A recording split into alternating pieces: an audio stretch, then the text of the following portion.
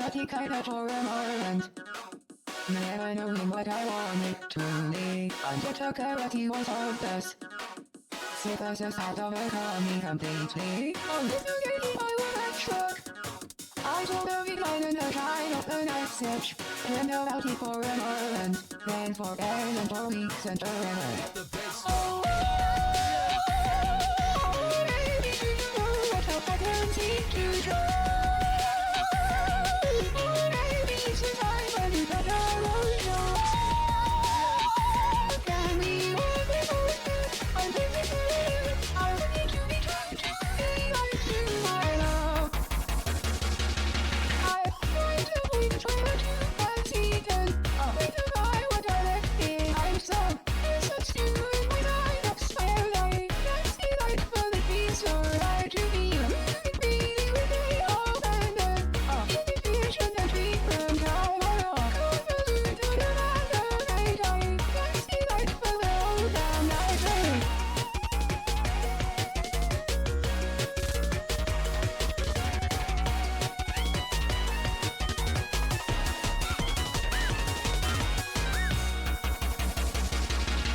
I want you here right next to me. Relocated for a bad choice. Digitizing anything that I want to. Or stimulating my choice. Maybe there is nothing I can do. I'll probably just in the glass house. My Yankee and the selector, I haven't lose danger. Never looks like I could take it. Maybe I'm better with a friend. Oh, baby, do you know what I want to be, my love? Because I know what I keep those are cool, my love. But I could be each other too. I'll keep it true with you. But if the cold is here, what could I be, my love? Can you teach me to? I find a way to try to fancy then. Think about what I left behind. Some complication to the night. Can't see light for the peace or I to be oscillating to taste the mind. No other cause but to be the night alone. To do the conscious mind. I can't see light for the whole damn night.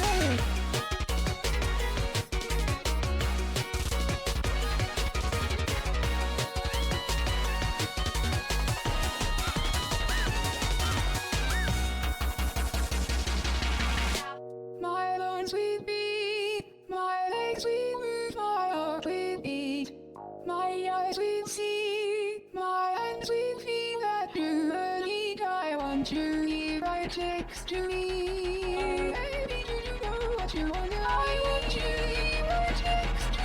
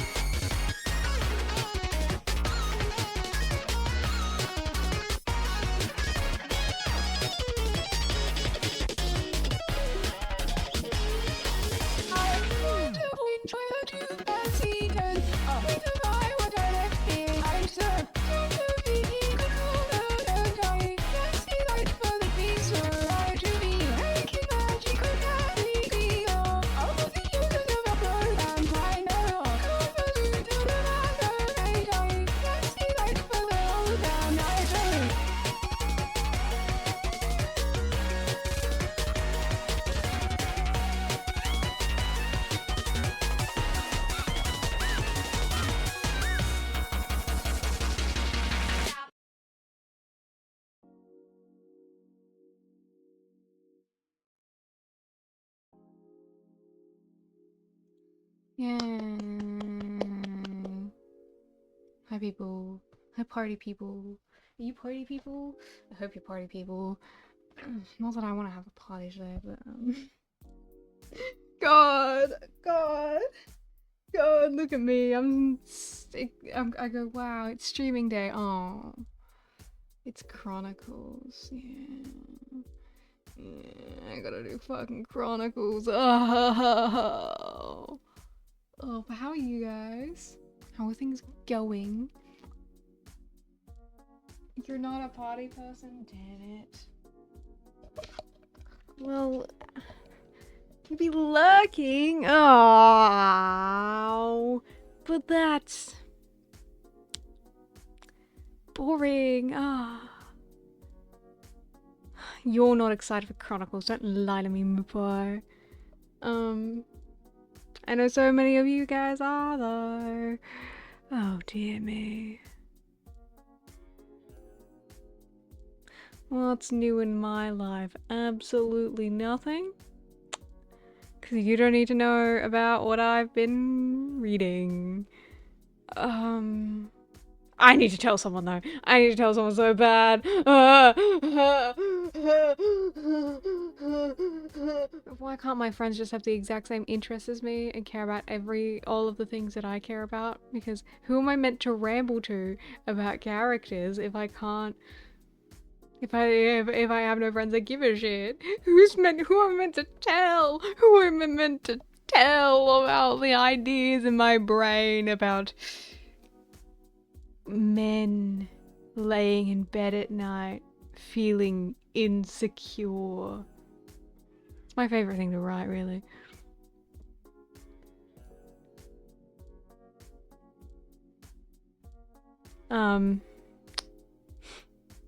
I don't know, I think I'm stalling. I've been talking for like 2 minutes and I think I'm stalling. Oh, we have to finish the case today. Well, not finish, start and complete the case today. Because I would really think it would be funny as fuck if we finish Chronicles before Christmas. Which I think we can do. We do the next case today. We do long stream Sunday, finish that case. Or I might split that up into 2, depending on how long each part is. But still, that would mean that it's all done next week.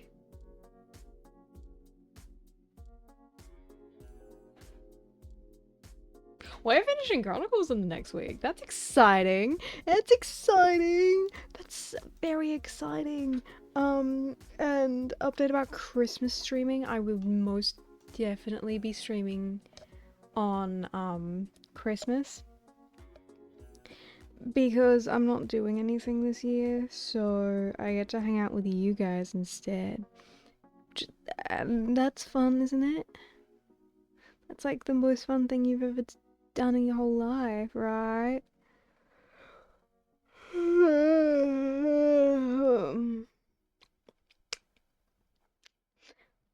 I woke up at 5 and then I went back to sleep until 8 again.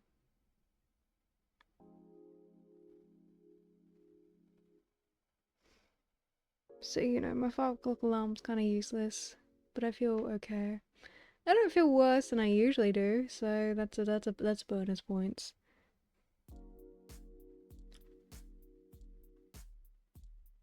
But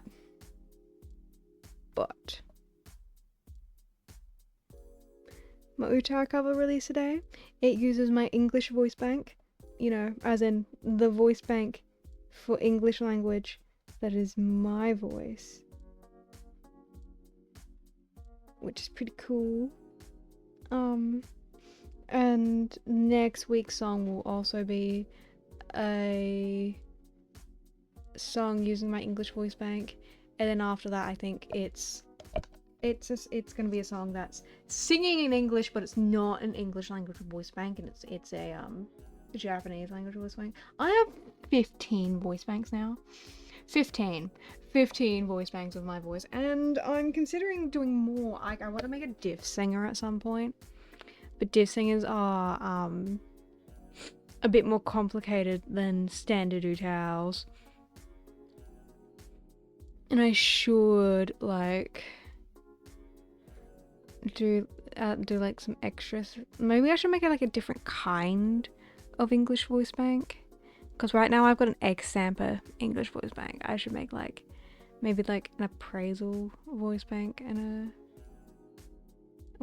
or like a CVVC voice bank at some point. But there's not a lot of information about making English voice banks. There's mostly just information about Japanese voice banks because that's where they originated from. Yeah, English voice bank guides few and far between, so that's why I made the one that I did. I should make. What I should do is I should do one that's larger sound sample, so it's got more pronunciations.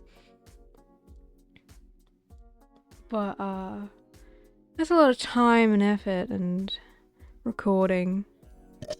Sorry, I hit you. And it is not fast recording an English voice bank as opposed to Japanese voice bank, which is why I have so many Japanese voice banks, because they are quick and easy. And I can just be like, wow, I like the way that my voice sounds when I do that. Let's record a whole voice bank where I do that. And then, like, the voice bank is done in a day.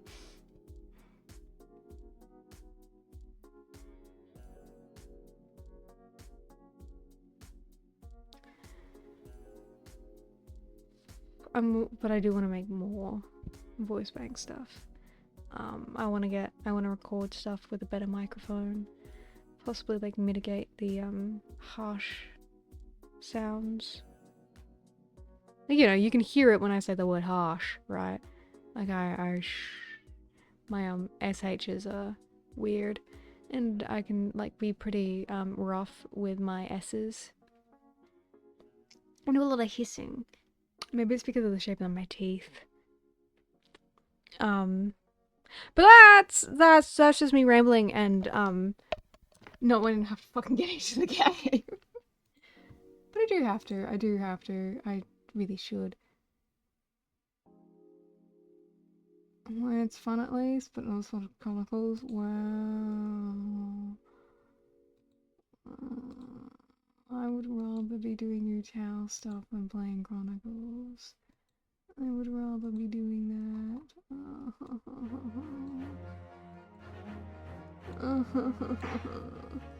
Okay. We can do this, I guess. It shouldn't take us too long. It's like a standard trial investigation trial, so it shouldn't be ridiculous. It was a ghastly tale of a winter's night. Was it now? One of an invisible killer and a crime perpetrated on the pavement along Briar Road. Briar Road As the victim again. lay at death's door, the mystery of just who had stabbed the young lady from behind had been resolved. But no sooner had my friend saved that Eastern Exchange student from his harrowing plight, then in the dim, flickering shadows of gaslight did a second bizarre crime rend the stillness of that very night. I dare say most can still recall the sensational headlines of the day. Haunted apartment of death, the condemned criminal's curse, the dread demon Were of those cold pictures gas. earlier meant to be like, there's eccentric versions of the characters Yet, we know already? Though the great detective had at That's once what I was discerned thinking the truth earlier. upon his arrival That's at the weird. scene, Weird to think about. it only proved to be the overture that announced the rising of the curtain on a most tragic play. Do we finally get to know what the fuck those two guys we didn't know the names of were about? Who just kind of showed up for like five lines and then fucked up again and didn't even show up in the trial? Is that what's gonna happen now? Will I finally get to know what the fuck those guys were about? I had to go through all of that just to get to this? What the hell? Oh my goodness. Yes, hello Runosuke. Naruhodo. My name is Runosuke Naruhodo. I'm a fledgling lawyer just starting on my journey. 6 months ago, I arrived as a visiting student of law, having made a long voyage across the sea from the Empire of Japan to here, London, England. So, on the way, in quite extraordinary circumstances, I made acquaintances with the world famous detective. Yes, I'm sure he's world famous. Currently, I reside in the attic of the detective's own lodgings, from where I run my legal consultancy of sorts. I've successfully defended a number of clients in Britain's highest court, the Old Bailey. But since a particularly grueling and unforgettable legal battle 4 months ago, I haven't returned to the courtroom. In truth, I lost my right to return. But that epic trial was just one small part of an epic tale. A tale which was now about to awaken from slumber. Thanks to a letter that arrived this morning from my homeland. Wait, what?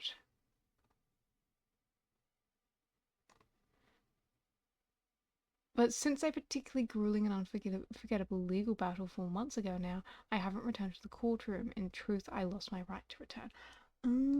Is that the punishment they were talking about that you would get? That's bullshit! That's complete other fucking bullshit! If I'm being fucking frank. That's bullshit. That doesn't make any fucking sense considering the circumstances of the whole ordeal. What the hell? Who the fuck decided that? Did you have like a fucking jury to decide that too? What the hell? Anyway, what's this fucking letter about? Well, I guess we're not reading the letter then. What a delicious smell wafting up the stairs. It must be nearly time for breakfast. I'd better go down to Mr. Sholmes's suite and say good morning to the great detective and his flatmate. Oh, flatmate, yeah. No living relatives. Definitely just a flatmate now. Oh, good. I was just about to call you up for you. The bacon's ready. Good morning, Iris. It smells delicious as usual. Before we eat, though, I have some news. I had a... Shh! Another word, Mr. Naruto. This could be just the abstruse thing of my pre-breakfast stagnation repelling mental simulation, my dear fellow. Morning to you, too, Mr. Sholmes. Ah, yes. I see. So that's it. Don't get close to me, that's gross and weird. The truth is clear to me as day. My faculties of observation have revealed it again. What are you talking about? I just fucking woke up, mate. You, Mr. Naruhodo, you have this very morning met with a surprise! Well, is that not the case? Really, my dear fellow, it barely warrants explanation. Firstly, your hair is particularly unkempt, somewhat unreminiscent of a bird's nest. Speak for your fucking self, mate. Secondly, you have neglected to fasten the third button of your jacket. Clearly, that when considered together, these two facts point to you having been flustered this morning.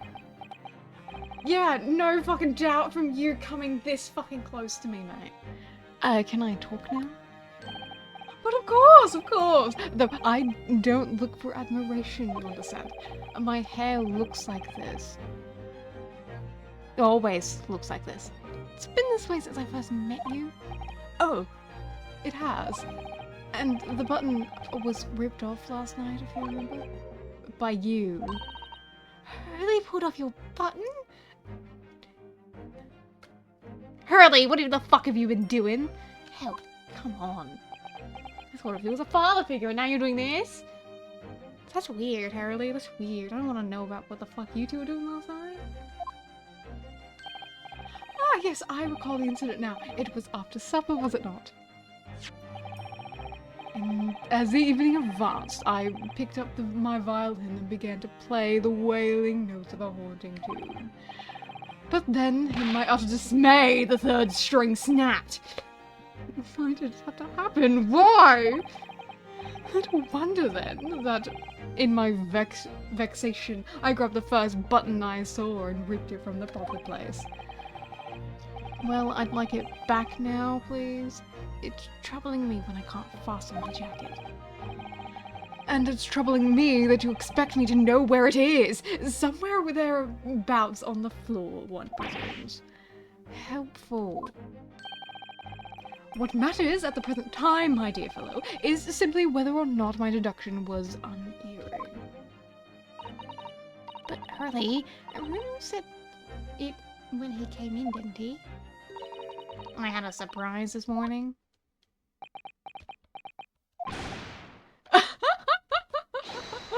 Well, that really is a surprise. Yes, this man is the pride of English Empire. The famous consulting detective, Mr. Herlock Sholmes. Can't be a single person in the world who doesn't know his name. I highly doubt it because you didn't fucking know who he was before you met him in person. Alright then, enough of this silly conversation. Come and eat this bacon before it goes cold. And I have a new herbal tea for you to try too, my latest special blend. And here we have Iris Wilson, Mr. Sholmes's lodger and companion. A truly exceptional young girl who's the author of the highly successful serialization here in London. Yes, The Adventures of Herlock Sholmes, as published in Rand's magazine. Pretty sure Sherlock Holmes was like the first ever recorded fandom thing. It's really interesting. So, Mr. Naruhodo, won't you put us out of our misery? What surprised you this fine morning? Well, I received a letter from Japan. Oh, from Susie, you mean? Was it really? That's right, and she has some rather startling news, in fact. Ah, intriguing indeed. You must tell us all about it over breakfast. Oh yes, what fun. I didn't eat breakfast this morning. I'm feeling like I should be like eating breakfast now. This is a letter that arrived from Japan this morning by international post. Oh, how lovely. Look at Susie's beautiful writing. I wish I could read it. And how is your judicial assistant faring, may I ask? She's very well, thank you. In fact, according to what she had written, she actually appeared as a lawyer in the Japanese Supreme Court in my case. Oh, really? Oh, isn't she wonderful? You got above your good self, my dear fellow. I've won cases too, you know. Apparently, Mr. Natsume appeared in the trial as a witness. Natsume. No, I don't recall the name. Of course you do! We helped the man twice! You know, in those 2 cases that took place on Briar Road 6 months ago. Ah, the mustache twitchy man with the somewhat feline eyes and the mustache. He didn't have 2 mustaches, early. Yes, who could forget those 2 cases? They made a deep impression on me. Apparently not deep enough to remember the man by name. Although, I must confess, the details are a little hazy now. A very deep impression they made on you, clearly. So, what was this startling news penned by Miss Susato? Do you remember the case of the haunted lodgings, Mr. Sholmes? Oh yes, it's very interesting, you know. I don't feel entirely uncertain that a case of that nature did not occur. He's totally forgotten then. Anyway, in her letter, Miss Susato asked that we read over her case notes again and investigate further. Though it took place half a year ago. For what purpose? Because of something that Mr. Natsume had said to her, apparently. He suggested that the real reason why she was called to Japan so suddenly might have something to do with that case of the haunted lodgings. Oh. You know, you stand with like so tall with such a straight back. Are you wearing a corset under there? It kind of looks like you're wearing a corset under there. Or like some sort of support. I don't know why I'm thinking about this. He just weirds me out. Whenever he's not wearing his coat and his hat, he weirds me out and I take notice of things and I don't like it. Oh, on Mr. Natsume's return to Japan, Miss Susato's father questioned him about the case, she says, and something Mr. Natsume said appeared to trouble Professor Mikotoba, prompting him to send that telegram. Bro wants a skinny figure? He's already got a skinny figure. Oh, that case, yes. It was very strange, wasn't it? Yes. And I had compiled the whole story into a nice, neat manuscript ready for publication too. But then Hurley here was all funny about it, remember? He was very mean. That story must not be published, you said. Very mysteriously as well. Really? I said that? Are you sure? I'm sorry, Mr. Sholmes. Do you have short-term memory loss? Like, do things just happen to you, and unless you're, like, thinking about them 24/7, or you see them all the time, it just vanishes from your brain? Is that how your brain works? Do you perhaps know something about it as well, Mr. Sholmes? About why Mr. Sato was suddenly told 4 months ago that she had to return to Japan?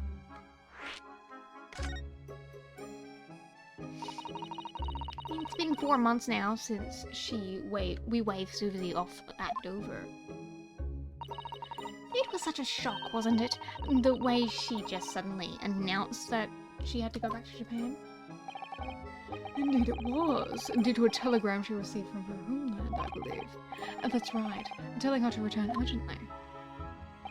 Yes, because her father had passed away. No. It just said that he was suffering from a high fever, and the cause of which was unknown. He's not dead. But according to this letter, the news about her father's fever was just a ruse.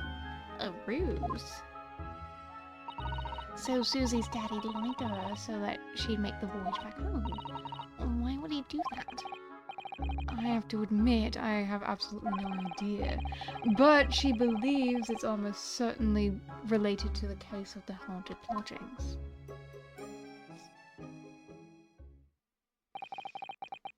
Summoning her back to Japan so suddenly like that, I wonder what Miss Susato's father is hiding. Really? Do you know what this is all about? Oh, thank goodness you're wearing that again. Ah, well, who can say? What? But you just said, and now you're all dressed up like you expecting there to be a mystery afoot?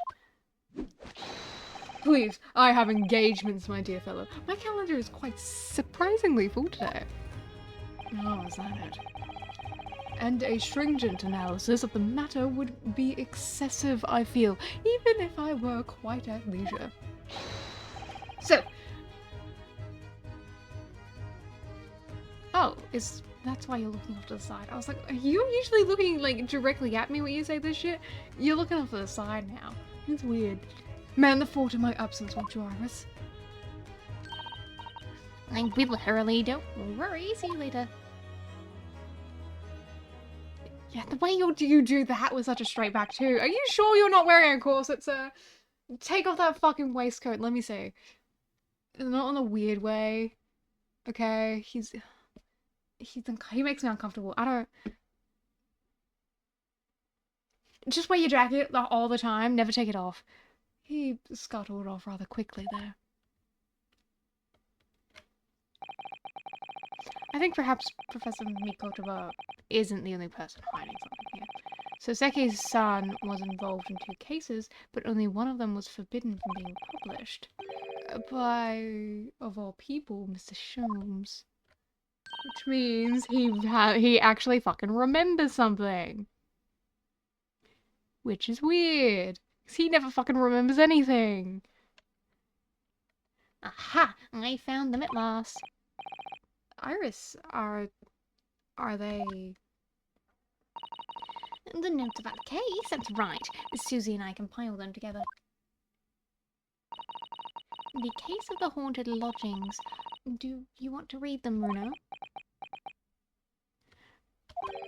Absolutely. Thank you, Iris. I have no idea what secrets could still be hiding in the shadows of this case, but perhaps if I read over the notes again, something might come to light. That's the spirit.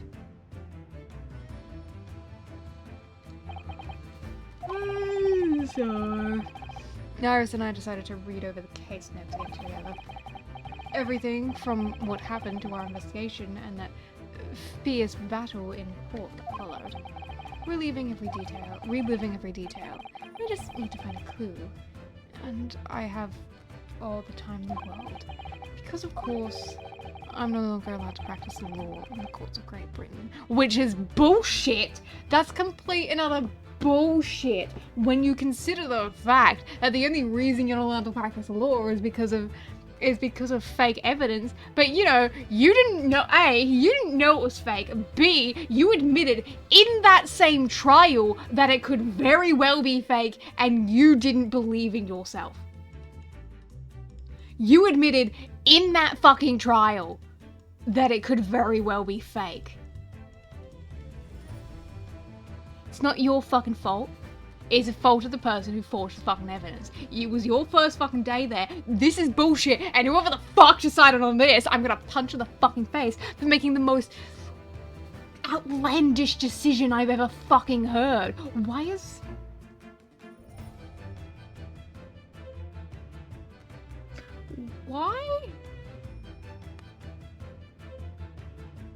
Why are people always so, in these games, always so fucking weird about lawyers? Why? Like, not in the I hate lawyers way, in the they just don't hear anything out, and it's really weird. Like, when a lawyer's at fault, but like, what the hell is this? I don't know. Maybe it's just me.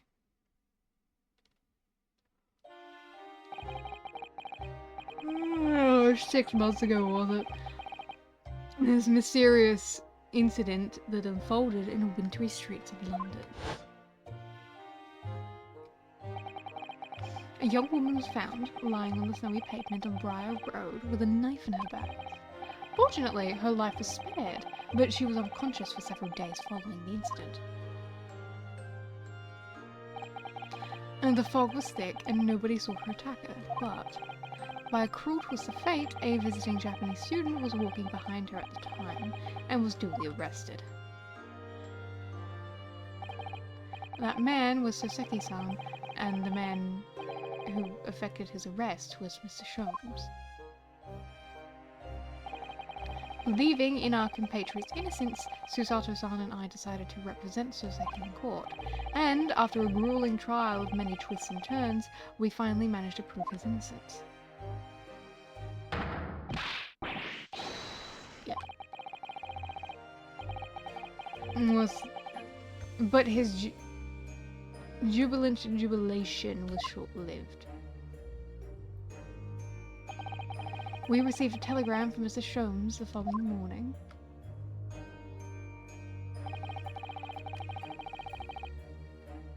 The victim of the Briar Road stabbing has regained consciousness.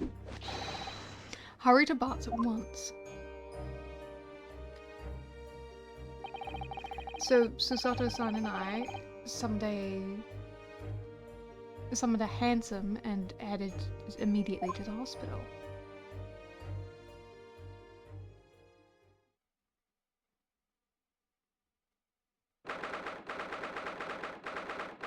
Oh, goodness. That's a giant fucking rat. There you are, at last! Good morning, Mr. Sholmes. I think not. Oh. You're late! What on earth took you so long? Your telegram only arrived at 5 o'clock, Mr. Sholmes, and it's a 20-minute ride to the hospital. That's right, it's 5:30 now. I think we made very good time. The time is utterly irrelevant. The fact is, I have been waiting for what has felt like an eternity.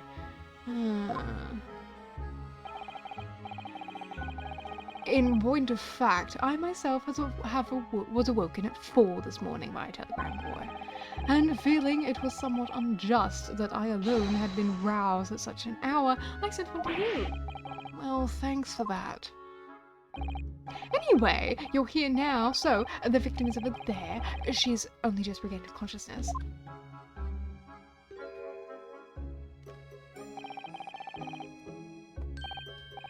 You should introduce yourselves, and I shall observe from here. Ah, you liking Sholmes less now? Let me see. So that's the lady who was found in the snow-covered pavement with a knife in her back. Her name is... Ah, yes, here it is. Miss Green. Hello, Miss Green. Oh my god, I can't stop fucking yawning. Good morning.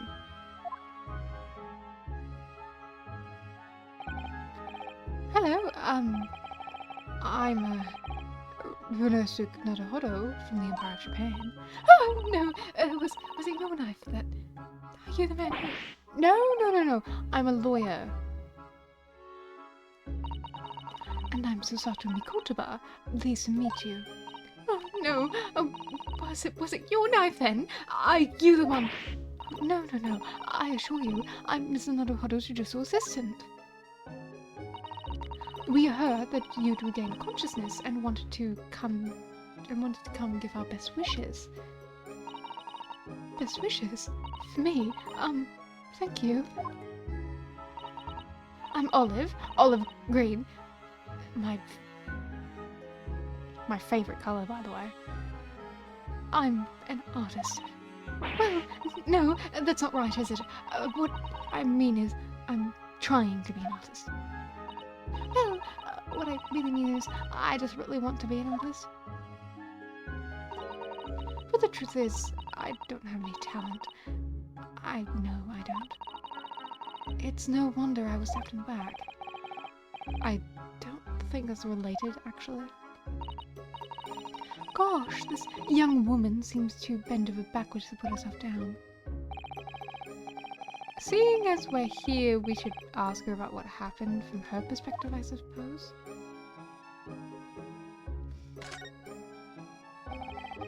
It's you! Jesus Christ! What the fuck is up with this room today? Better not be fucking fairies. To suddenly be struck in the back by a blade as you were walking down the pavement.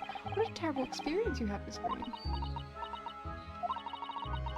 It was so cold that day, and the fog was so thick, I couldn't see a thing. That was 4 days ago now, I think. Is that right? Yes, that's right. I'm afraid you've been comatose all that time. But the case was solved, hasn't it?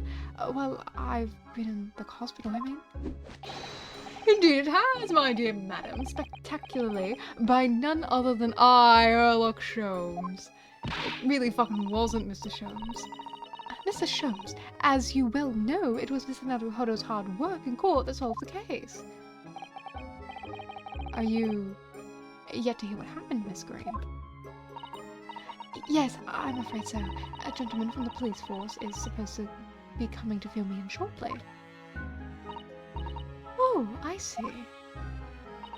Me coming round seems to have made everyone frantically busy. I'm so sorry. I should have never regained consciousness. It was selfish of me. Oh, no. We're all so relieved that you're on the mend, Miss Green. We really are. With that kind of attitude, maybe her surname should be Blue, not Green. So, you're an artist, are you, Miss Green? Oh, no, I couldn't possibly claim that. I'm a fledgling artist at best. I mean, I'm a student of art, really, at the Thorndike Academy of Fine Arts. Oh, my. An Academy of Fine Arts. Great Britain is such a wonderful country. Tell me, Miss Green, do you live hereabouts? Oh, no, actually, I don't deserve it. But I have a little flat on Brixton Road. I see. How very interesting. Oh, no, is it? Brixton is some 10 stops away on the underground from here. And Thorndike Academy is a mere 3-minute walk from Brixton Town Centre. Does that matter, Mr. Sholmes? Perhaps not. But Briar Road is a far less salubrious part of town by comparison, dwelt in by those of inferior means, including the maleficent Mr. Mustache. Inferior means? I suppose Saseki-san does fit the bill? It struck me as somewhat out of the ordinary for a young fine arts student to be walking in such a district. That's all. What's this? She suddenly climbed up. Mr. Sholmes, you should be ashamed of yourself, prying into a young maiden's private affairs. Oh dear me, do forgive me. If you don't mind, I'm being discharged shortly, so I need to pack up my things. Oh, yes, of course. We won't keep you, thank you so much, Miss Green.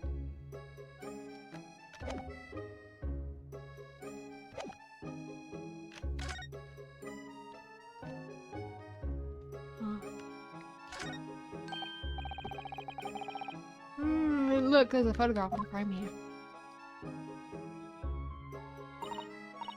Oh yes, it's a picture of a young gentleman.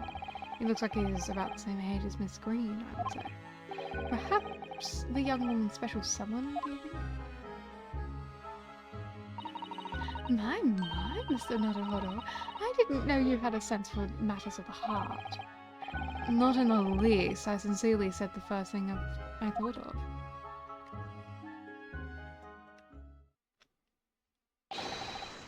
Is there a Mr. Narufoda here? Mr. Narufoda? Narufoda, huh? Well, if you're looking for Naruhodo, the lawyer, that's me, but... Oh, Mr. Narufoda, good. This is for you. It's a message from Mr. Saucy Nutsmeg. Mr. Natsume sent a message to me. But why would a policeman be delivering a message from Mr. Natsume? Exactly. What's going on? What's a Scotland Yard constable playing delivery boy at a time in this morning? Ugh, what are you waiting for? Let me see that. Oh. Well, this is most unexpected. Is something wrong, Mr. Sholmes? Is something wrong, Mr. Sholmes, he says. Have you not seen the note? No, how could I have? You took it from my fucking hands, you bitch. Why are you so bitchy this morning? Did you not get enough sleep? Is that what's going on? It would seem that London's criminals have no intention of letting the great detective rest. A new case calls. A case of murder, no less. We must depart at once. Murder? Call a cab. Time is of the essence. But the trouble is, we've yet to read Mr. Natsume's note. I was thinking we ought to pay him a visit in his lodgings once he did. That will be entirely convenient. Convenient? Oh, what do you mean? It's all here in the note, my dear fellows. Then shut up and let me fucking read it! The murder we must investigate took place at the Mustache's lodgings. Wait, what? I hail a fierce at once. Fast, fierce. Fucking whatever. It was only yesterday that Saseki-san was in court and we were dispelling doubts about his innocence. And now, the very next day, there's a murder at the man's own address. He may very well be the unluckiest man alive.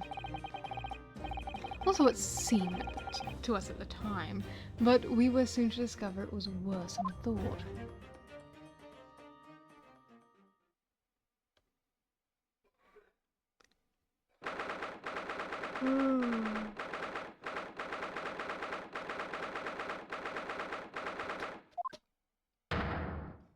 Yeah! It is the guy that we saw earlier. What on earth? Oh my! The gentleman's deceased without question. He's dead. Welcome, student Mr. Naruhodo Esquire. Mr. Natsume. Oh, why?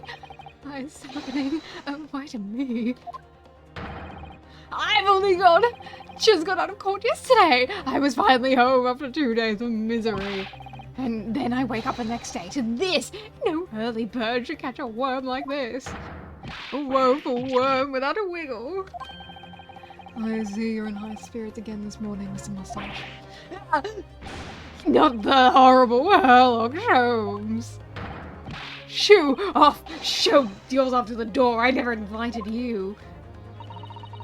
Mr. Sholmes came here with us. I'm quite sure he'll be able to help you, Mr. Natsume. I am entirely at your disposal, Mr. Mustache. What can I do for you?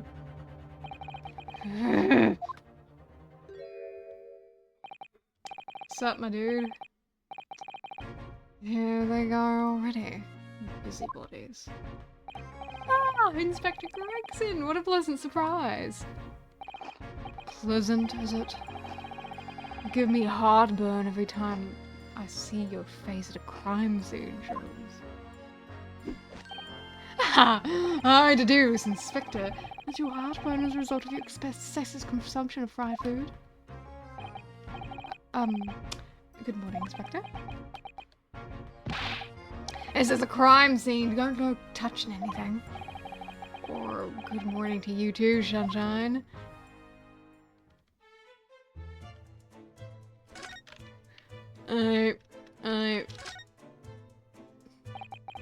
What a terrible thing to have happened. It's only been 3 days since I was arrested for the incident on the pavement outside. And then, having finally regained my freedom, it seems it's us happening all over again. Endless existence of excruciating experiences. So, the victim lived here on the ground floor and your room is just 1 story up, isn't it? Yes, that's right. In a way, we would neighbors, I suppose. So, did you know the victim? Were you friends?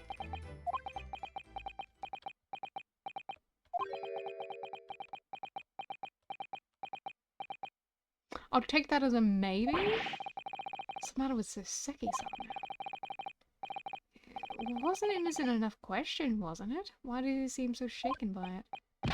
Well, I suppose he wasn't a complete stranger. But did he ever invite me to his room? Never! On my honor, I swear it. What an extreme reaction. You're probably wishing you'd never asked now, aren't you, Mr. Naruhodo? When we found him here, I felt wretched, which is why I sent word asking you to come. Though, through that inspector over there. Inspector, what's up? No, Inspector. What was the victim's name? Who was he? Was Mr. William Shamsphere. He was a lodger here. As you can probably tell, he was an actor. A bit of a dead loss as it happens, or just dead. Mr. Shamsphere. It was the landlord who gave Mr. old Mr. Garadeb and the other lodger, Mr. Natsume, who found him. The fellow didn't rise at his usual hour, so Garadeb got worried and kicked the door down. But does Mr. Garadeb have a doesn't Mr. Garadeb have a bad leg? Yeah, you're right. Right there. It was that jittery Japanese hunchback over there who actually did kick him. Really? Soseki-san? Victor was pretty hard up, it seems. He even done some time out inside with petty crimes. He had no money, no place to go, and no friends. His only acquaintances were people in this house. Miserable life, and a miserable end to it. So, what exactly is Mr. Natsume still doing here? He's not involved in the investigation, so shouldn't he be sent away from the crime scene? Well, I'm not saying it's because the fellow looks odd or anything, or that he acts suspicious, but I thought it would be prudent to take a statement from the, cohabitor. You nearly said culprit there, didn't you? Oh dear, Mr. Natsume appears to be under suspicion again. Certainly seems that way. He does come across as such an odd fellow, doesn't he? Oh man, how unfortunate. Anyway, I can't say much until the coroner gets here. But I don't think the fella's been a goner that long. His body's still warm. Even if the inspector would allow it, I don't think I could bring myself to touch a dead body. Oh my goodness. What the fuck is that? What the fuck are you doing, Sholmes? What the fuck are you doing, Sholmes? Fine, what the fuck are you up to? Mr. Sholmes, what are you doing? Ha! You need only observe to know it, my dear fellow. Investigating, naturally. There's nothing natural about that pose. Mr. Sholmes, have you made some miraculous discovery? Patience, my dear madam, patience. We have not been here in the room 5 minutes. So far, all I've managed to deduce is what actually happened. My goodness. But isn't that everything we need to know, Mr. Sholmes? Now that you propose the idea, I believe one could indeed see it that way. At the present time, I have managed to draw 2 incontrovertible conclusions. The first, that there was a physical struggle here last night in which the victim fought for his life. Mr. Natsume, what's wrong? Is something that Mr. Sholmes said significant somehow? No, don't mind me. Forget I was here. And my second conclusion is that there is a poison lingering in the air here last night that passed the victim's lips. Nonsense! Alright, Mr. Natsume. Why are you reacting extremely to Mr. Sholmes' deductions? No, please, pretend I'm not here. Invisible, ineffable, inscrutable, insignificant. Impossible to ignore. You must tell us everything, Mr. Sholmes. Spare no detail. But of course. Let the theatrical tragedy before us be unravelled by my great deductions, presented for your pleasure in 2 acts. Oh, we've heard some truly astounding great deductions from Mr. Sholmes in the past. No doubt this will be no exception, but miracles will unfold before our eyes this time. My dear fellows, for your delight and wonder, I let the curtain rise. For Herlock Sholmes' Logic and Reasoning Spectacular! Act 1.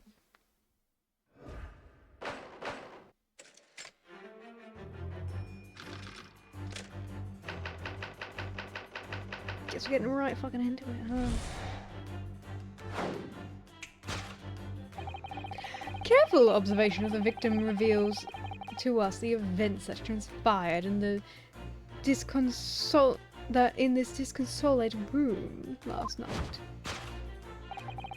Foam on the mouth of the deceased clearly indicates that the use of poison. Next to the victim, we notice a large dining plate which contains, you will observe, 1/2 a sizable bar of soap. Meaningful, indubitably. Why is the soap slit set so purposefully upon the dish?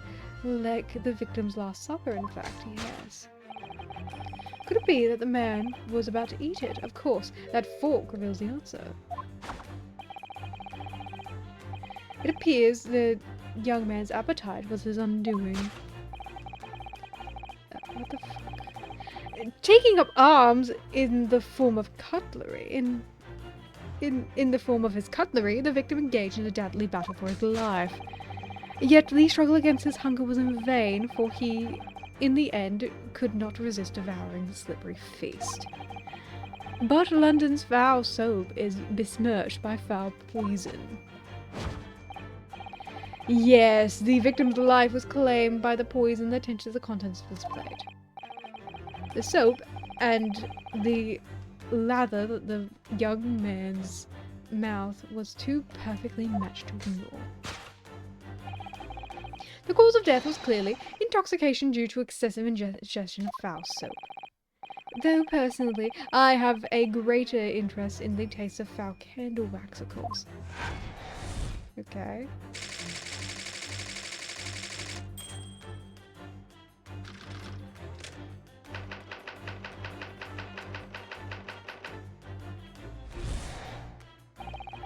The cause of death identified, we proceed to Act 2, where we ponder the next question. Was this suicide or murder? The audience will recall the death occurred during the victim's Last Supper. Did the man die alone? The single teacup suggests the answer. To draw a conclusion on such meagre evidence would be foolish, however, certainly.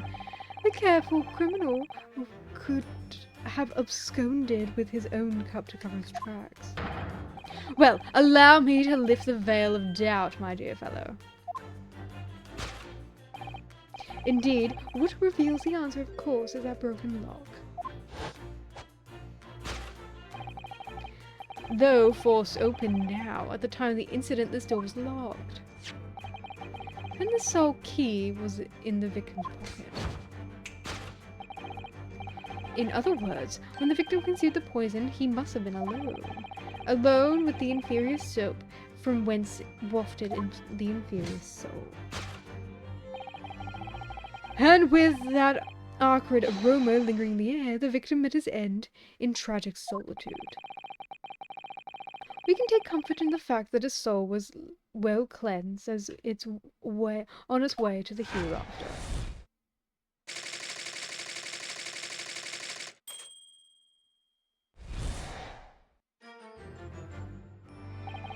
Thus concludes the final act of Herlock Sholmes' great deduction.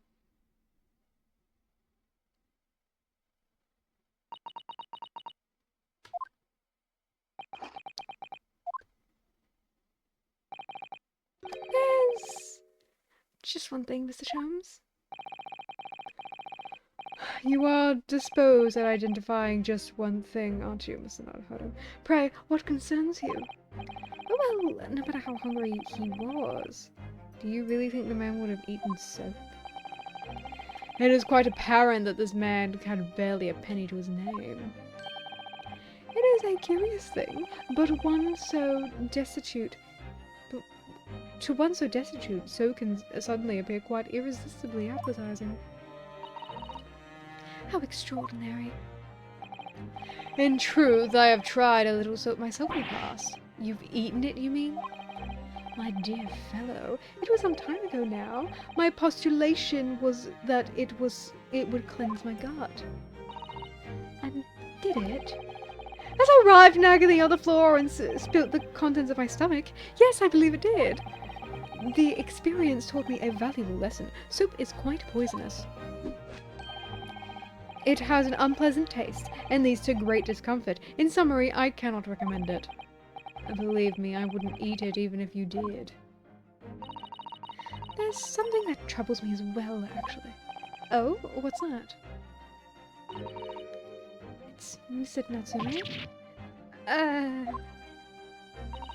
I couldn't help noticing him shuddering and quivering out in the corner of my eye. Almost as if Mr. Sholmes' deduction touched a nerve somehow. Nonsense! Well, that clenched teeth episode didn't last. I think, judging by Mr. Natsume's reaction, the Great Detective's deductions may need some gentle corrections in order to reach the actual truth. Yes, Mr. Sholmes' observations and deductions are sometimes a little too sharp. He has a tendency to hit the nail on the side of the head and drive it in or at an obtuse angle. When he does that, it falls to us to straighten things out again. Alright then, let's see what we can do. Yes, we must pick out the keywords in Mr. Sholmes' quite brilliant deductions, and discreetly exchange them for something that makes a little more sense.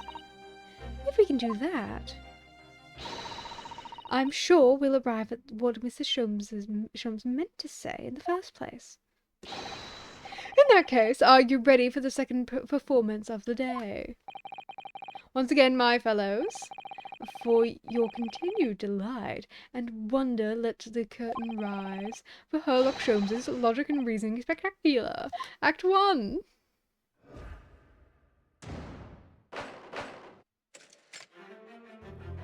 Alright, go on.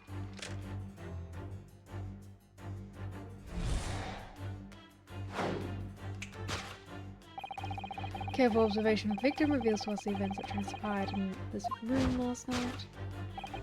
From the mouth of the deceased clearly indicates the use of poison. Next to the victim, we notice a large dining plate which contains, you will observe, one half of a sizable bar of soap, meaningful indubitably. Why is this soap so purposefully on a dish? Could it be that the man who was eating it, of course, the fork reveals the answer? Well, you can't deny that a fork implies a man was eating something, or about to eat something. Yes, that's true. If I were to decide to eat some soap, I would prefer to use a fork than attempt it with some chopsticks. And, of course, one half of a bar of soap is left on the plate. But might there be some other explanation? Something material that proves whether or not the man really ate some soap?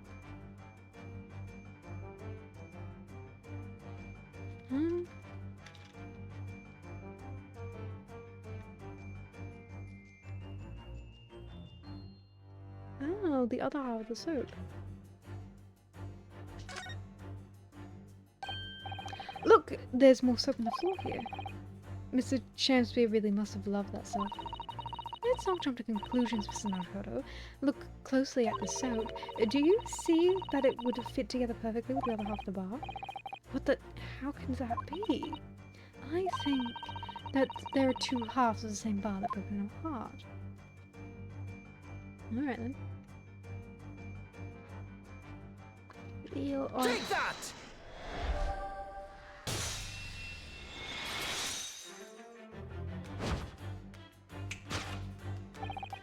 Could it be that the man was about to eat it? Of course, the other piece of soap reveals the answer.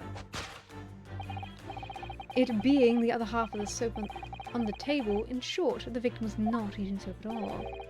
But it's obvious, really, for no depths of hunger could drive any man to attempt to eat soap.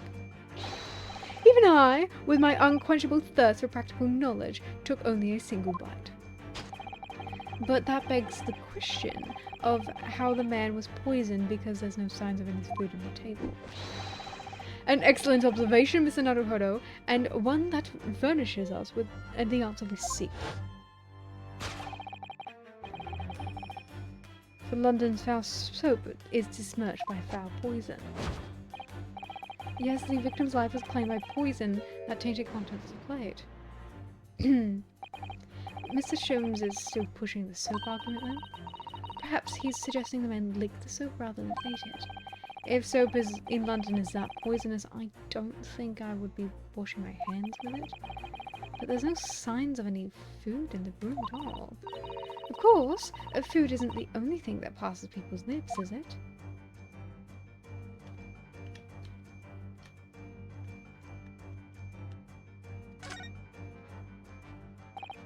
Yes, a Western vessel for the serving of infusions of dried tea leaves. A teacup, Mr. Naruhodo, as you well know. Stop putting on airs. And it's empty. Ah! So we've already established that the victim wasn't eating soap when he died. However, there's significant evidence to suggest he was drinking tea. My thoughts exactly. Take that!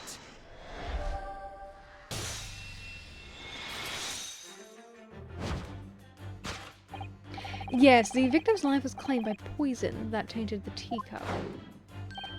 Indeed! Cups have been the vessel of choice for practicing poisoners over the centuries. And it would appear that the victim drank every last drop. There's no sign of food anywhere in the room. Which leads us to the immutable conclusion. The cause of death was clearly intoxication due to an ingesting poison contained in this tea.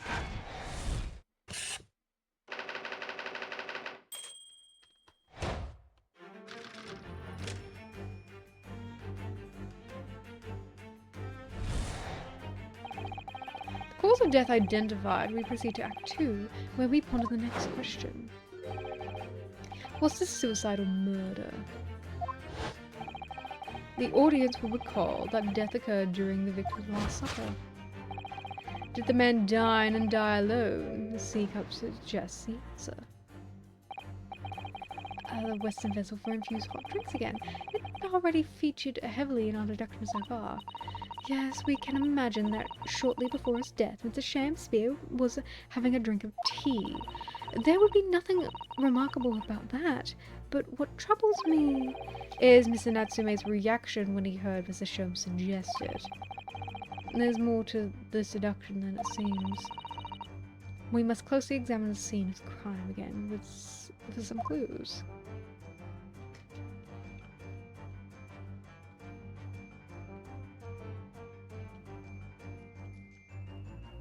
Take that!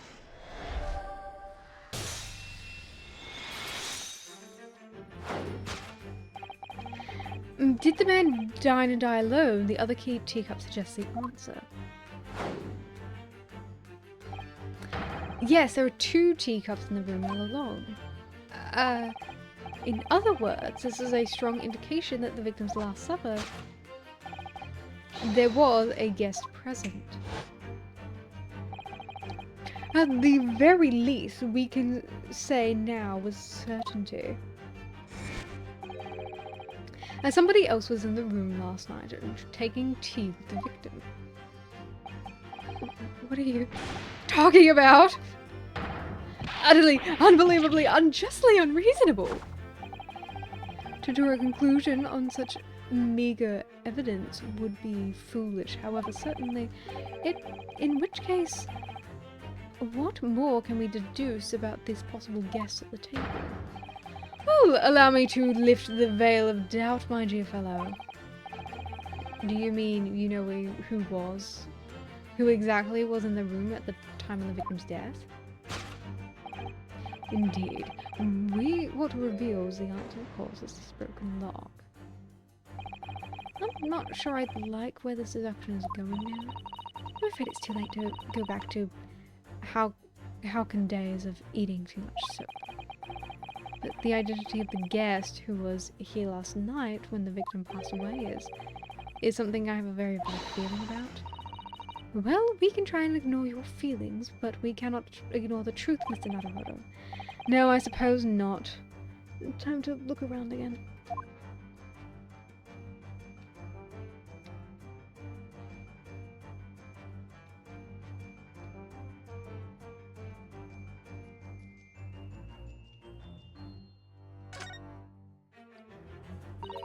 It's empty. Empty of liquid, but full of air. It makes you think, doesn't it? It makes me think that you're full of hot air. We should be thinking about who else was in the room at the time. Bother. Susato-san's quip in response was cleverer than my original riddle.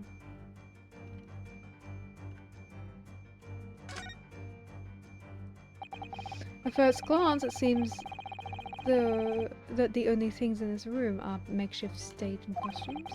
I overlooked these 3 books initially. I wonder what they are. Let's see. The titles read The Picture of Musket Lecoq, Canterbury Yearnings, and A Meal of Gaborio. Wait, I'm sure I've heard these titles before. Could just be an incredible coincidence, but they're the exact same 3 books that Mr. Natsume purchased the other day. What? Yes, on the day of the unfortunate incident with Mr. Green was stabbed, Soseki-san had just been to a bookshop and bought them that night. And now those 3 titles are here in the room of the victim. Yet Mr. Natsume claims to never have been here before. What does this mean, do you think? I really don't know what to make of it.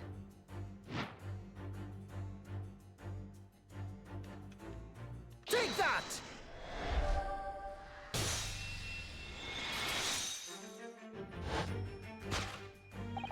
Indeed, what will reveal the answer, of course, is the pile of familiar books. Quite so! It is no mere coincidence that these 3 titles are here in this room. It's the link to the truth. Mr. Natsume, you purchased these books 4 days ago at the second-hand bookshop. That's just a coincidence. In that case, you will be able to bring the same 3 titles from your own room, will you not? This very moment?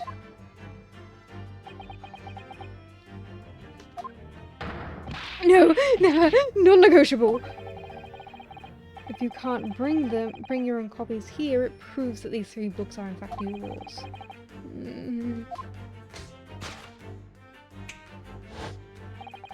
Having purchased the books 4 days ago and returned to your lodgings, you were arrested the very next day. So you could have conceivably brought the books here on that evening, but you never mentioned that. In other words, you could only have brought these 3 books here to the victim's room.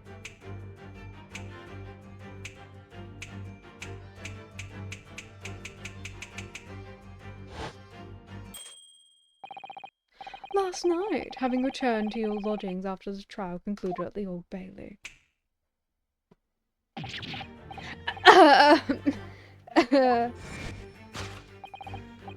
In short, there is only one possible conclusion.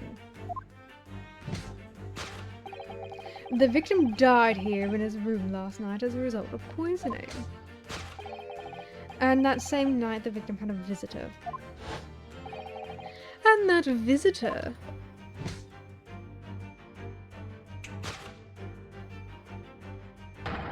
was you, Miss Soseki Natsume.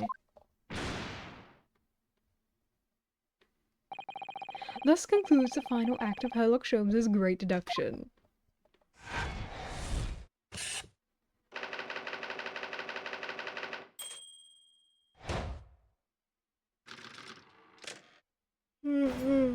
Wow, wonderful.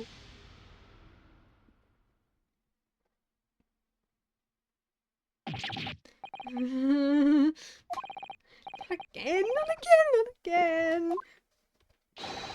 Not again! Well then, Mr. Natsume. It would appear you're gonna have to accompany me to the yard again. But wait! Hold your horses! Yeah. Door, key, locked, entry, exit, entirely impossible! He's so flustered he's being even stranger than normal. What? You think that's an alibi? You could have just made a copy. What? You live in the same building after all. You'd have had plenty of opportunity, I'm sure. But... misery me! Sorry, sir. You'll get your chance to give your side of the story later. The facts speak for themselves, Mr. Mustache. You horrible Herlock Sholmes! He really just found himself an arch rival now, hasn't he? Come on now, you know dilly-dallying outside with the... There's a carriage waiting. How come the student missing another Hodo Esquire? I never imagined I'd be in this position again, but... You have to help me, please! Please, I'm innocent! Alright, I understand. We'll come to your cell later and talk about it. And one more thing. Oh, yes? My poor little kitty cat. Please give his breakfast for me. Yes, of course. I'll take care of your kitty cat. And so, his evil curse still apparently unbroken, Soseki-san found himself once again the prime suspect of a case of murder. Thanks to the incriminating deduction of the great detective. My dear fellow, that honor belongs to you.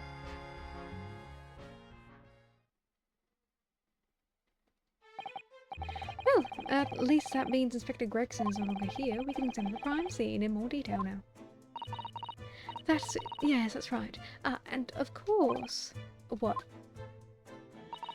Have you forgotten what the inspector mentioned before? It was the landlord, Mr. Garadeb, who discovered Mr. Shamsphere. Ah, Mr. John Garadeb, yes? I expect we could find him in his sitting room at the top floor as usual. Right, we must remember to go talk to him later then. Oh, wow. Oh, investigation. Oh, it's an investigation. Oh, investigation. Oh. Okay, let's, have a look around then. What's going on? And here we have another disproportionately large machine. This looks like a meter of some kind. Ah, it's a gas meter, I think. It seems that in this district, residents pay for gas as they use it in coins. Ah, I see. Yes, now that you pointed it out, I can see that there's a slot here that looks like it could take a coin. So that means if you put a coin in here, that's right, that would buy you about 2 hours of gas for lights and heating. So, if you were a poor person with no money, you'd have to sleep in it freezing cold. Yes, or if you were a scatterbrain with no change because you forgot to exchange your money at the bank. Thank goodness there's no meters in our office.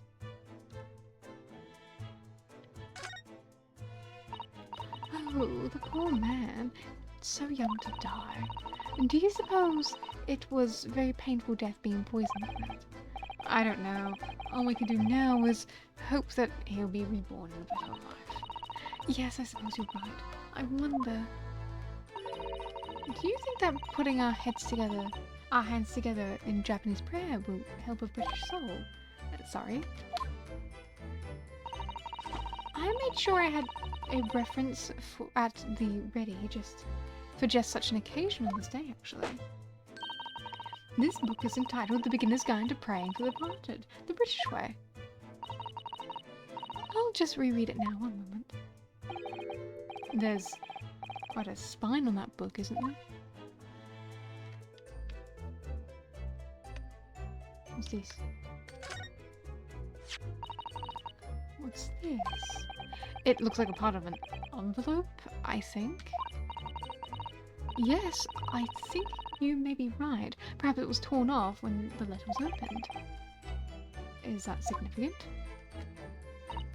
Well, it's a little out of place, perhaps.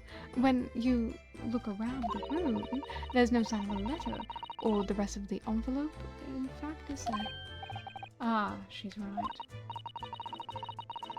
Yet, here we have the torn off end of an envelope. It just strikes me as unusual. I agree, we'd better take this just in case.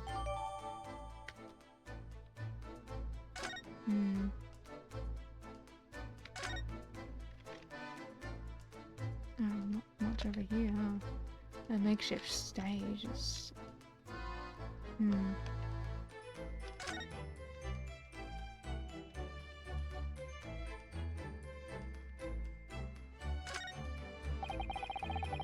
Look at these extravagant, bright costumes. Somehow they look out of place in this room with its grim, shady goings-on. This one looks like a king's attire. A king? I've always dreamt of being a king. Oh, I think you'd be much more suited for a feudal lord. A daimyo or myo or such like. With a chon mage top maggot top knot. Every Japanese man wishes he could have a chon mage. Okay. Oh, you look wonderful with one, and you already have a sword. Can you imagine what would happen if I walked around the streets of London with a chonmagi and a sword? People would be racist as fuck, that's what would happen. There's not much on these shelves, is there? Just this wine glass and bottle.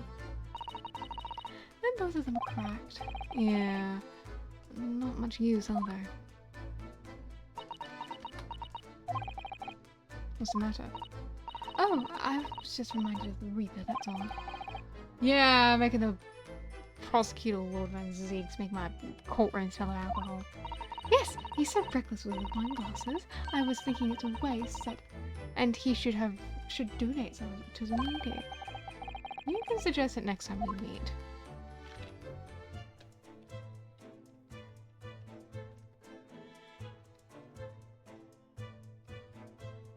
Is there anything else that might be important? Oh, this... Yes, Sandy, no. I guess not.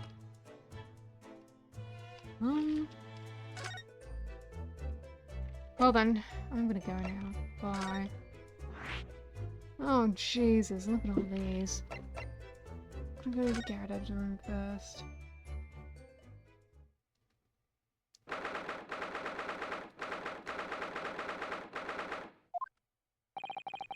Here we go again. The eccentric landlord's eccentric top floor abode. We're here because Mr. Gyarados, the one who discovered the incident this morning, don't forget. Ah, you chaps, eh? Yes, good morning, sir.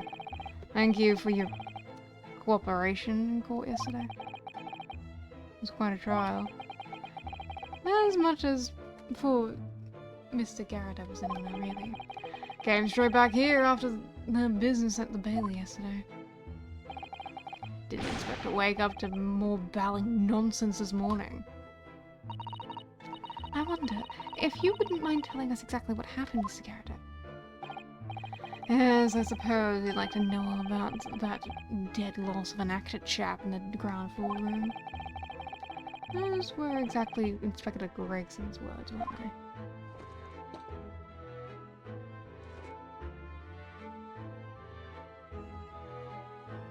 Alright, tell me it was the lad. It must have been a real shock for you this morning. I hear that you discovered what happened. Oh, well, that hopeless actor chap rises at 5 o'clock sharp every morning without fail. But at 5:30 this morning, he still hadn't lit the gas. So I went down and knocked on his door, but no bally answer. So that's when you broke into his room by kicking down the door. Well, I called on that rum-looking Japanese chap to do the grunt work, of course. Wasn't it a little premature to kick the door down? The man could have just overslept by half an hour. That's very true, Mr. Naruhodo. If 30 minutes of sleeping warranted such behavior, I'd have to kick your door down every morning. Well, you know, I better be safe and sorry and all that. It's just me, or is he avoiding our gaze now, all of a sudden? Except that it was a sorry situation indeed that you found on the far side of the door.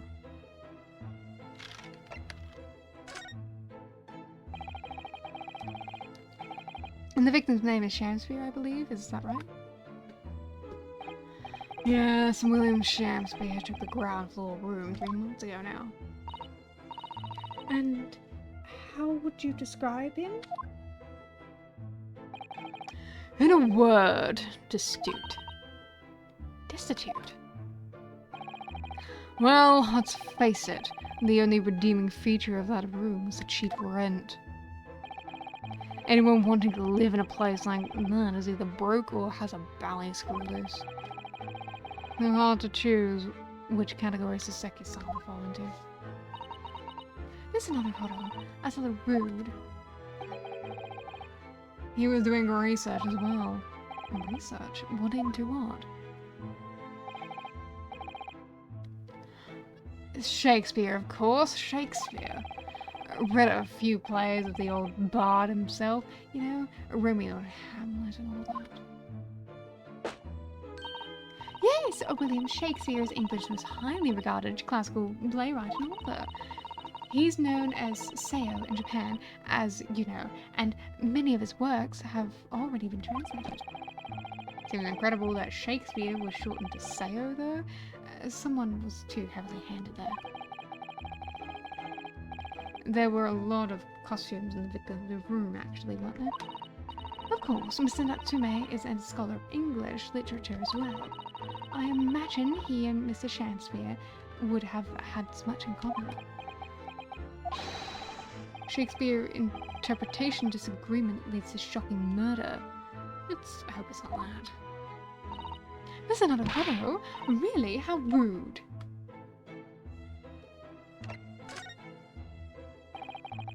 After Mr. Natsume's trial yesterday, you came straight back here, I believe, didn't you? Did you notice anything strange between then and this morning?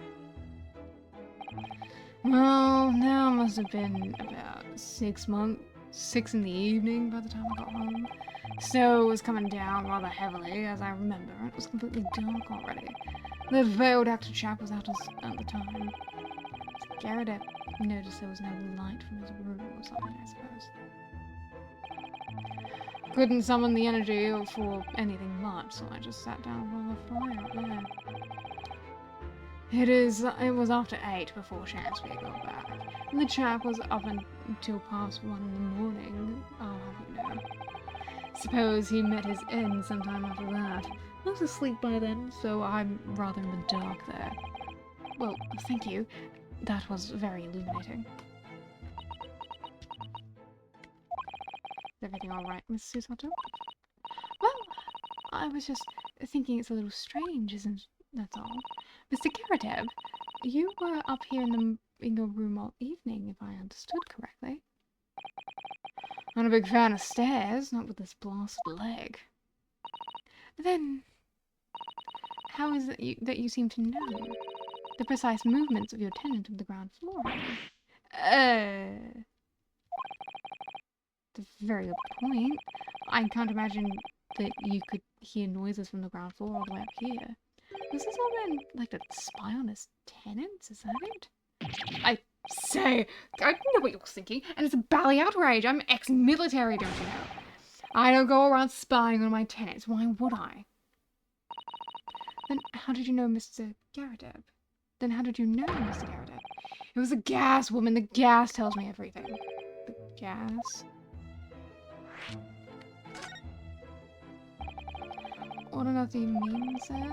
How can the gas hear everything, let alone anything, let alone everything? Well, as you're probably aware, the gas is supplied to the building by pipes. Yes, I more or less worked that out. Every room in the building is connected to by a single pipe to the gas main outside, and the gas company supplies gas to properties via the main. Yes, I understand that too. Let me see if I can explain. Let's say I was to light the gas lamps up here. What do you suppose would happen?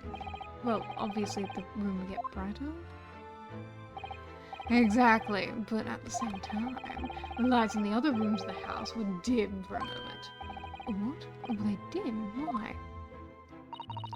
Perhaps it's because when the gas lamp is briefly... When you light a gas lamp, it briefly uses more gas than usual, and that reduces the amount of gas in the pipe for the other lamps when it's connected to it. That might explain why the other lamps dim momentarily, mustn't it? Yes, of course, because everything's connected to a single supply pipe. So, is that supposed to happen, though? It sounds rather undesirable. Surely a good point. Fact is, the gas company's pipes in these parts are pretty hopeless, all worn out, and barely got any gas in them to start with. Opposite also true, of course. Extinguished lamp and lamps up here, and extinguished lamps up here, and they glow brighter in the rest of the house. Ah, right, I see. So by watching the flicker of the lamps in one room, you can determine what's happening elsewhere. You've got it. Oh, of course, because when people come back home in the evening and before they go to sleep at night, what they're guaranteed to do is either light or put out their lamps and fires. Clever! One point of fact. The room on the ground floor and the one above it used slightly different amounts of gas. By watching the lights in here closely, I can work out almost exactly what's going on in the whole house. Gosh, that's fascinating, Mr. Garrett. Absolutely fascinating. Oh, well, nothing to it, really. And I can't really see what's going to... that it's going to help us with the case either. What I'd like to know... why Mr. Garrett is so interested in where the tenants are in the first place. I feel like there's more to it than out of curiosity.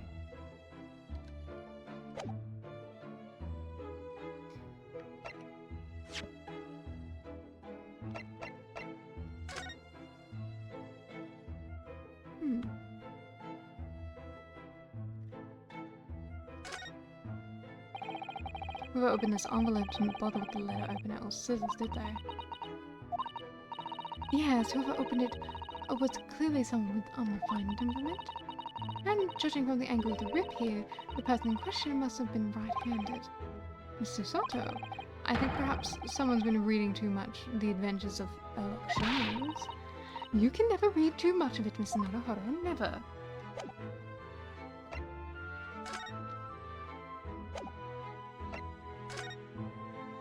Ah, yes, the, receipt again. Okay.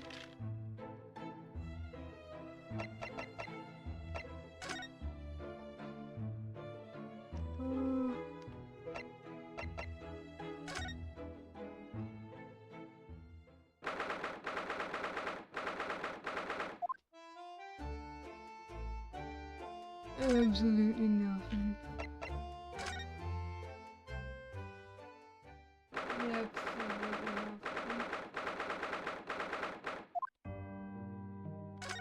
Okay. That means I'm missing something. What? Oh. Doesn't exist yet? What do you mean? It definitely still exists. I guess I didn't examine everything in the crime scene.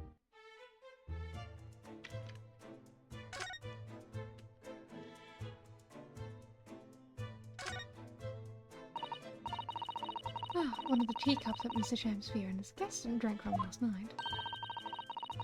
But don't go drinking from them, Mr. Naruhodo. There's bitter poison inside. I'm not planning on drinking and don't worry. Anyway, the cups are both empty. That's true. So one was Mr. Shamsphere's, and the other must be the cup Mr. Natsume was drinking from. But Soseki-san wasn't poisoned, of course. Perhaps we could take these so we can examine them in more detail later. Oh, they're cute. They got cute colors on them.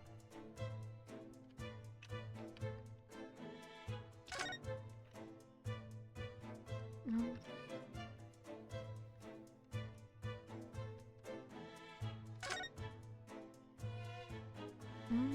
Is that really all I get to see of this room?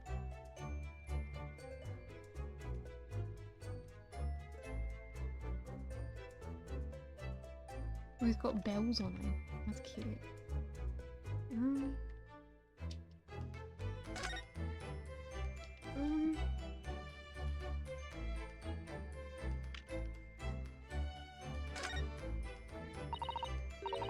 This is some sort of makeshift stage, I think, isn't it?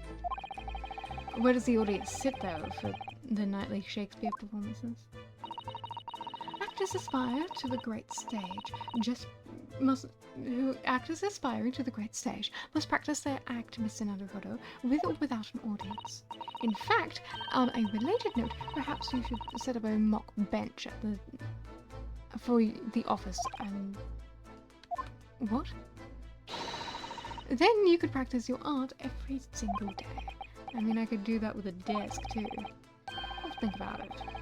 If you promise to don a beard and play the role of a judge.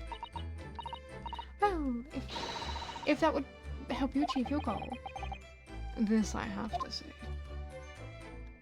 Okay, whatever you do. What else? I looked at what I could. Who knows? Maybe if I...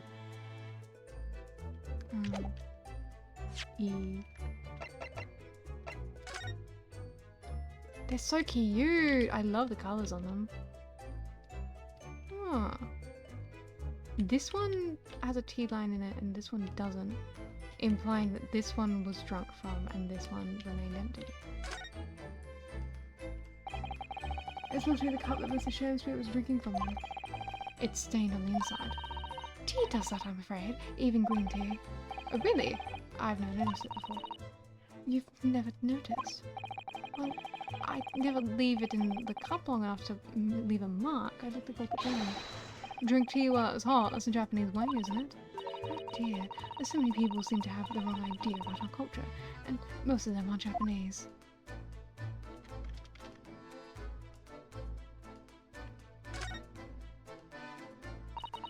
This is a teacup from which Mr. Natsume was drinking. Yes, unlike the other one, the inside of the cup is completely clean.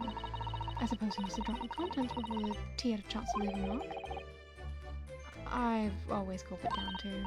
Sorry, Mr. Naruhodo. Well, if you just sip it little by little, it goes cold. Clearly I shall have to instruct you on the proper way to take tea.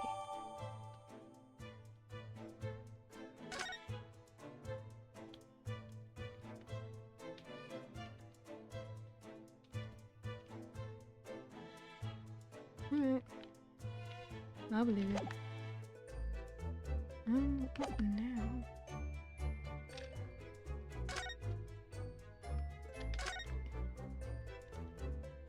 Because, well, I'd like to look at the fucking soap, but I don't know how to fucking get my hands on it. Everything's in the way and I can't move any more than this. What the hell?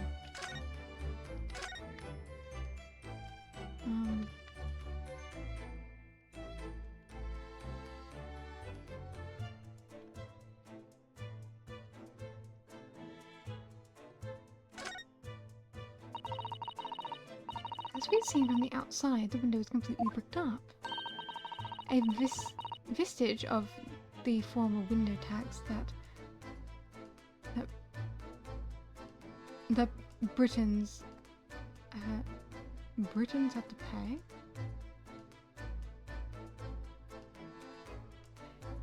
Do you mean that spelling as in people who live in Britain? Literally never seen anyone call them that. Strange things they used to tax in Britain.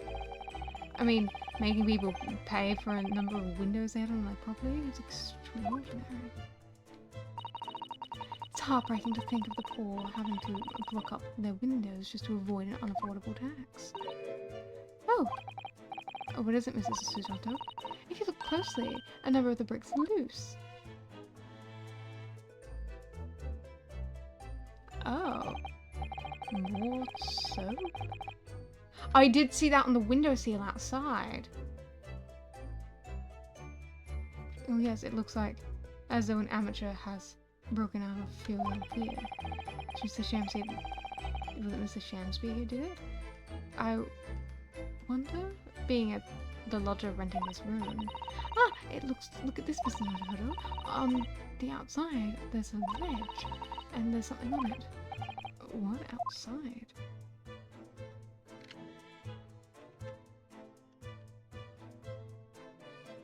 Oh, is that why they let me go out to the front? Ah, it's so cold outside. You can feel it through the gap.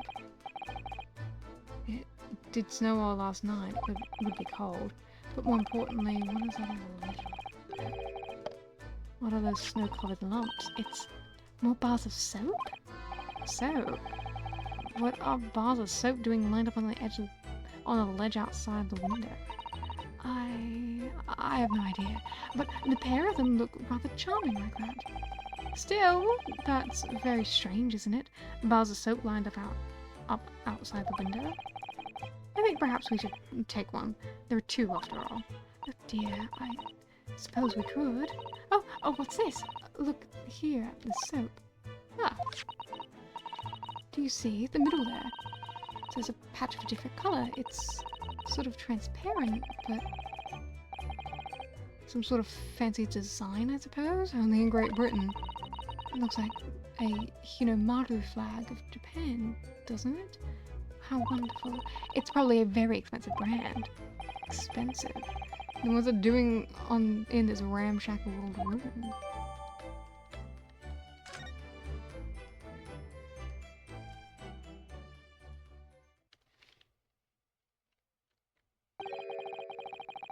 Looks like you're having a good snoop around, eh? Inspector Gregson, back so soon.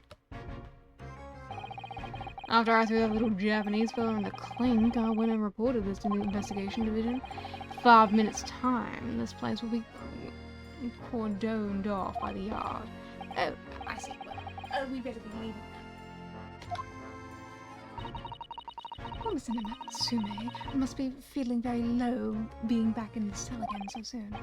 I'm sure. Oh? What's wrong, Mr. Naruto? Ah!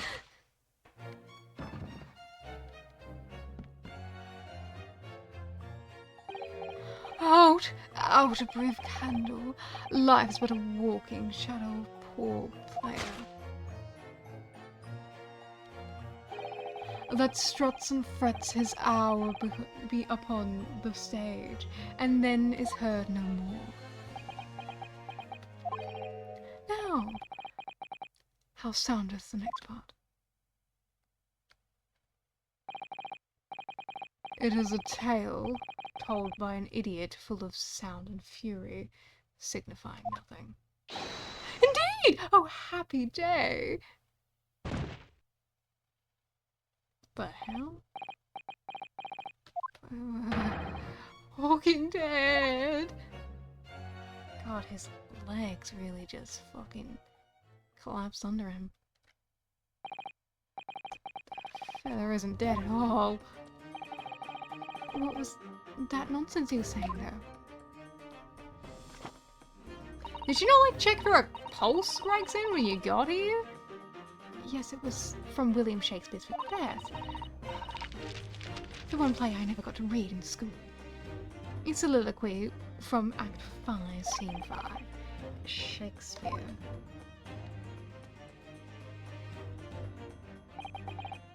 So it was that the victim, William Shamsby, came back to life. If the man had indeed been poisoned, it transpired that it hadn't killed him. He was taken by emergency carriage to a nearby hospital for treatment. And Inspector Gregson evicted us from the scene of the crime, whatever that now was.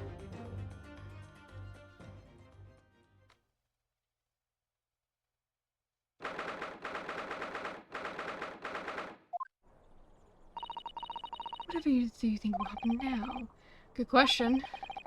What a strange situation for Mr. Natsume. Arrested for murder but the victim comes back to life. I think perhaps the victim was never dead in the first place. It seems very likely that Mrs. Shamspeare did consume poison, as we deduced. But was it an accident, attempted suicide, or attempted murder? Until the truth can be established, I imagine the police will keep Miss Natsume in custody. I suppose so. Let's hope it doesn't come to anything more than a night in the cells. Oh, what's this? What's the man doing over there? He looked like he's trying to see into Soseki-san's lodgings. Is something wrong with somebody? Excuse me? Could we have a word?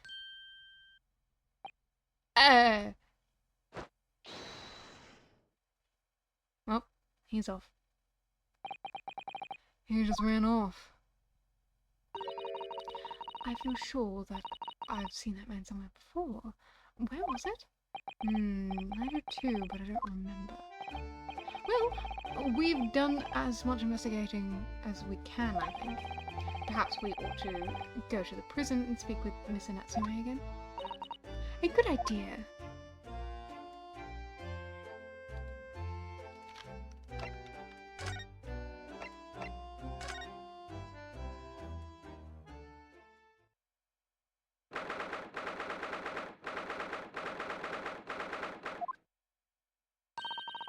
Look, Miss Naruhodo.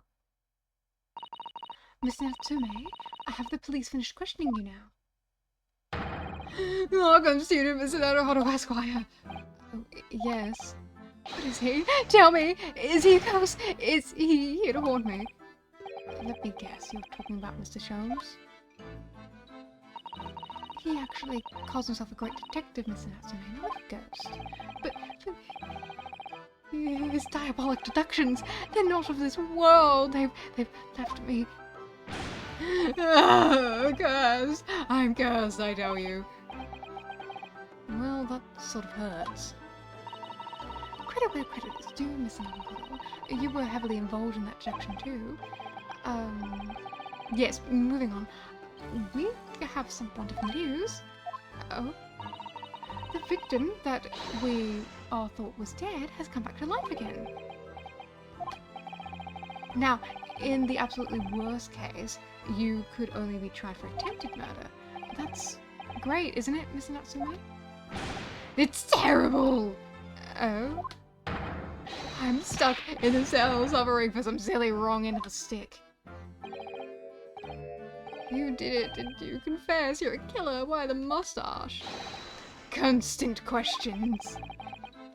I'm sorry to hear that. Oh, these selfish shysters. Make up your mind. Are you dead or alive? If you were going to come back to life, why bother dying? Wickedly wishy-washy, William. Well, it seems likely that Mr. Shamspeare was never actually dead in the first place. Ah, yes, that would make sense. I'm pleased that he's alive, of course. Our lively debate last night was much fun. I'd be sad to think it was our last. Oh. Oops. Mr. Natsume, does that mean that you did see the victim last night? You met with Mr. Shamspeare, didn't you? I'm not saying another word. I demand to have a lawyer present. What do you think I am? Please, Mr. Natsume, we need to hear your side of the story. Ugh, why am I cursed like this? I kind of want to have a look at the sleep though.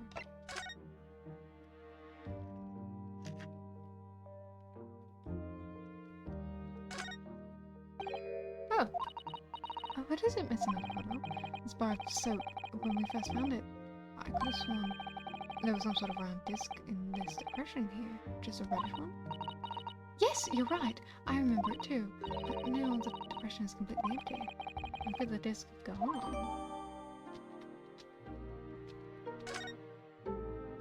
Huh. Weird.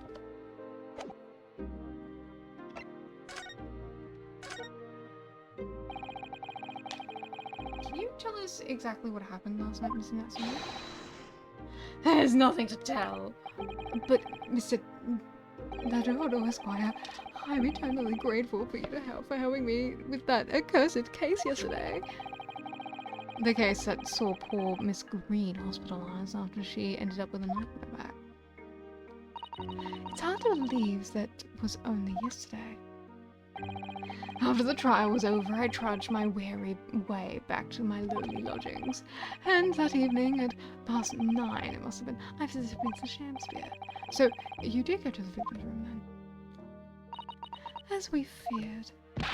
I didn't do anything wrong! I'd never been to his room before, it was the first time. Then, what made you decide to go? I bumped into him when I arrived back at the house. We got chatting and it developed into a discussion, but he had to go out, so I bade him farewell. That ties in with what Mr. Garrett said, that the victim went out and came back after 8. So we met again later that evening at around 9 or just after, when I took him some nice tea I brewed as a gift. So it was you who brought the tea that had clearly been drunk at the scene then.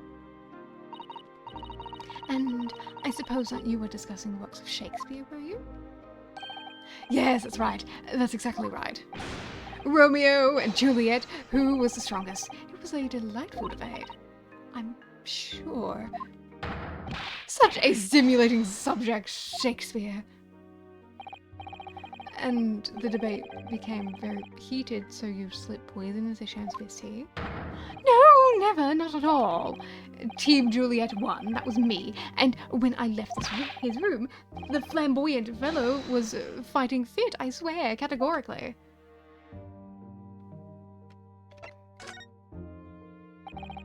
Mr. Natsume, you often say the same thing about yourself, I've noticed, that you have a cursed existence. I'm sure I've mentioned this to you before, but I've been here in Great Britain for a year now, and in that time I've learned that it's no place for me. It can be very hard to live in a foreign land and adapt to the ways of another culture. There are foreigners everywhere I look, and they all stare at me. They all laugh. That's the impression I get whenever I go out. It makes me scared to leave my room. Which is why I've become a recluse, and even in my room I find a respite for my fears. I've moved more times than I can remember, and then 1 week ago, I moved to Rye Road. But why? I mean, why did you choose that place? It doesn't seem very comfortable. Because the rent is cheap. I have little money to speak of. Rent? Obviously, there's a reason why it's cheap, because the room's cursed. Cursed? Cursed how? The previous occupant, the man who lived there before I took the room, died there. Oh no! So he was a young man, but one morning he was found dead, and no one could explain why. Surely no one would want to live in a room with a history like that. I didn't. When the letting agreement recommended a place, I wavered. But I wanted books, and books cost money. A horrible history is a small price to pay. When I realized it would mean I could buy more books, I signed the lease like lightning. Brave or blinkered?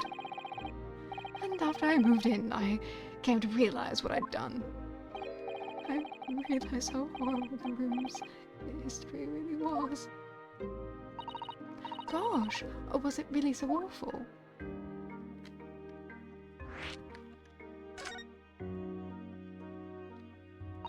How did the room's horrible history affect you, Miss Natsume? What happened? At first, it was just a feeling of beady eyes boring into my back, watching me. Do you think that might have been your mind playing tricks on you? No. My mind doesn't know any tricks. It was someone else. It's been a long nightmare ever since I was given the keys to the place. A nightmare? You've been having bad dreams, you mean? All the souls who've died in the room lean over me as I sleep and try to strangle me. That really is horrible. And now I come to think of it, it happened again last night too. The very same night that Mr. Shamsby was writhing in agony from the poison in his body. I was on the verge of being suffocated silently by those miserable spirits in my room. You simply must move out of that room as soon as possible. Yes, you're right, I know it, and that's why. I'm already searching for the next room with a history to call home. I think perhaps you should try to avoid accommodation with any kind of history at all. Otherwise, I'm scared that you yourself may become history. Whew, Susato-san knows how to make the man listen. Of course, my Lord of the Manor is worried about the curse in the room as well. You mean Mr. Garadeb? Yes, he knows that if people keep dying there, he'll never be able to rent it out again. Well, that's true. I, for one, wouldn't go near the place. Ah, perhaps. That may explain why the landlord pays so much attention to the gas lamps that his tenants moved. You mean because he's worried about their well-being? He does seem to have an unusually keen interest in the amount of gas in the pipes. There must be a reason why he keeps such close tabs on the occupants of his rooms. What do you mean he pays so much attention to the gas lamps? Oh dear, no, it's nothing to do with you, Mr. Hudson. Please, forget I said anything. Oh, now you're talking about me behind my back as well. What's important is that Mr. Shamsby isn't in fact dead at all. Once he's come round and he's able to tell us what happened, we'll be able to get you released. Yes, please. Oh, I do hope you're right. Excuse me? Inspector Gregson. Couldn't help overhearing what you just said, and on that note, I have some good news and some bad news. Oh, which do you want first? Always, every time, bad news comes first. When hope is all you have, hold on to it. That's my guiding principle. Right, well, in that case, good news it is. Sorry, but it's a lot easier to explain everything that way. Why did you ask me my preference? As you might have heard, the victim of Shamsby is just unconscious. He's come around now. Yes, we saw it happen. It all is terrifying glory. He's been treated by the doctors, but we've managed to get a written statement from him already. Oh, isn't that wonderful, Mr. Natsume? Oh, thank goodness. It's all over then. I can leave this soul myself. Sorry, no, that's not in the cards. Why not, Inspector? Mr. Shamsby has implicated someone as being responsible for what happened last night. Implicated someone? Oh dear. You don't mean... I'm sorry to say I do. Yes, he's pointed the finger at you, Mr. Natsume. Ugh. By sweet poison did he seek at the end of my life. That wicked caitiff, Soseki Natsume. No! So I'm afraid you'll be appearing in court as planned. You'll be wanting to make the necessary preparations. No! And so, once again, Soseki-san found himself having to take the dock to the Old Bailey. Whether his room was haunted or whether he was just terribly unlucky, I knew I had no choice. The following day, I would represent him in court, and do my utmost to break the curse that blighted him.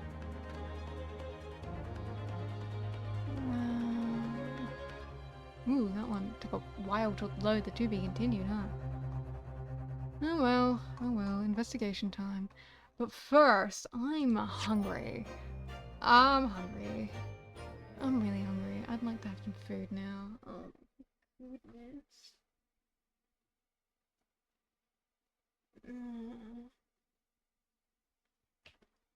Are you entertained, my beautiful people? Are you entertained? Are you entertained, beautiful people? Cause fuck me. I'm not feeling it. I'm really not. Oh, wonderful streamer. Oh, thank you. But I'm hungry. I'm hungry now. I bought my old man cereal, as I keep telling you guys. I bought my old man cereal. I bought my Sultana brand. It was like $3.50. Pretty good price for a box of cereal.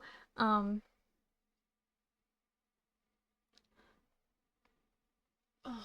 I'm considering eating the brand, okay? I am considering it.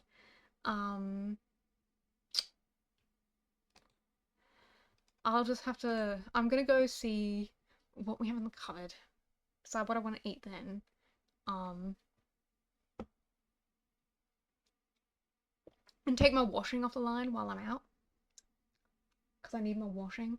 So I'll report back to you in like a little bit, okay guys? Okay? Can you play nice? Can you guys play nice for a little while? Can you guys play nice? You guys gonna play nice for me? Good. Good. I'll be back in a minute. Well, I can't stop you if you decide to do that.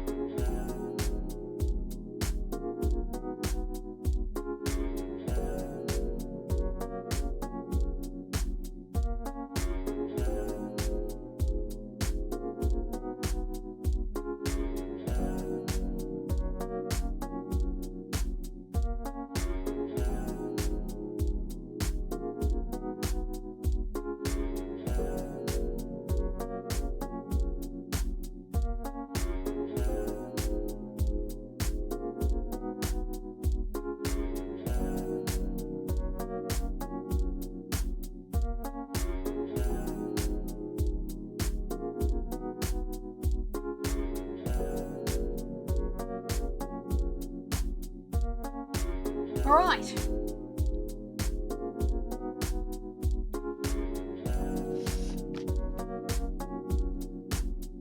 I've done pasta. Pasta. It is cooking. It is cooking. And now I will get the fuck on with this, I guess. I'm so bored. You can kind of hear it in my voice, how I'm just kind of trudging along with everything that they're saying.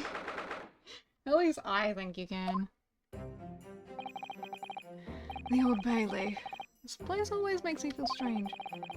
I seem to get chills down my spine and break out in a nervous sweat all at the same time.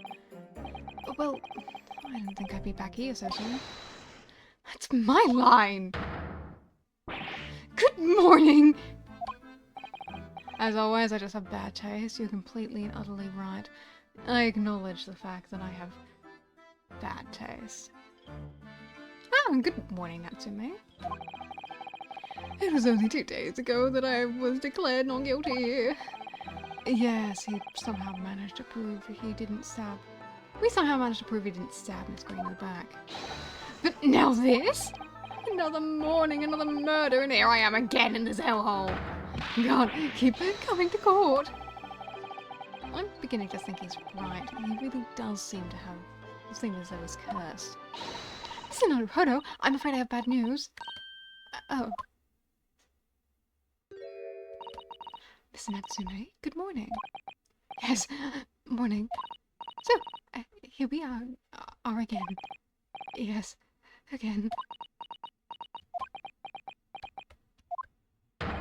Judicial Assistant Miss Gotobai Esquires, what's the bad news? Dear, you heard, didn't you? If you come and shouting at the top of your voice, people can't help hearing what you say. Oh, I am sorry. You've done nothing wrong, Mr. Sato. Now, what is it? Well, it seems that the prosecution in today's trial will be led by Lord Barrack Van Zeeks. I mean, who the fuck else? I was kind of expecting this, Susato. Does London have any other prosecutors? Van Zeeks? Why does he give a shit anyway? It's a sad...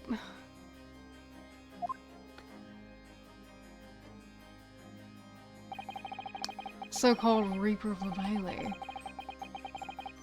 The most legendary prosecutor in the land. In the trial 2 days ago, he pursued Soseki and I relentlessly. Did he? Of course, by the skin of our teeth, we managed to pull through.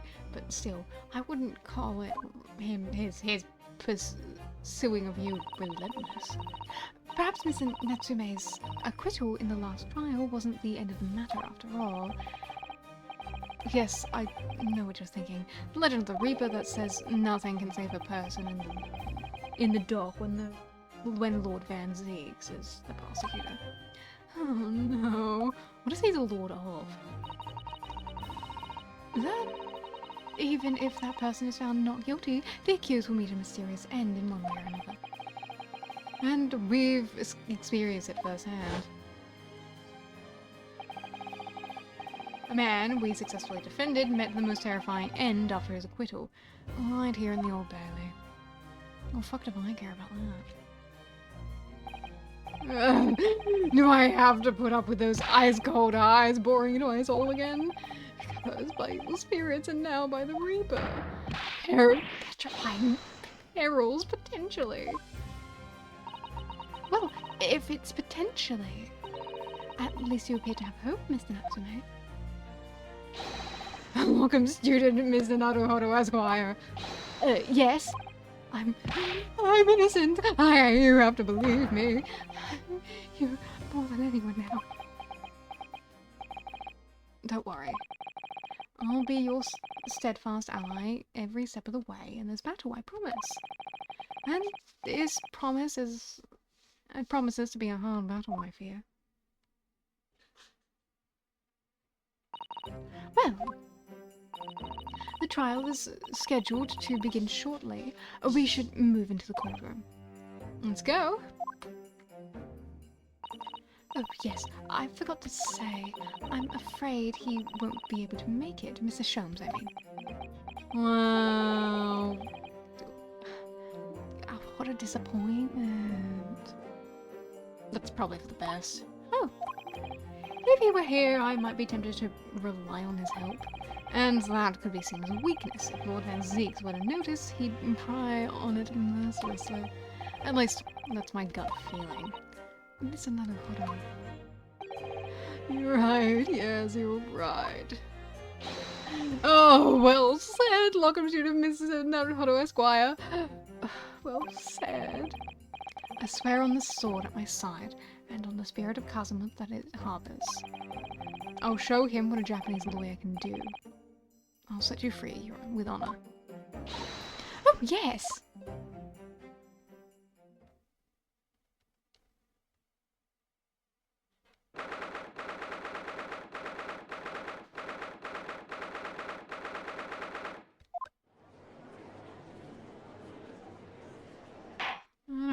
I know those fucking jury people.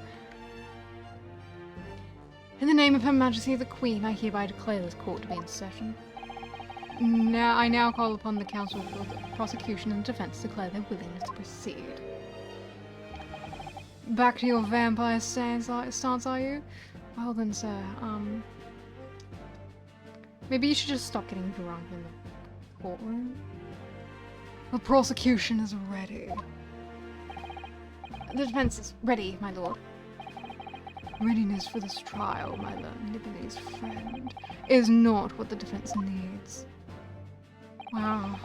What a flashback after the ending, after like, you know, the nice chat we shared earlier. This is weird. What you need is readiness for your inevitable defeat. It's not just my imagination, it's really there. Lord Van Zeeks has such an animosity towards us Japanese for some reason. I know this that's what I said it was weird after it was weird having a flashback. Because this is a flashback. This is a flashback chapter. It's gonna be a 6-hour fucking flashback. And it'll amount to Naruhodo either being like, oh my god, that's it, or what the fuck, this didn't help me at all.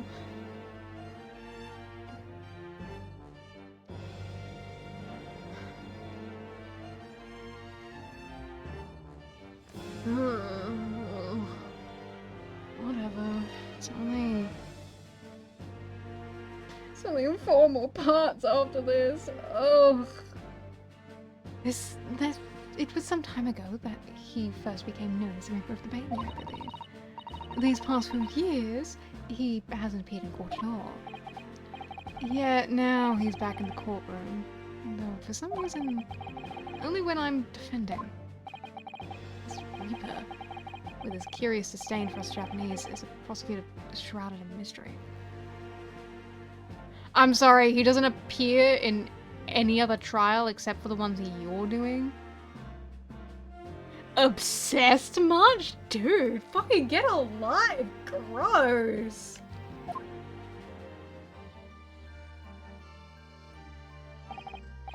Still, this isn't the time to be pondering that. I have to concentrate on Soseki-san's trial. Furthermore, I now call upon the 6 ladies and gentlemen of the jury. You have been chosen at random to represent the will of the people in the trial. Are you ready to fulfill your duty? You guys are really bad at picking people at random. Like, why are you so absolutely terrible at picking people at random? This is the one new fucking face here, I'm pretty sure. Yeah, one new fucking face. This is bullshit. You need to be better at picking people at random.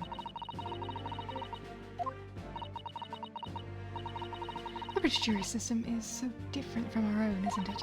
It's quite extraordinary to think that the power of the judgment is in the hands of 6 members of the Republic, and that the judge can only pass sentence when all jurors are in agreement about the defendant's guilt.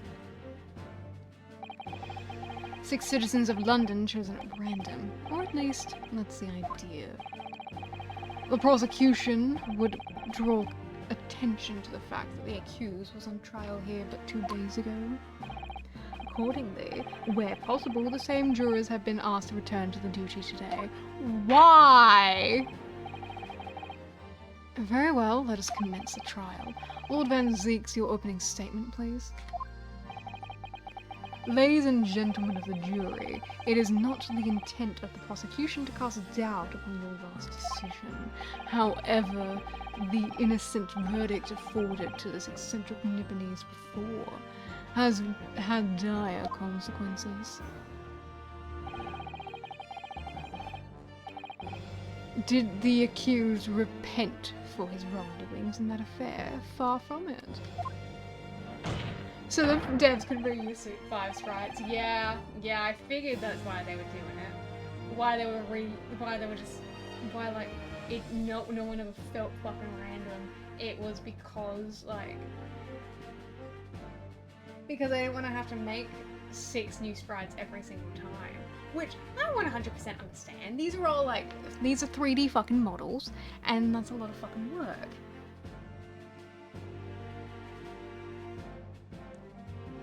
Whatever, dude, whatever. Instead, he used his freedom to perpetuate a most blood-curdling crime, namely that of the attempted murder of his neighbouring lodger, an innocent Englishman. To explain the circumstances of the crime, the prosecution calls its first witnesses stand. Wow, getting serious so early on, are you?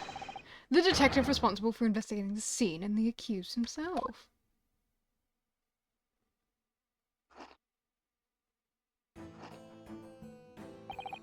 Witnesses, your names and occupations, please. Yes, sir. Tobias Gregson, Detective Inspector of Scotland Yard Homicide Division.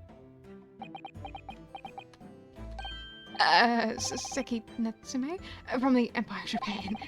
My government ordered me to come here as a student to study your language and culture.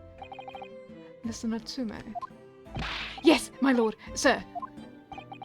I'm quite sure, I'm not mistaken, that you swore oath never to set foot in my courtroom again. I remember it as if it was yesterday. The day before, in fact, my lord, but close enough. Ugh. Leave me, this is the last place I want to be. Inspector, let's hear from you first. Explain to the case for the court. Right you are, sir. The incident occurred at the Garadeb household, where the defendant was lodging. In the ground floor room with the victim, Mr. William Shamspeare. The defendant has already admitted to visiting the victim on the night in question. Mr. Shamspeare collapsed in his room as a result of poisoning by strychnine. Fucking whatever. He was found the following morning when the landlord, suspecting something was wrong, broke down the door. This means, I presume, that the door to the victim's room was locked at the time of the incident? Correct, my lord. It was locked from the inside, making entry to or exit from the room impossible. Although the victim, Mr. Shamspeare, lives to tell the tale, he very nearly didn't. The man was halfway to heaven when we first found him. I was the first officer on scene, my lord. And I have photographic print here that I took at the time to show how it looked. Yes, a chilling scene indeed. What wonderful lighting, though. The man looks very much deceased. That's right, everyone present believed that that's exactly what he was.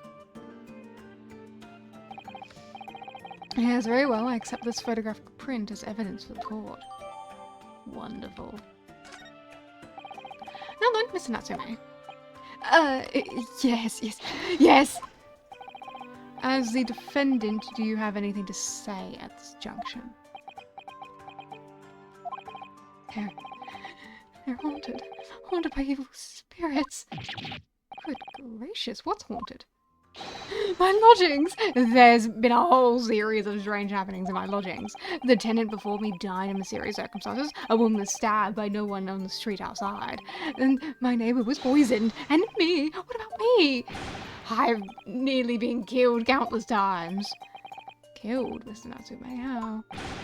Even on that fateful night it happened when I returned from Shannon's room. I lit my gas stove and climbed into bed, but before long, the stove went out, and somebody tried to kill me. I must always extinguish all fires before retiring for the night, Mr. Natsume. But it's so cold, my bloody nose would freeze. The point is, I didn't poison my neighbour, but... Oh, why am I being accused of this? Why is my existence so cursed? Thank you, witness. I believe I have a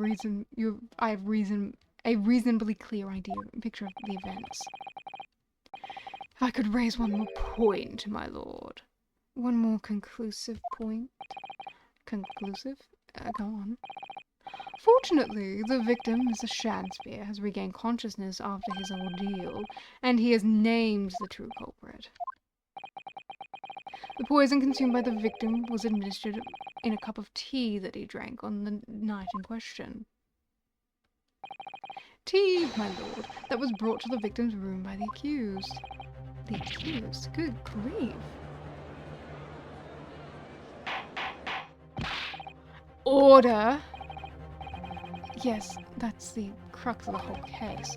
If Soseki-san is innocent, then why was the victim accused? Has the victim accused him? Well, Mr. Natsume, what have you to say to this accusation?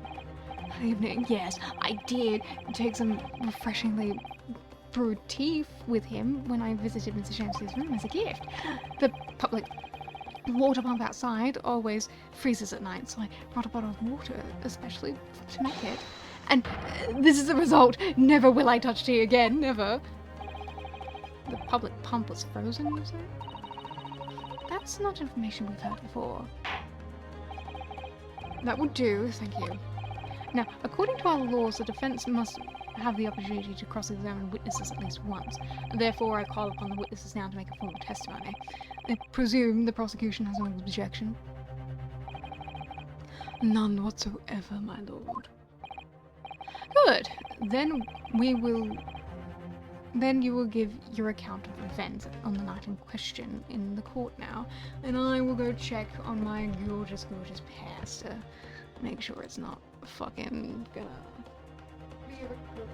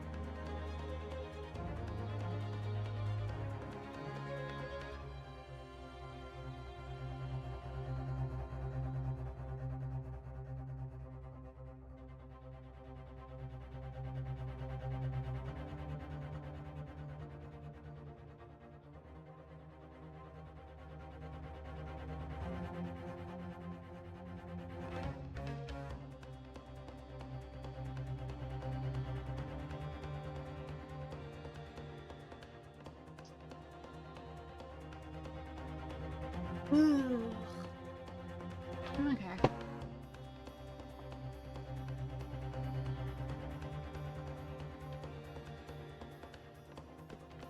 Lunchtime.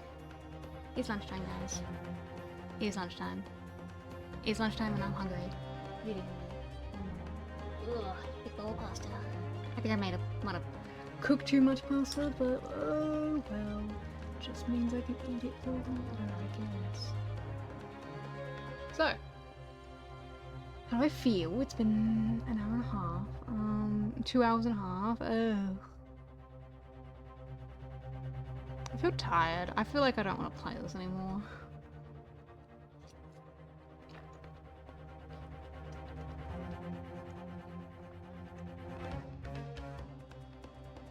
But at the same time, I'm committed and I have to. Not just because I'm a man of the people and I must satisfy their hunger and desire for completed playthroughs, but also I've already sunk so many hours into this.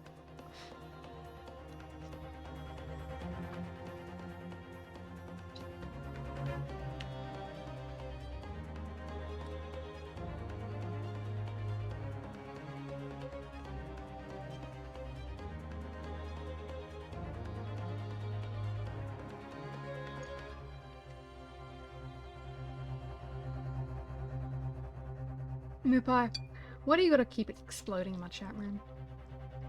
I gotta like clean up all your pieces and stick you back together. It's a lot of work. I can't believe you put out on your favorite streamer to do.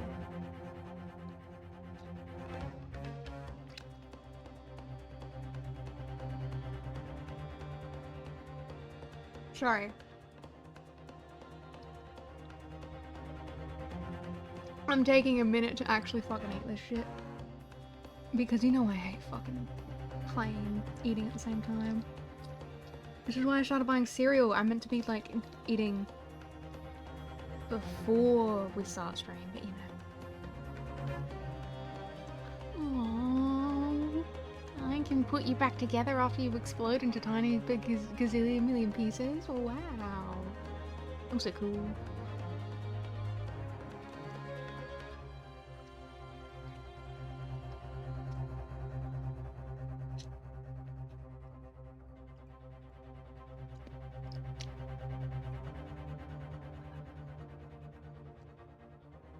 Oh, I'll come back to you later, big bowl pasta. I have 5 mouthfuls. I'm done. Ugh, my goodness. I can't even enjoy my pasta. Oh. Oh, it's taking everything from me. It killed my wife. Killed my father, fuck my wife. I can't believe this game.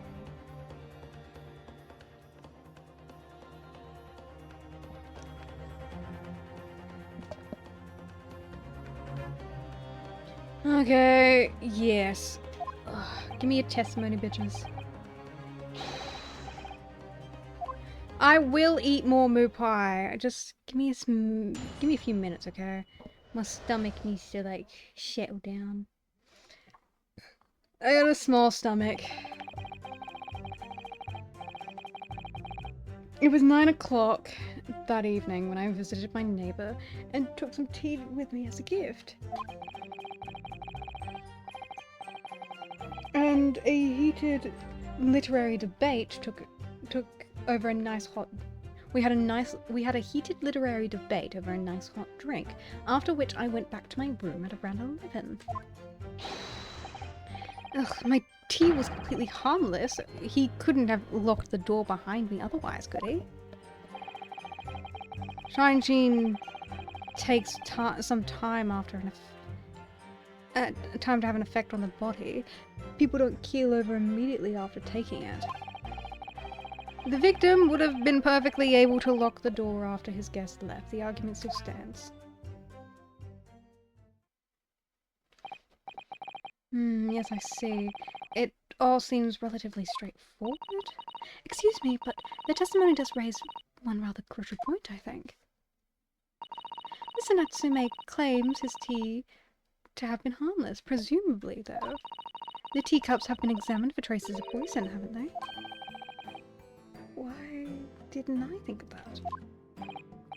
Well, as it happens, no. We haven't been able to do... we haven't been able to. Did you hear that? Did I hear that correctly, Inspector? Scotland Yard hasn't failed to examine the suspect's substance? How can that have been overlooked? Something so important. Isn't it the first thing you should have done? My learned Nibonese friend is falsely incensed. The inspector said Scotland Yard was unable to examine the tea. Not that it was overlooked. Unable? Why? Simple enough. There's none left. Not a drop. Someone must have been very thirsty indeed. With current scientific techniques, it's not possible to test for poison under such circumstances. We only need a drop, but that one drop does actually have to exist, funnily enough. The lack of examination notwithstanding, it appears nothing other than the tea passed the victim's lips on the night in question. I see. I see. Thank you. The matter is clear. Cast your eyes over the jury, my learned friend. What? You can see in their faces, I'm sure, the recognition of the accused's guilt. Your client's fate is all but sealed. In mere moments from now, you will lose, and your compatriot will be damned for all eternity. That's right. I can feel all 6 jurors looking daggers at me. What? Why do people always take it so fucking personally? You're a defense lawyer doing your fucking job. You shouldn't have to fucking deal with that. If anything, they should be turning those fucking pointed daggers towards the fucking defendant themselves. Let Mr. Naruhodo do his fucking job. Can't let them beat me down, I won't. Counsel for the defense, proceed with your cross-examination. Yes, my lord.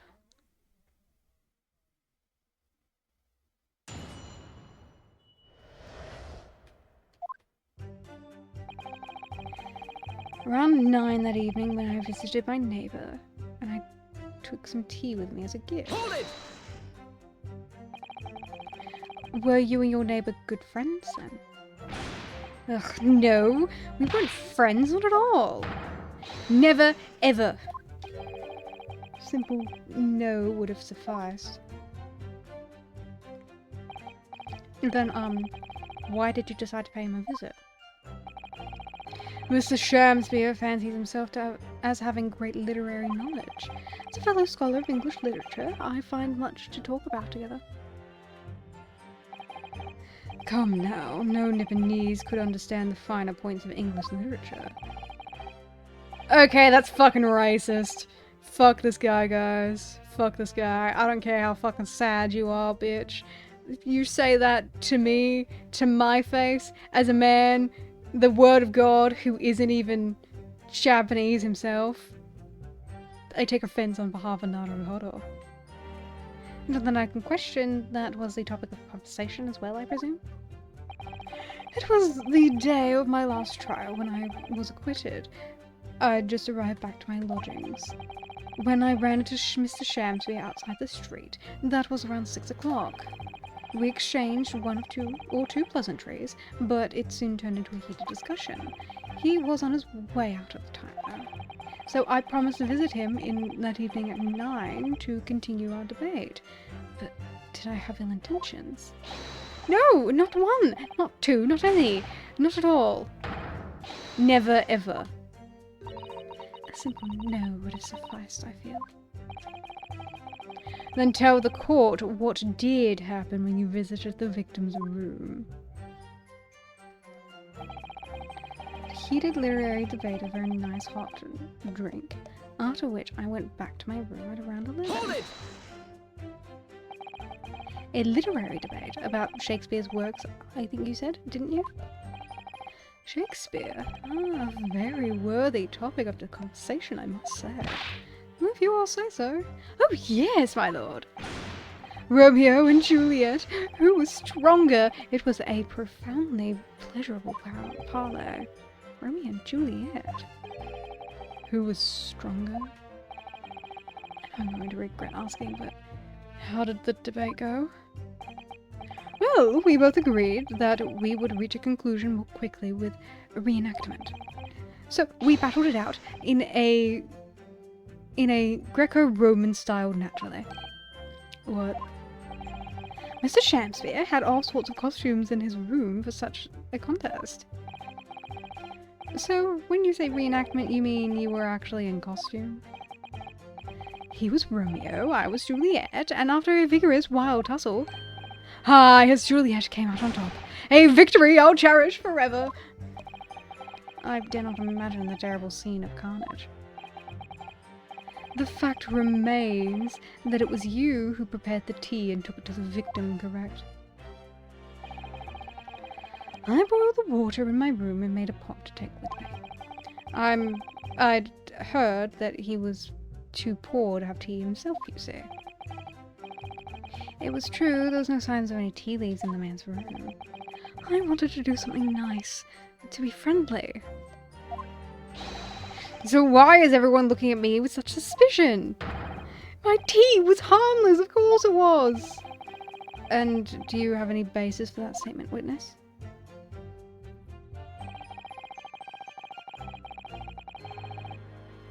Hold it! Couldn't lock the door behind me, otherwise it wasn't. So there was not a drop of tea left in the victim's room anywhere, was there? That's correct. Anyone would think the fellow had never had a teapot. He must have licked it dry. That's really weird. What a pity, because it was all we could have needed to analyze it for poison. And you say that you returned home to your room at 11 o'clock, Mr. Natsume? Yes, definitely. By heaven and earth, I swear it. Landlord was able to verify that, as it happens. He confirmed that the defendant went back to his room at 11 that night. And how was the landlord able to attest to this? He, said it was the lamps, I believe? The lamps, Inspector? When tenants return to their room and their rooms and start using gas, the lamps in the other parts of the house flicker. Yes, Mr. Garadab seems to pay a lot of attention to the comings and goings of his tenants. There's only one key to Mr. Shamsphere's room. I know that for certain. So he must have locked the door himself from inside his room. The victim has confirmed that to be the case, yes. So I'm right! My tea was harmless, completely harmless. If you take poison, you die. Everyone knows that. It's not that simple, I'm afraid. What do you mean? It takes some time to have an effect on something. How long does it take for symptoms to appear then? According to the coroner, I was speaking to in the yard about 30 minutes after the poison was consumed. Then the victim suffers violent convulsions, cramping, and stiffness, and eventually dies from asphyxiation. So there's a 30-minute interval between when the poison is ingested and the onset of symptoms. There seems to be a lot of different types of poison in the world, that's for sure. Oh dear. Death by poisoning again. It's always so awful. 30 minutes is a long time. Certainly long enough for the victim to have locked the door behind the accused after he left. You can't deny that.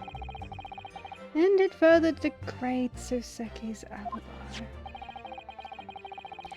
I have the medical report from the doctor who examined the victim here, my lord.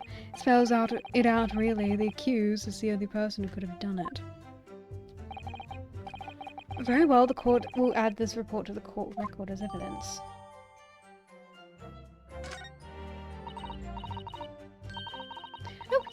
see it here. Delayed onset of symptoms. Great. Okay, I want to read that myself then. Yeah, shut up, Gregson. No one cares. My nose is all itchy.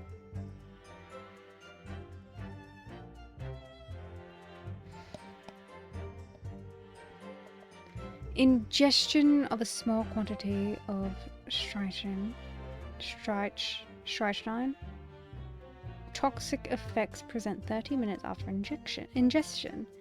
High likelihood of substance having been mixed with tea the victim was drinking, but no sample could be obtained for testing.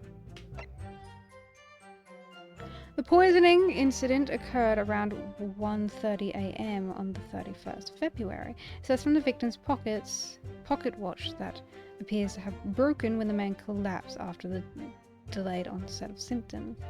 No container for poison was found on the scene, meaning that he was poisoned at about 1 a.m. Hi, Money! Hi, Money! Hi, Money! Hi. Because he was poisoned at 1 a.m. Okay. And how goes the case? Well, it's going for sure.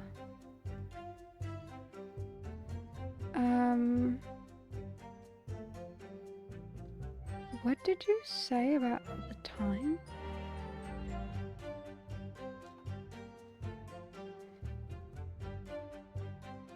Yeah, I returned to my room at 11 o'clock. So he returned to his room at 11 o'clock, but the autopsy report says that he collapsed at 1:30, meaning that he was poisoned at 1 o'clock, meaning that it couldn't have possibly been his tea that did it.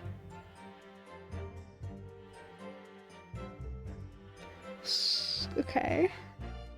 How do I prove that, though? How do I prove that? How do you want me to prove that? Hold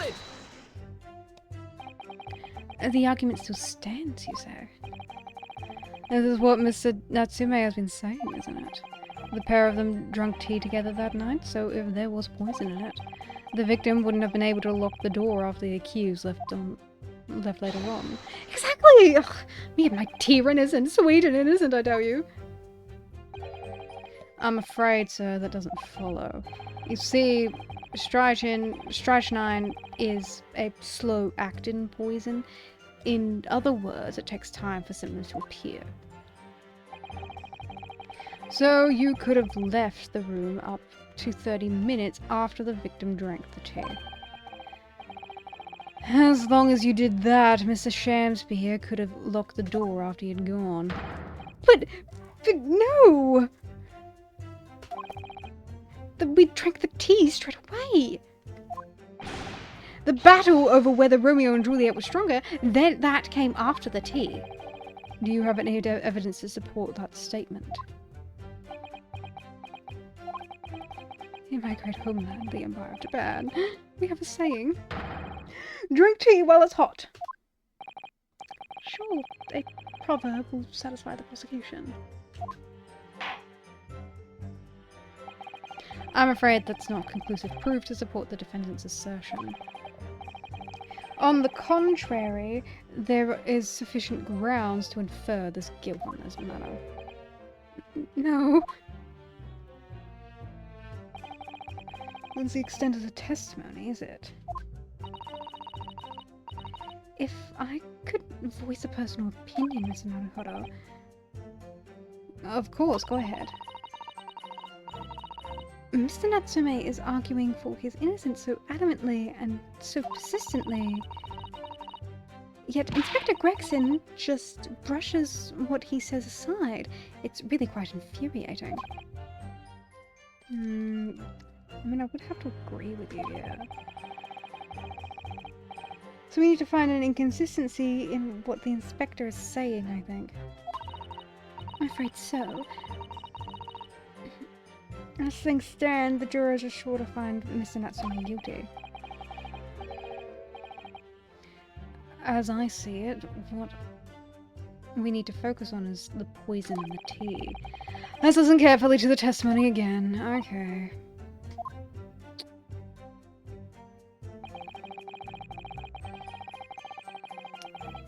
Around 9 o'clock that evening, when I visited my neighbour and took the tea to him as a gift.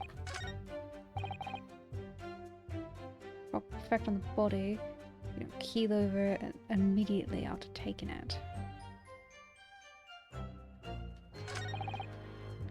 The victim would have been perfectly able to lock the door after his guest left. The argument still stands. Which of those things do I argue against though?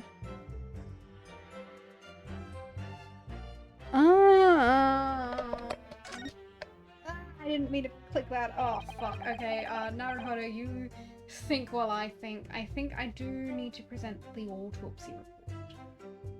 Right. Well, I think, but sometimes I'm like, this makes perfect logical sense, and then the game doesn't think so.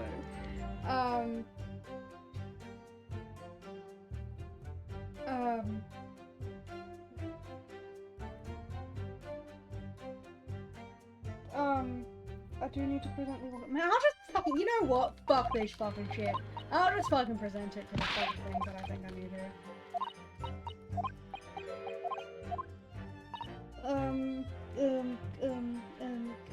Yeah.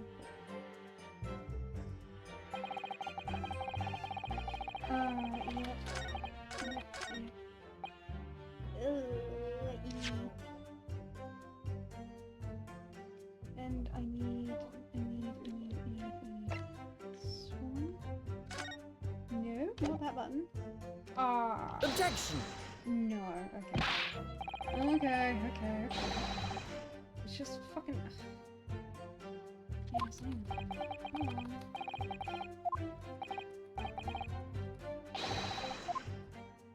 I can afford to lose. Just a little bit.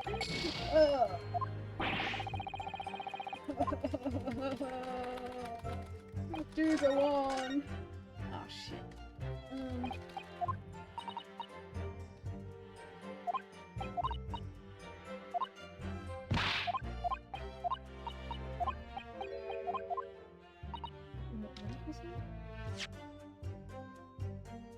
I see it. We need to focus on the poison in the tea. That's what I've been doing! That's what I've been doing, okay? Thank you for the fucking hint. But that's what I'm trying to do. Okay?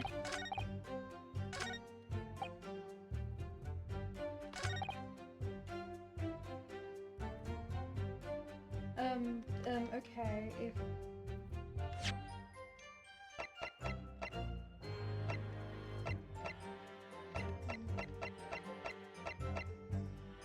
not,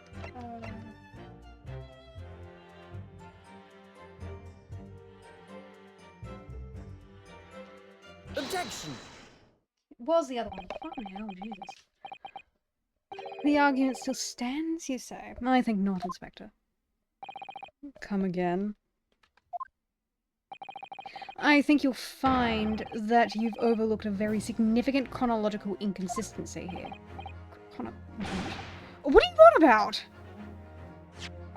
According to this report, the victim must have consumed the poison at around 1:30 in the morning. And yet, the defendant, Mr. Natsume, left the victim's room at 11. Yes, that's right. There's more than 2 hours of missing time there.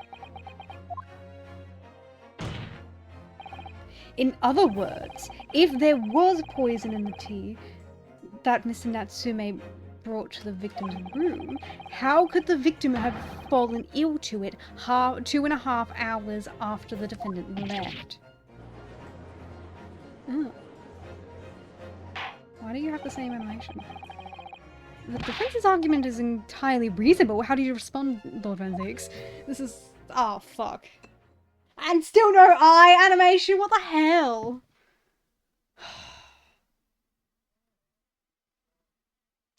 Just get fucking smashed in the trial, why don't you?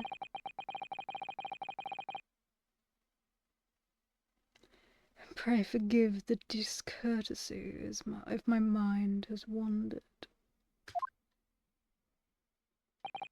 I was considering that what cuisine would best complement the contents of my hallowed chalice this luncheon. Are you that fucking bored by this trial? Because I am too. Can we fucking ditch this joint? Please? Please. How could it have happened, you ask? What was the point? What was the point of wasting wine to do that? You poured a glass of wine specifically to do that. Is your glove hydrophobic?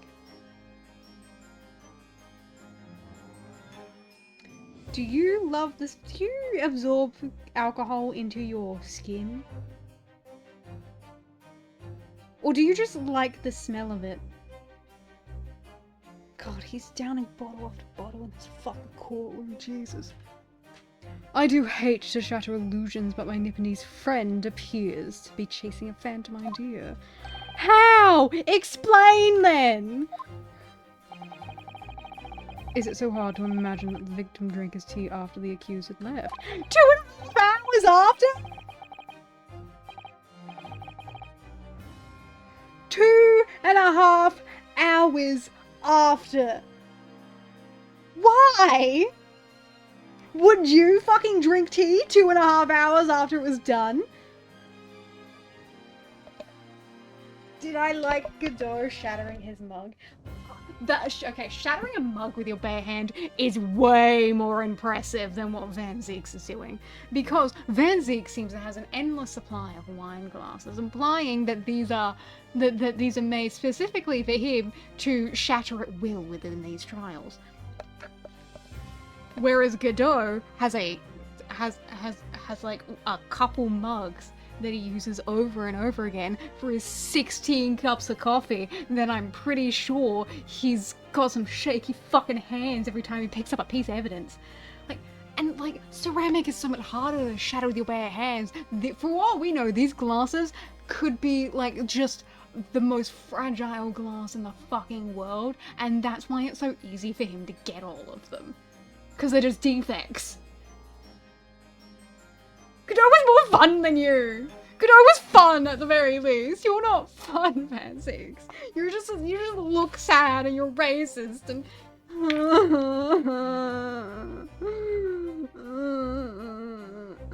I wanna go home.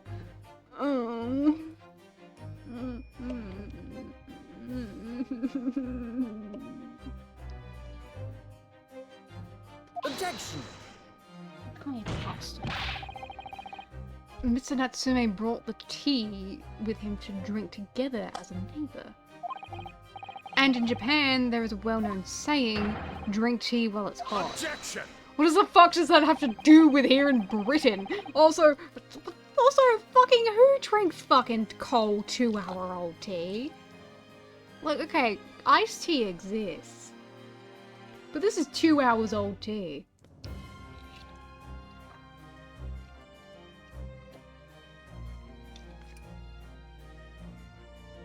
And in my country, there isn't even a adept saying. There is nothing more refreshing than a cold tea. Fucking what? The point is, if there was such a long gap, there may be other ways to explain how the victim came to be poisoned, other possibilities. What sort of possibilities, Counsel? Maybe like this envelope that we found that seems to have a sort of weird white powder on it that none of you seem to like fucking notice. Maybe hand that to the police.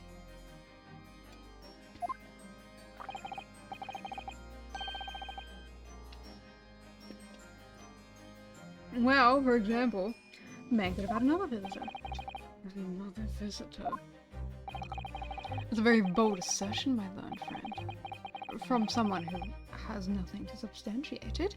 I'm throwing out possibilities here! You wanna fucking brainstorm with me then?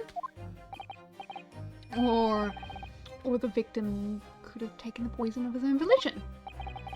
You suggest this may have been a suicide? Objection! Oh my goodness gracious me. Mr. Shamspeare has categorically denied suicide. The idea can and must be discounted. But they could be lying.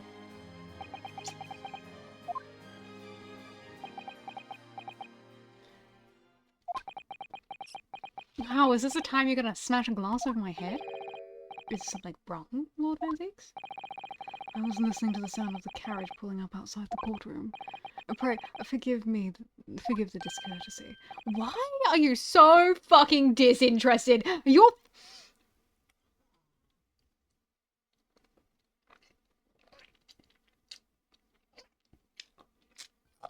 I'm gonna fuck this man up. I'm gonna fuck him up. I'm gonna fuck this man up. I'm gonna punch him in the dick.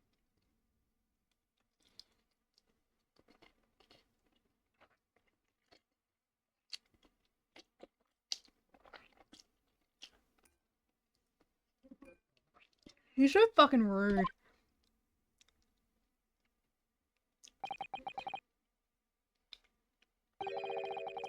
It would seem that the key player in this case has just arrived. Huh?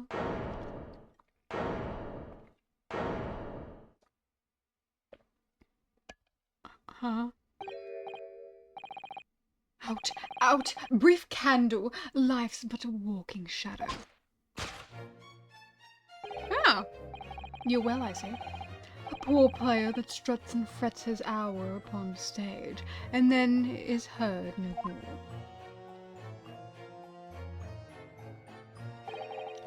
It is a tale told by an idiot, full of sound and fury, signifying nothing.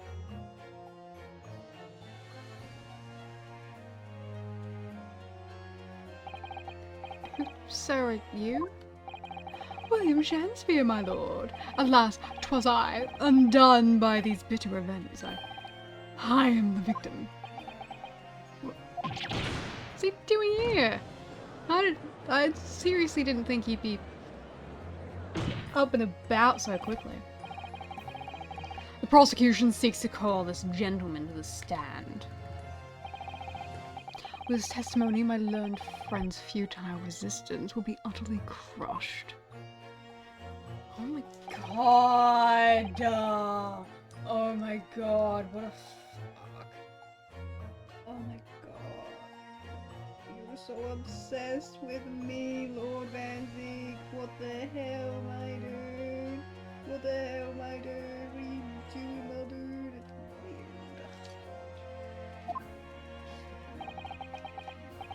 weird. Very well, counsel. I grant your request with interest. I'm curious to discover what the court shall hear from the victim himself.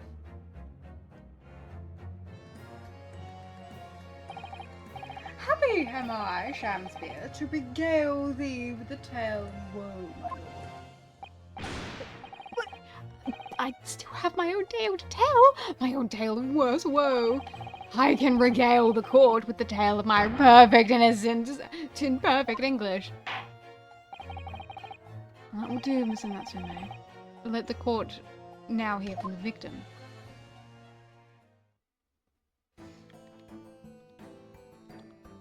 Yo. Some other witness standing there.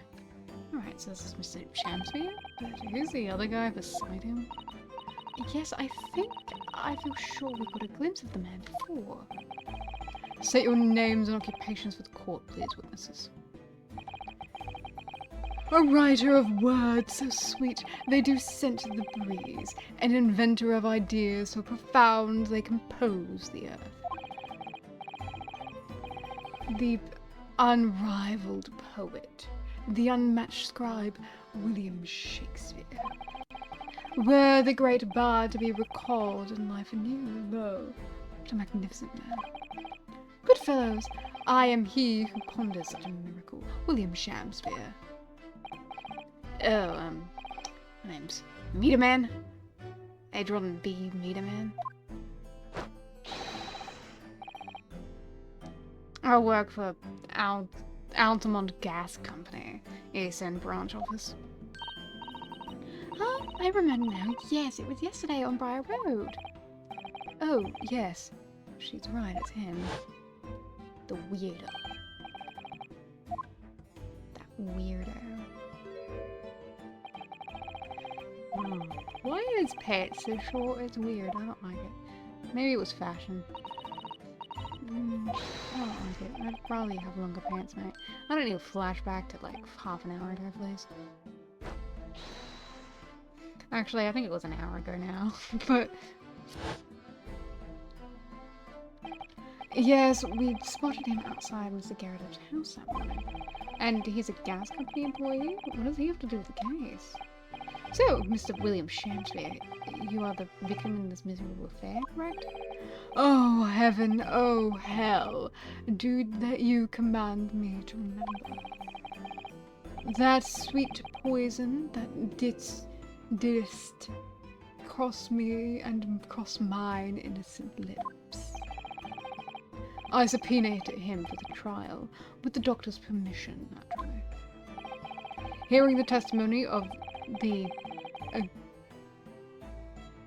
aggrieved will remove any room for doubt with the jurors' minds unsure. Behold, you have only to rearrange the letters of my name, and you see that me's a seraph, an angel indeed. Thus be I noble of mind, sweet of nature, and verily honest of heart, as where all heavenly angels be. Because there isn't a less contrived meaning in the name, no, not at all. The jurors seem to be very moved by this man, I'm afraid. They're actually taking his seraph anagram idea seriously. Thank you, witnesses, for your illuminating introductions. But, my lord, what's the man next to Mr. Shamspeare doing here? The gas man, I mean. What me? Will now allow me to enlighten my learned friend. You recall, I presume, my earlier attendance? When I suggested that the victim had another visitor to the... When you suggested that the victim had another visitor into his room on the night in question. And moreover, that the victim is a compulsive liar. It's not what I said, but why... You just putting words in my mouth now? I didn't quite say that. This young chin stroker is here to controvert your wild claims conclusively. So, is that not so, Mr. Meterman? Hang on, no, I'm just here. I hereby call for your formal testimonies. You will tell the court as lucidly as possible what happened on the night in question. One may smile and be a villain. And it doth pain me, but let the truth be spoken, the truth of the wintry night of my discontent.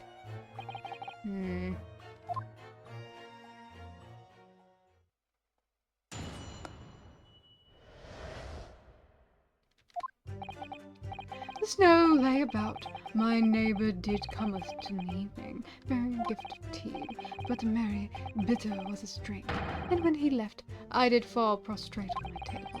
'Twas the tea alone did pass my lips that late hour naught else. I was outside that bloke's window in the freezing cold all night, keeping an eye on his room. No one else visited his room but the short little round-backed Eastern fellow. Why the fuck were you outside his room? Wait, what did you say? You were keeping an eye on Mr. Shamspeare's room one night? That's right, of course. The bloke's window is all but blocked up, isn't it? But there's a little gap in the bricks where you can see into the room. So I spent the night trying to keep my teeth from chattering as I peered in through that. Question is, why? Well now, it's because he's on my list. What a piece of work is a man. Wherefore wouldst thou not stare in wonderment? What are you talking about? This buzzing busybody hath not a part in his play. I pray thee, pay him no heed, make no more ado about this tedious work. What do you say about me? Calm yourselves. The court is concerned about what happened on the night in question, nothing more. Indeed, that is so. And as the testimony we have just heard clearly reveals, there was no one other than the accused present at the time who could have carried out this crime.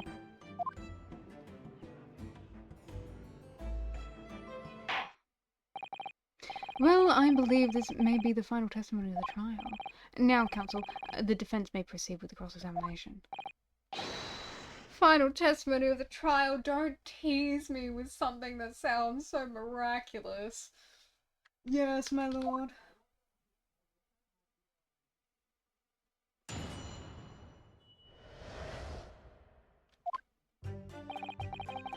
Slowly about, my neighbor did come in the evening bearing a gift of tea.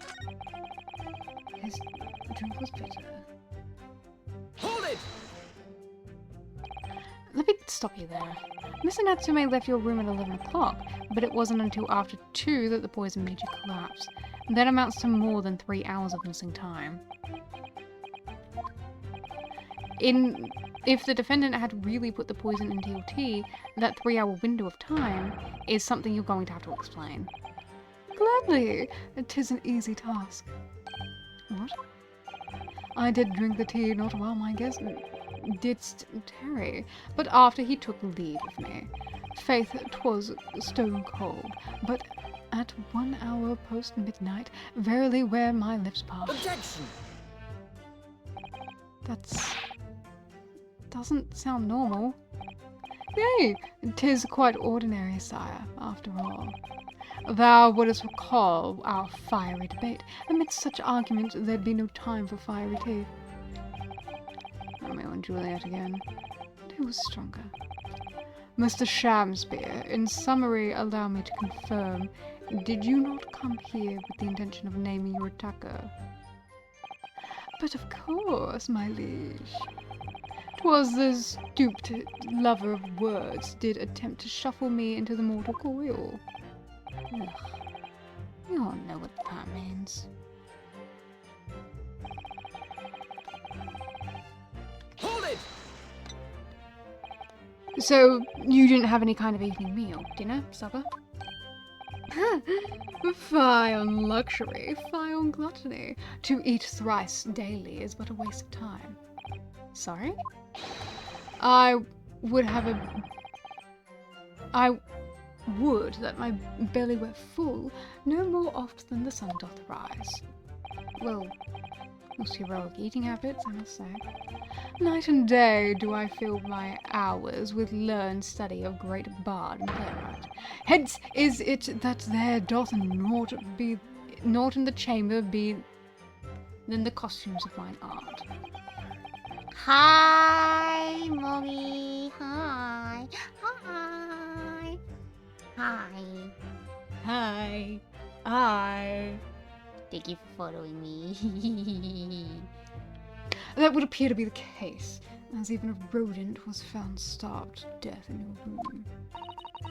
No, I think of it, it's not just food that was conspicuously missing from the room, is it? I don't recall seeing a single play or script anywhere. For I have devoured them all. You've eaten them? Every word be within my skull. Didst thou imagine otherwise? Right.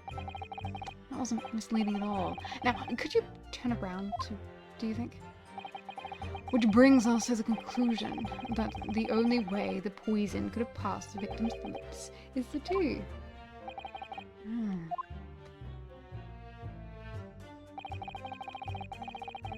You were outside the bloke's room. Hold it!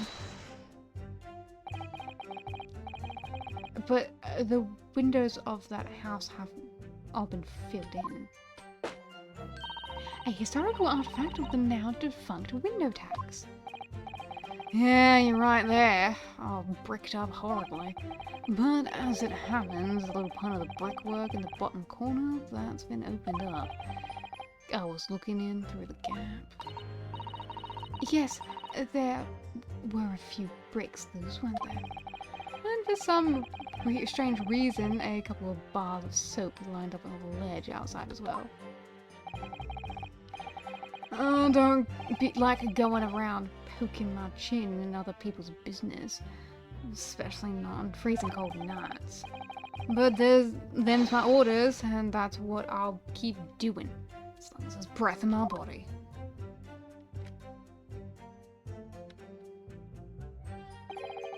What's with all the theatricals today? Out of interest, Mr. Meterman, after the accused had left and returned to his own lodgings, did you see the victim leave his room at all? No, he never left. He was in that room the whole time, as far as I'm concerned. And we can therefore discount the possibility of suicide. How can you be sure of that? The police carried out a thorough investigation of the scene and found no receptacle of poison. And since we know the victim didn't leave his room and hence didn't dispose of the poison's container himself, it's clear that this was not attempted suicide. Only the culprit could have removed the receptacle. Yes. Lucidly explained, counsel. Thank you. It really was. Can't argue with that logic. No one else visited the room. Hold it! You say a short little round-backed Eastern fella? So you can't be sure it was the defendant? Objection! How many other short little round-backed Nipponese with a mustache do you think there are in London? Well, of course, it's only a narrow gap and it was quite dark, so I didn't notice the mustache. But he showed up at around 9, so I'm pretty sure of myself. And when the person you saw arrived, did he and Mr. Shamsia drink tea together? Nah, sorry. I couldn't say. Why not? 'Cause I couldn't see into the room all that well, could I? But what I did see was the silhouette of that pretty round-backed fellow wearing a pretty dress. Then the pair of them started some kind of wrestling match. I can tell you, I didn't know what to make of it. Yeah, I'd rather not imagine it, thank you. Please tell me that art of that does not exist and I will never have to come across it. I suppose that was the Romeo and Juliet championship battle getting underway. Mr. Meterman, allow me to confirm one final time. Apart from the accused, can you state with certainty that no one else visited the victim on the night in question? No question. Gasman's honor. So that's the entire testimony. Oh, what do you think, Miss Nottingham? Well, I can't see any obvious holes at all, to be honest. No, oh dear. If nobody else visited Mr. Shamsby's room that night, apart from Mr. Natsume, I imagine the members of the jury will all conclude the same thing. Right, then he's guilty. Well, all we can do is press the witness for more information, hope for some court figures. Yes!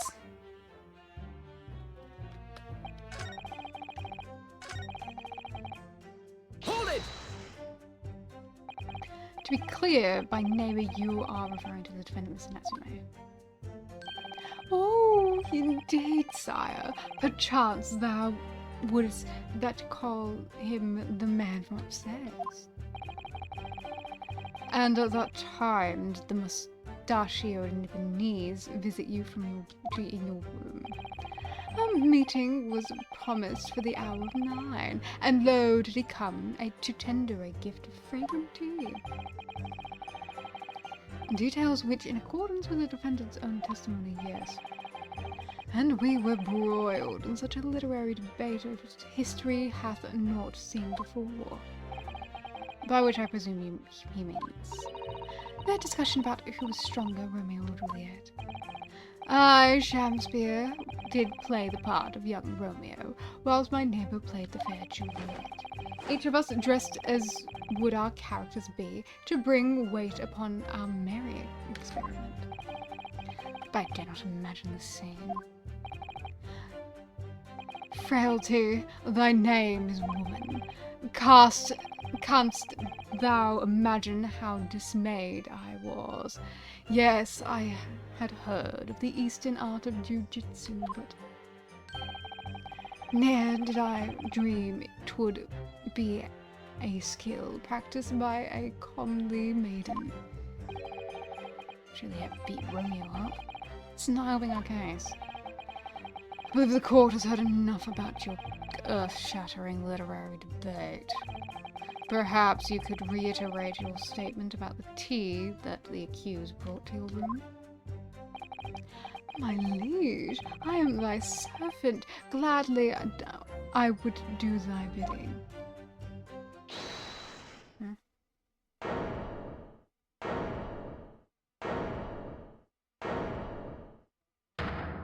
Oh my goodness. Yes, jury, I know exactly what you're about to say to me. It's me, Mr. Pullman. I've kept my mouth shut and listened up until now, but this has gone on too long enough. Okay. Alright, do you think, as we understand, that the ladies and gentlemen of the jury in agreement with one another? That you've reached a unanimous decision? Too right we have. Alright. Wait, no, the defense is in the middle of a cross-examination. To be honest, I was holding out a bit of hope for you, man.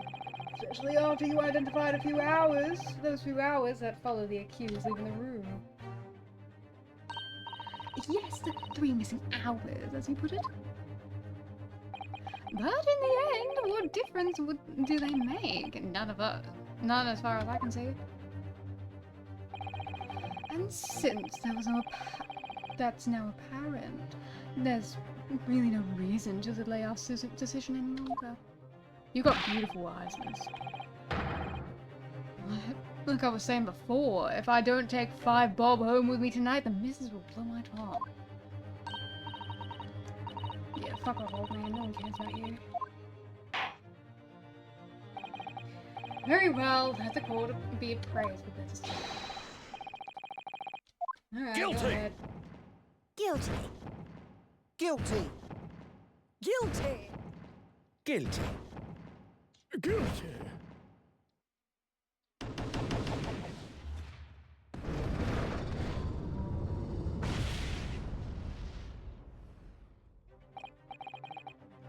Oh. Yes, all of them, Naruto. What were you expecting, bitch?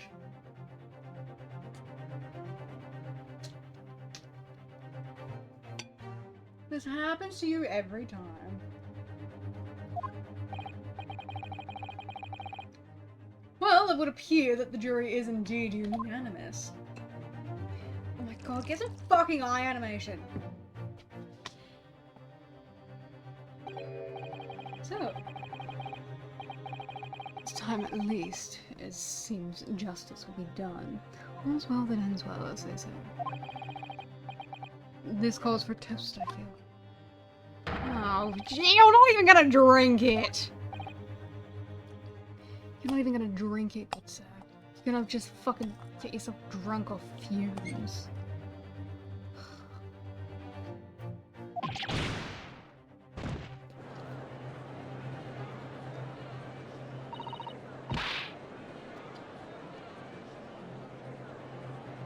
Get up, Mr. Naruto, please. The trial isn't over yet. What do you mean, Mrs. Otto? What the fuck do you mean? What do you mean?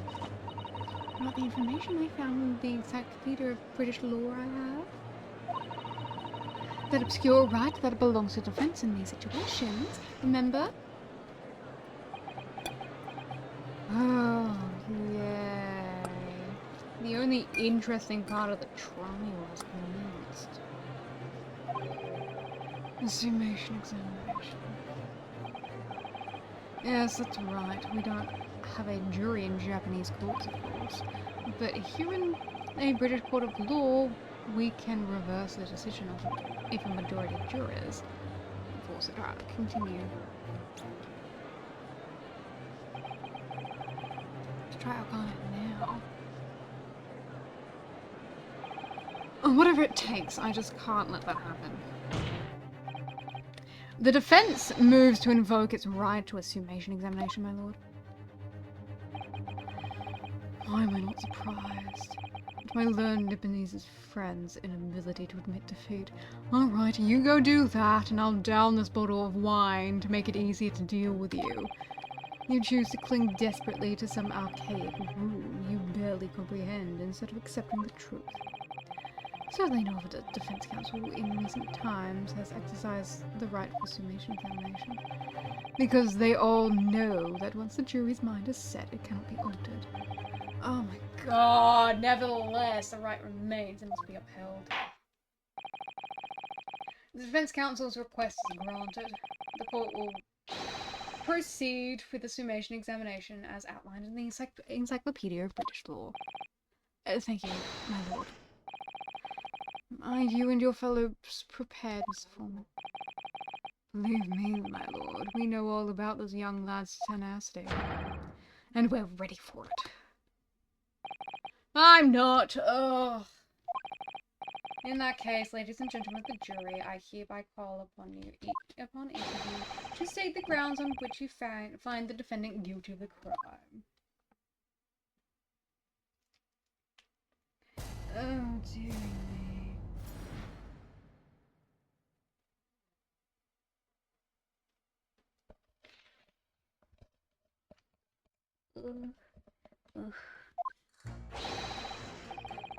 The victim may not be well off, but he's a noble man and straight up.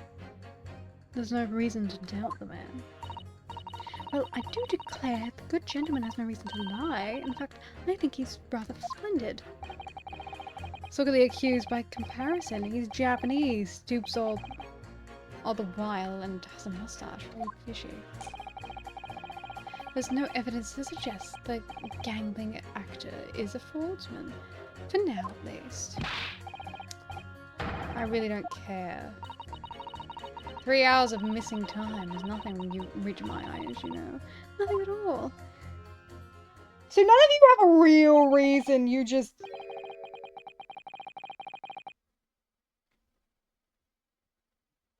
They're convinced in such subjective ways, though.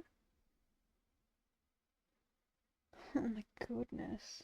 Like, only one of you pointed out, like, any of the points that we tried to be making here. Everything else is all subjective opinion.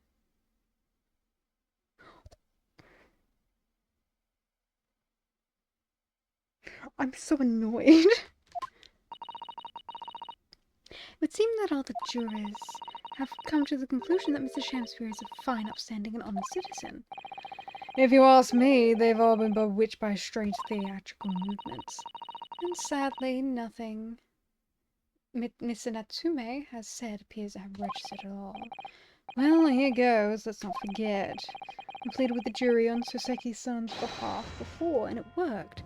So, you never know.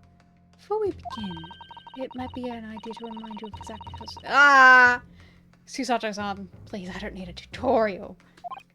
I played 40 hours. I played 40 fucking hours of that other game. 40 hours of the worst Ace Attorney game I have ever had to fucking sit through.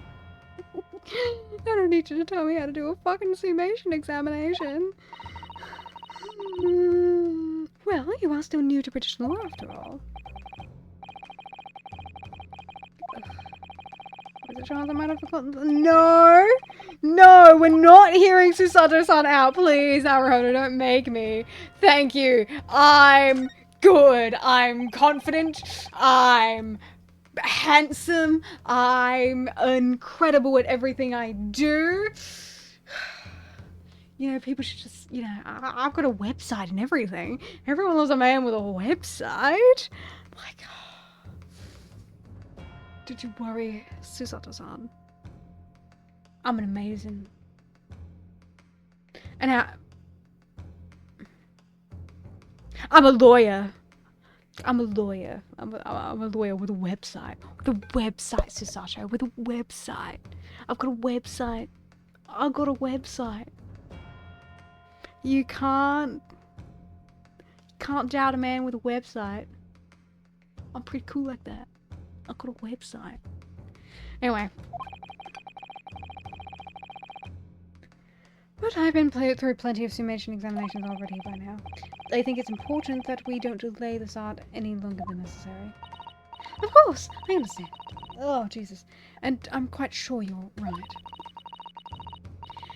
If you're confused by anything at any point, you can turn to me for advice whenever you like.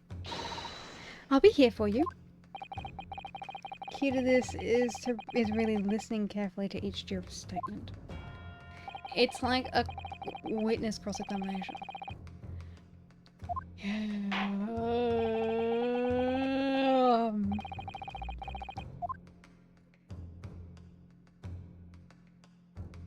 Well, 12:30 and I'm still fucking bored out of my mind. It's been 3.5 hours and... I'm sorry, I need a minute.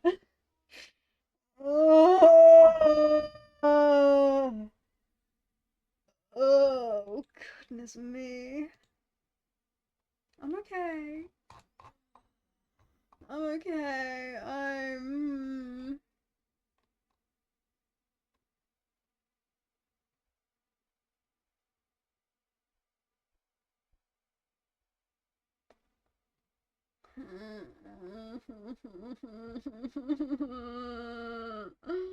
don't want to be playing this anymore.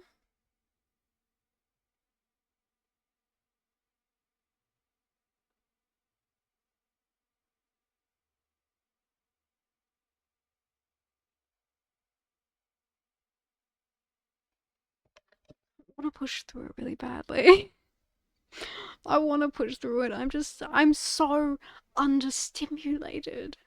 I'm so horribly understimulated. I'm so fucking bored of these cases and these fucking characters.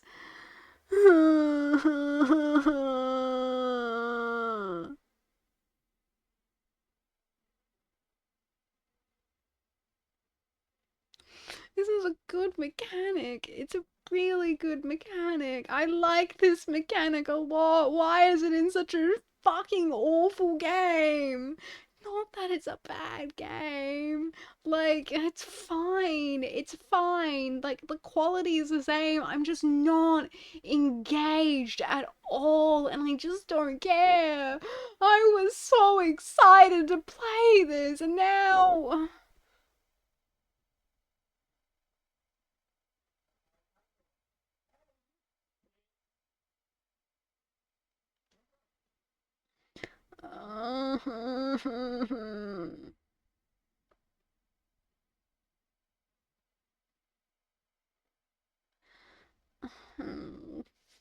Goodness. My goodness.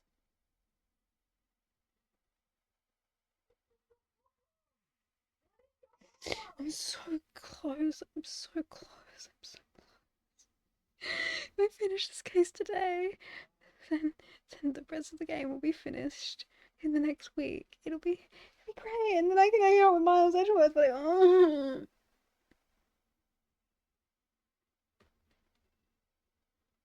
I don't want to play it so badly. It's just grinding on my because I have a thing.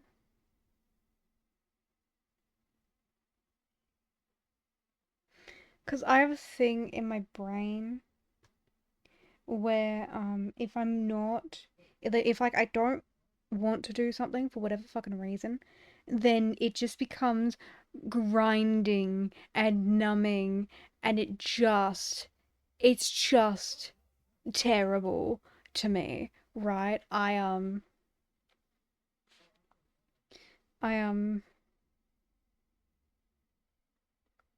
I get bored and then I get annoyed and then it's just so hard to force myself to keep doing it. And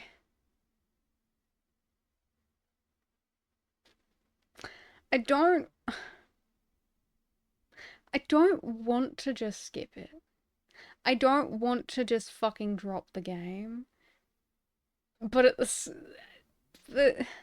so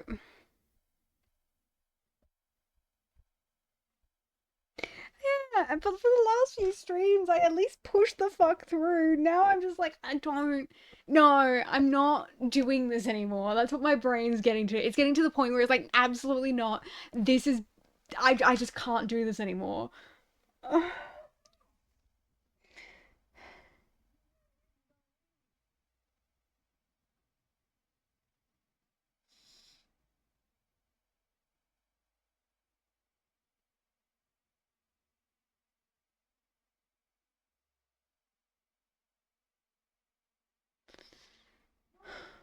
So,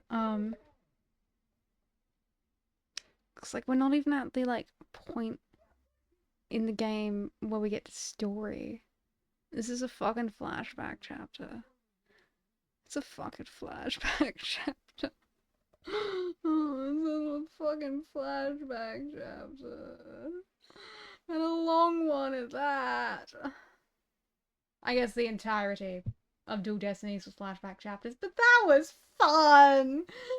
This is just, I don't care about any of you. I don't care, and I'm so bored by the writing.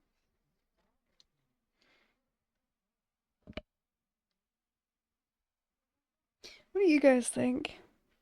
What do you guys think? Would you hate me and call me a coward if I just stopped playing this game?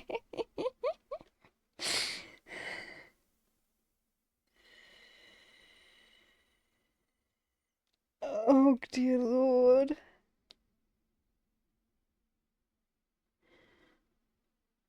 I can put it on hold. Oh, that feels so gross. Oh. Oh.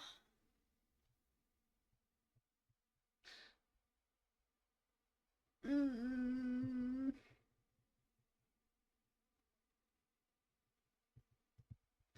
Oh. Oh. Why did I self-impose this rule on me? Why did I make such a self-imposed rule? Why did I do this to myself? It's all my own fault. It's my own problem. Oh.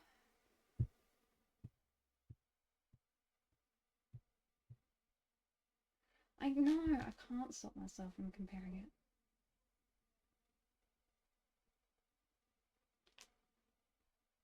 It's not even that it's not the same as my favorite game. It's just numbing. It's because like I enjoyed every single other Ace Attorney game. These ones are just not doing it for me.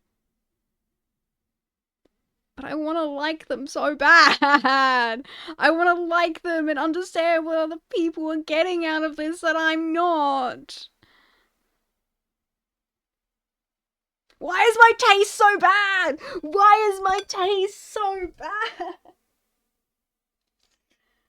Oh.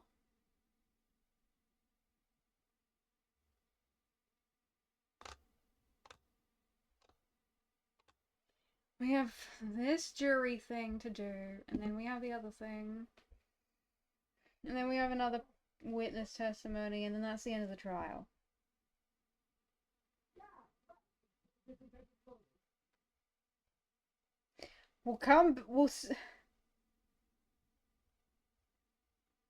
Yeah, I'm gonna finish this trial, then we'll circle back to this current discussion. Then we'll circle back to the current discussion. That works, right? That's that works, doesn't it? There. Hold it! Well, there are plenty of people in London who seem noble but poor. Couldn't some of them also be liars? I've no doubt about it. Like that shaky client of yours, for example. Absolutely not! Miss Natsume is no liar. Look, the point is, the only thing that passed the victim's lips that night was that Japanese man's tea. When you take the gasman's testimony into account as well, the truth couldn't be clearer. I am playing the game for the sake of completing it. But it's also that I really, like, I just want to know what people like about it. I want to experience it and try and understand. But I'm just... Like... Do people who like these games at this point, are they as engaged as I was with the other games? Or is it common to be like, this game fucking sucks, and then when the story in this game starts picking up, we're like, okay, but this is pretty good.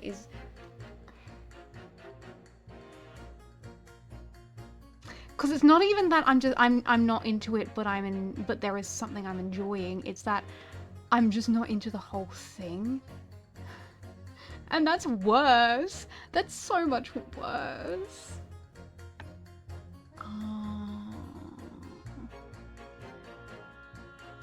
Oh, the streamers you've watched were engaged after the Grade A Satanic tutorial. Ooh, that's three tutorials. Oh dear. Oh no.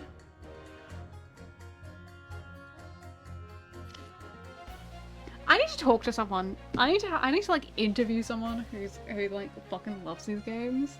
I want to hear their perspective, and I do want to actually know what the story is, right?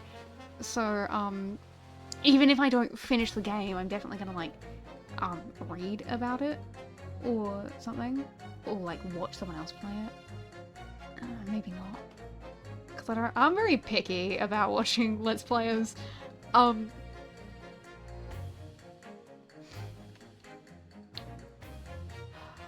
Anyway, another photo, go on. But let me be frank here. I love case 1. Oh, what? I mean, I was unfairly biased against case 1 because my hormones were all over the place that day. I feel bad about that.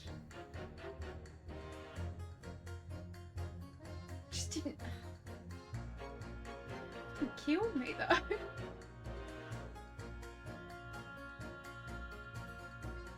Oh. Well, at least I'm different. I'm cool and different with interesting opinions. Anyway, let me be frank here. I'm a gentleman with a gentleman's values. If it turns out that the old Shakespearean chum is a rotten liar after all, I'd gladly change my decision about the defendant. And I'm sure my fellow gentlemen at the jury would do the same, isn't that right? Yes, perhaps. Though I don't see it happening. Yeah, exactly! So many people fucking love this game in particular. And that has to do with the story, right? Because it's always about like the story and the characters and stuff with these games, with people who like them that much.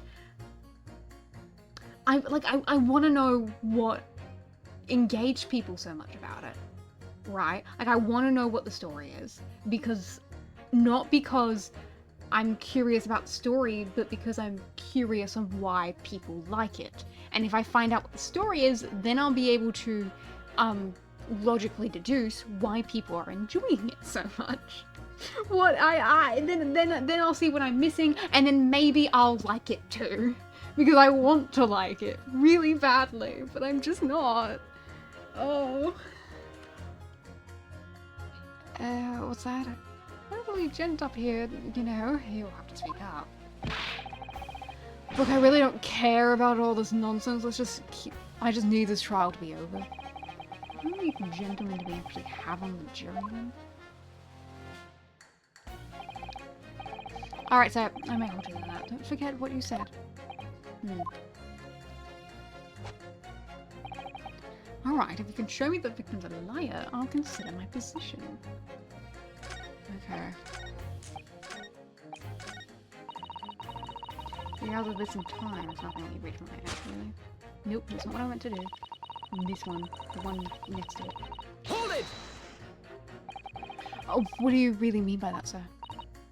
Well, I'm not one to boast, But I get up at 5 every morning, I do. 5? You're really early riser then, aren't you? What's that now? I said you're an early riser? Oh, well, I wouldn't say that. I mean, I like to while away the hours of the evening reading books as well. But by about 2 in the morning, I'm usually too tired to go on. He sleeps at 2 in the morning and gets up at 5. Oh my, that means he also has 3 hours of sleep each night. Oh, what's that, dear? Only 3 hours of sleep each night. That's right, you see. 3 hours of missing time, like I said. It's not much, is it?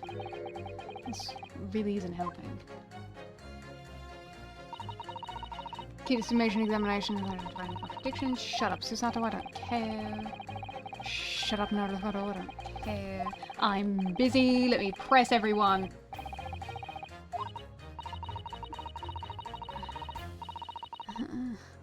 I'm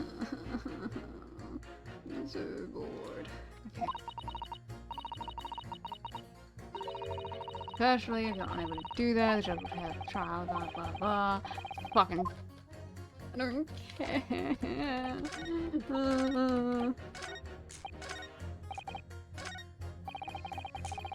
Evidence to suggest the gangling actor is a fraudman, for now at least. Hold it! A fraudsman? What do you mean by that, madam?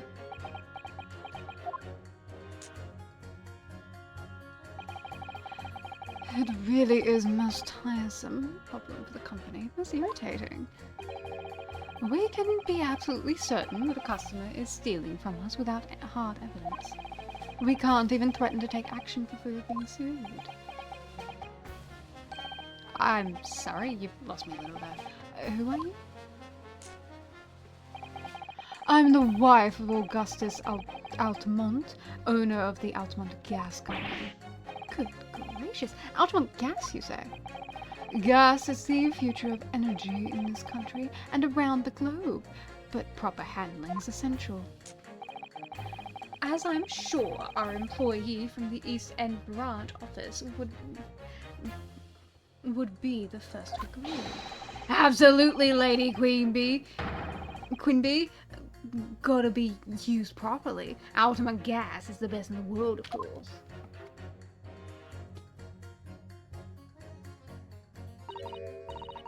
I think we may have solved the mystery of the bow from earlier, Miss. Right. The bow from earlier. He bowed in deference to his employer's wife, did he? So, would it be right in assuming that the reason Mr. Meterman was watching what Mr. Shamsphere was up to in his room, I'm afraid that there's no end in the lengths of population of the East End will go in order to steal our gas. So I really have no choice with the company when the company identifies somebody as a possible fraudsman, but to dispatch a worker to watch the suspect day and night. We're very thorough in our investigations. So you mean Mr. Shamsphere is... I wouldn't come out and say it in public. But you can't finish that sentence with a grubby little gas thief. You have noticed the public gallery in here, haven't you? The eye of a man hath not heard. The ear of a man has not seen. Faith, wouldst thou wound me? with thy words, were I to let them penetrate the skin. But seraphs hear not insults, and the choirs of angels in song. We may not have evidence yet, but my workers won't stop buzzing around you until they find it. And when they do, you'll find yourself blasted back to your angelic heights in an Altamont gas explosion. So, Mr. Shakespeare has been stealing gas. I wonder, do you remember before, if you might mind adding that information to your statement? My pleasure. Was it the bit about ripping that thief apart you were doing a little before that part about the abject violence, if it's not too much trouble? Of course. This could be it. This could shift the balance. The victim puts on a fine performance, but in reality, he's a common thief of my gas company. Objection! These two statements clearly contradict each other. Yes, go on. Yes, why am I yelling at you? I presume you've heard juror number 4's statement made by the wife of the owner of Ultimate Gas. Well, yes. The victim, who you claim to be a noble straight-up man, in fact turns out to be a common thief. So the good lady says, but there's no evidence, is there? You and I both heard them say as much. It's true, we don't have evidence as such, just yet. But the claims aren't baseless, you know. What? You've heard me. Seeing as his operation has already been compromised. I would suggest that the court hears testimony from our East End branch office employee over there. I'll do whatever you say, my lady. Gasman's honor.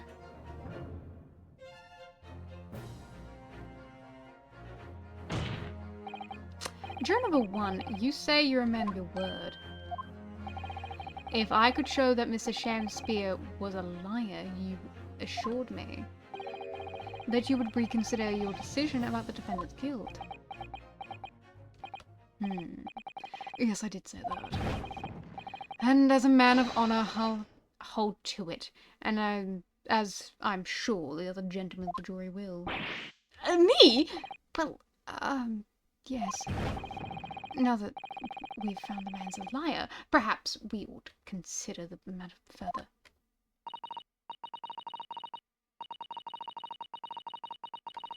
Well, if I'm perfectly honest, I haven't heard half of what you've all been saying. Mostly feeling the way I am about Ace Attorney because of the first 3 cases? No. That whole game, okay, so my thing is that I didn't want to like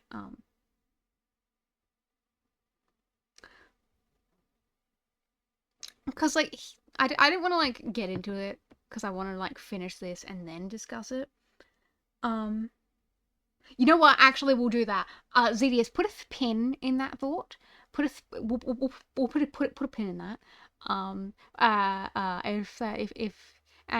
Once you've lost a considerable amount of blood, we'll circle back to that discussion.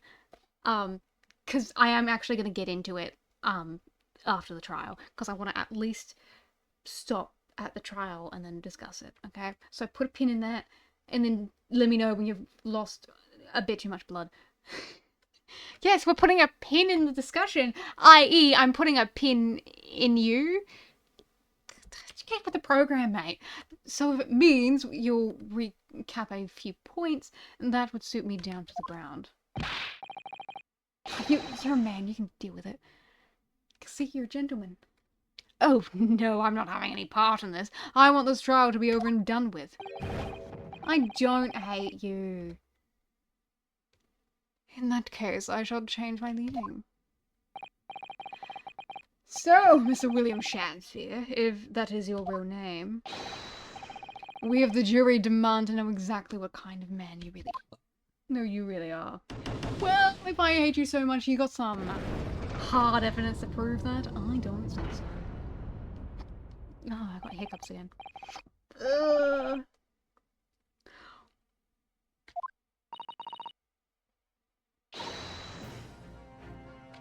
Mm-hmm.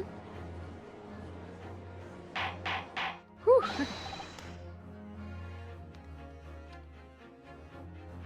I'm not the one who made that love meter, though. I'm not the one who made that. That's on Moopai. That's something you got to discuss with him. Look, I thought you guys were like chat married, so I'm not getting in between you and your lovers' quarrels, okay? Well, this is quite extraordinary, I must say. As a result, the defense's summation examination, the jury's leading has changed. Now only 2 jurors say guilty, whilst 4 say not guilty. Therefore, I therefore declare the court to be in a state of discord, and order the trial to continue.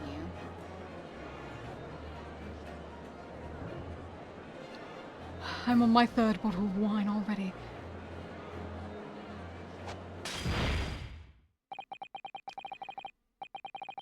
You have spoilt the bouquet, Mr. Shakespeare. The ladies and gentlemen of the jury now find they are unable to trust you, the victim. But you gods will give us some faults to make us men. So God mend me, I do swear.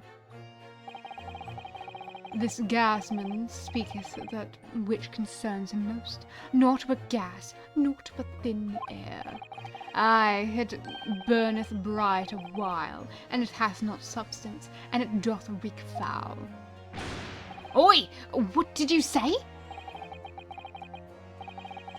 Do I take it, Mr. Shamspeare, that you deny the allegations of gas thievery? Most heartily, my lord. Hast thou forgotten I am seraph and angel, noble of mind, sweet of nature, and verily honest of heart? Ugh, you furry-mouthed pompous beanpole, just 'cause I haven't got the evidence yet. Mr. Shamspeare, if you, in fact, are not noble of mind, sweet of nature, and honest of heart, if you are a liar, then your testimony should have no sway in this court.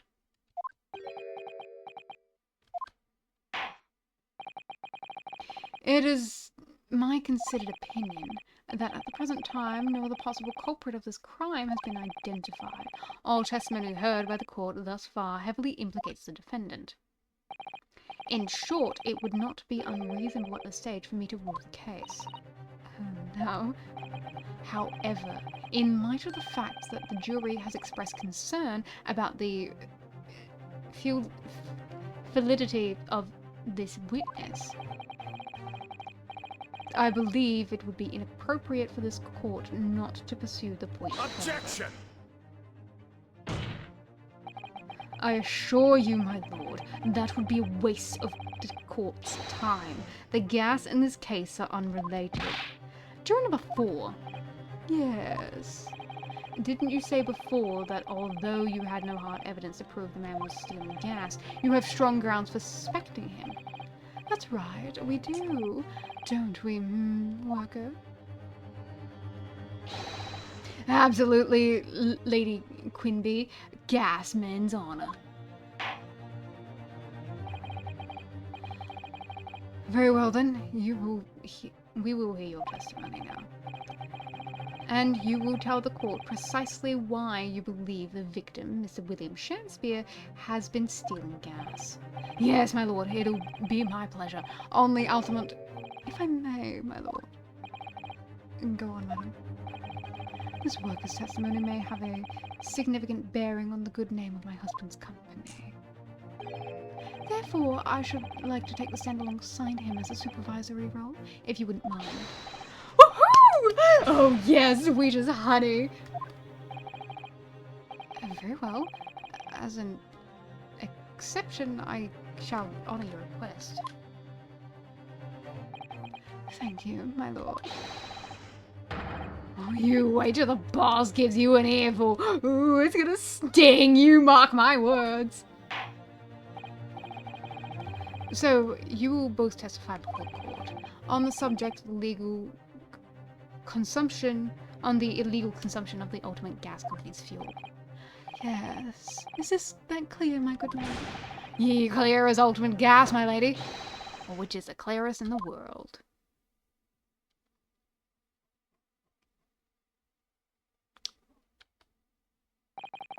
Do you think the gas has gone to his head, Mr. Sato?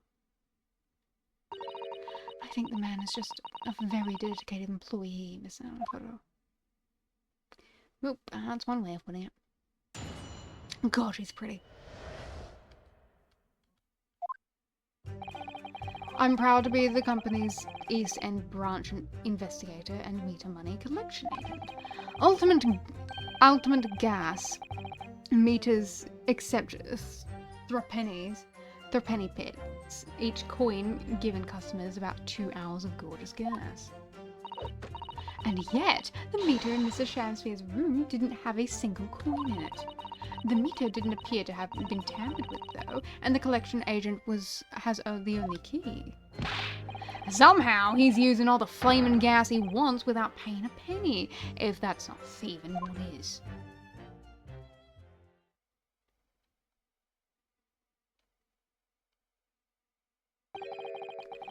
Pray, forgive me discourtesy. The irrelevance of this testimony caused me to turn my hallowed chalice. Oh, alcohol, my beloved. What do you mean by that remark, Lord Van Zix? Do the mustachioed Nipponese poison the gurgling excuse for an actor, or didn't he? That is all we should be concerned that should concern this court, and yet now we must listen to this abhorrence.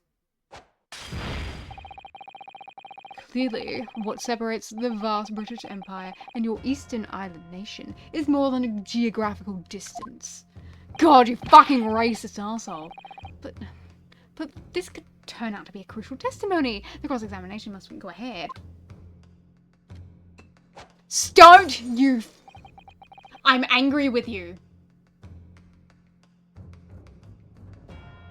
How dare you do that in front of me, bitch. Do what you will. Lord Van Zix appears to be in a violent mood. Yes, he does. Attempted poisoning and an incident of gas theft with no supporting evidence. It's true that they would appear completely unrelated at first glance, but I wonder the truth tends to be buried in the most unusual places.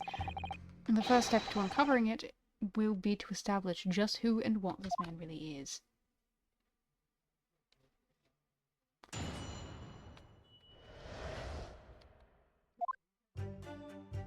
Alright. Okay. Be it the company's East End branch investigator, the meter money collection agent. Ultimate gas meters accept the penny each coin, giving customers 2 hours of gorgeous gas. And yet, the meter in Mr. Shamspeare's room didn't have a single coin in it. The meter didn't appear to have been tampered with, though, and the collection agent has the only key. Somehow he's using all the flaming gas he wants without paying a penny. That's not thieving, let me know what is. Hold it! There's only one key for all your meters. Well, in truth, there's another key in the company vault at our main office. But even if someone had somehow managed to get a hold of the key, we'd know if the coin box had been opened. Oh, how? I came up with a rather clever way to expose my little shenanigans, as it happens. Would you care to explain? Well, now, in order to empty a meter, you have to unlock the padlock and remove the cover.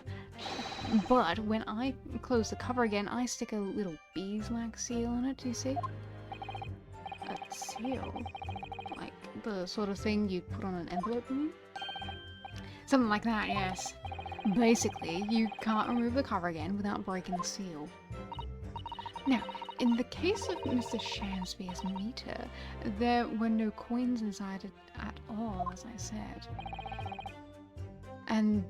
But the seal hadn't been broken either. So that would mean Mr. Shamspeare somehow managed to steal coins from inside the meter without opening it? It would seem so, but that would be impossible.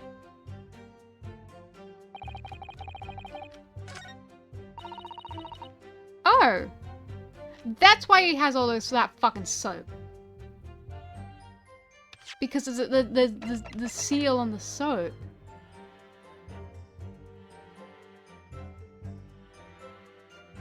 What a... Can't believe he's evading this shit. Can I just... Objection! No.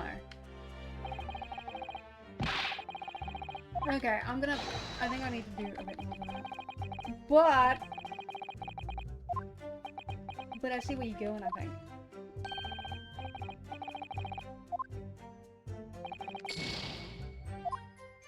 Thank you, George.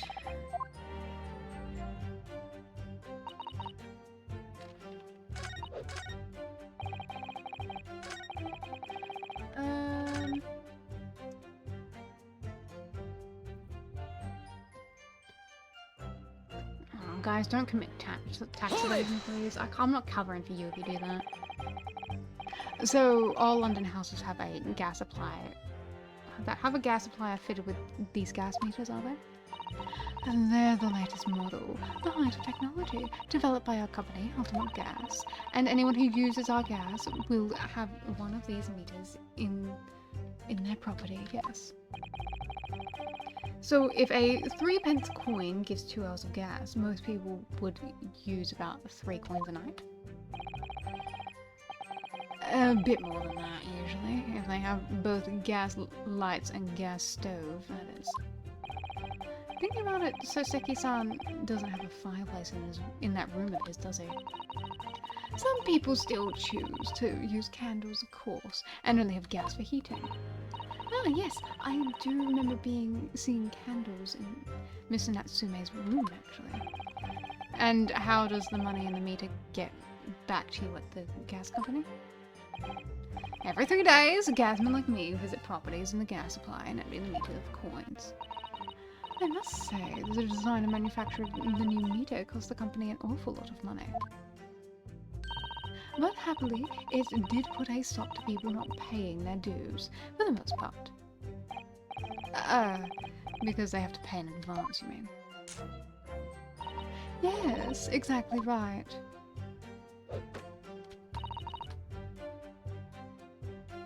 Hold it! Out of interest, how long has this been going on? Weeks and weeks. He's been pinching gas off of us for ages. And you've examined the meter in Mr. Shamspeare's room, I take it? Naturally. We took it off the wall and went over it with a fine-tooth comb. And found nothing suspicious at all, I presume? No, I'm afraid we didn't. Which is exactly why I demanded a new type of meter to be produced. One with an indestructible lock, the Shamspeare Special. Sounds like it would cost an awful lot of 3p pieces. But even after that, the rascal's meter was still empty. I'll never forget the humiliation. Even I opened the money box and found it bare. You what? He said. I said, you what? The look on his face and that smarmy smile of his. Pulled the meter straight off the wall and took it back to the office. But you know what? Nothing! Not a trace of it being jemmied open anywhere, not a single sign. What's happening is my salary as a result down by 3 shillings a day, that was. A life-threatening situation in a number of ways. Incidentally, what became of that meter? Nothing became of it. I've still got it. Oh? Right here. Oh, no wonder you Ayaluna meterman. I think it would be prudent for the court to sequester this item while the trial is ongoing. Alright, I'm gonna have a look at that, please. Definitely.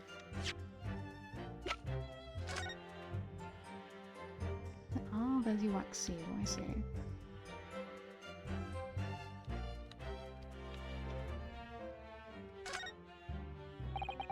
That's a very sturdy looking padlock, isn't it?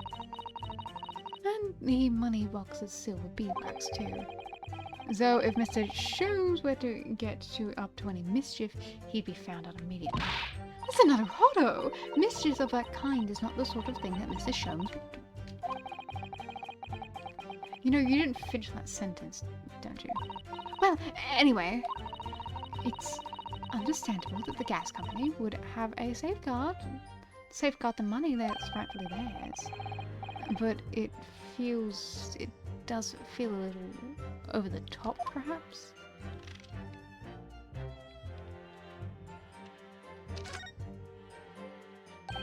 Oh, what's this? Have you spotted something, Mr. Monroe? Just there's a little hole, do you see it? Goodness, you're right. I wouldn't have noticed. It's a very neat hole, isn't it? Not professionally made, I'd say. So, you think it might have been opened by Mr. Shamsphere? Possibly. It seems the people at Ultimate Gas must have missed it. Well, it certainly seems to go all the way through to the inside. Yes, but there's no way a coin could fit through there. It's true, but even so, it seems more than a little suspicious.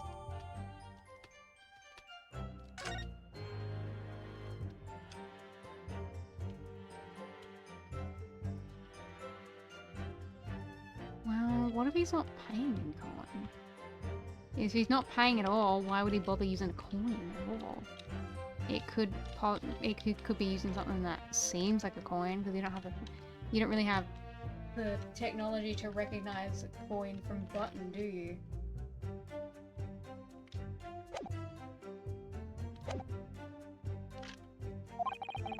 Although at first glance it doesn't appear to be anything unusual about it.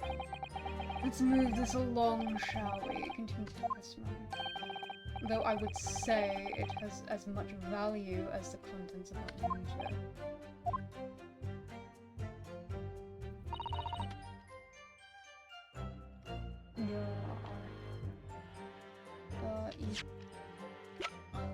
Objection!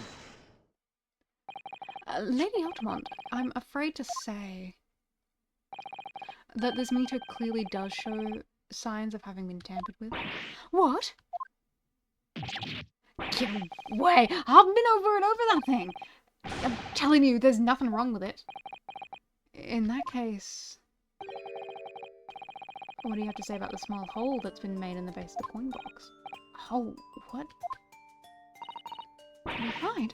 You're quite right. There's a little hole there. The meters aren't supposed to have that. None of the others do.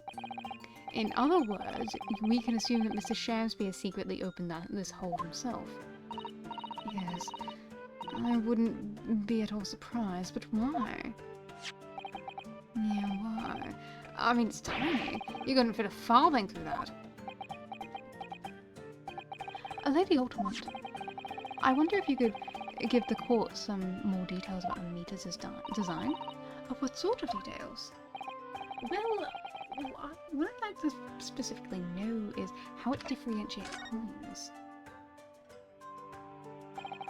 How does the meter tell the difference between different coins? Oh, what do you mean? Well, for example, if someone were to put in 1 penny coin, that wouldn't work, presumably, would it? No, of course not. So, well, how does the meter know what the coin has been fed is a 3-penny bit? Ah, I see what you're getting at now. The meter tells coins apart by their shape and size, which includes their thickness. A 3-penny bit is about 3/4 of an inch in diameter, you see? Each coin, other coins just won't fit. I see. It's clearly been very well thought out. The witness will amend her formal testimony with that information in case it is pertinent. Yes, you wish, my lord. Meter is designed for coins the exact diameter and thickness of a threepenny. Nothing else will fit.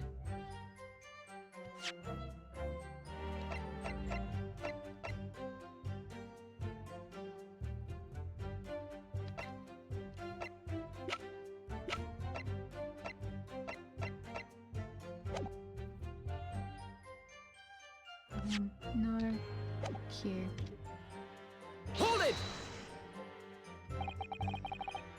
But conversely then, it would seem that anything matching a threepence coin exactly in terms of diameter and thickness could equally be used. Would that be true? Well, yes, in a way. The weight comes into it a certain extent as well. We've thought of that though anyway. If I find any fake coins inside the coin box when I meet it, the contract says the customer must pay 100 times the amount they did find. We live for the moments like that, as gasmen do live for them. It would seem the gas company has thought of everything. It's quite enough out of you. Remind me, how big are threepenny bits? About 3/4 of an inch across. What do you think, Mr. Naruhodo? Is 2 centimeters measurement significant? Or perhaps there's some other aspect of the meter's construction that we should be focusing on? Yes, you may be right. Perhaps I should try a different tactic. Like asking about whether the meter can be dismantled, for example.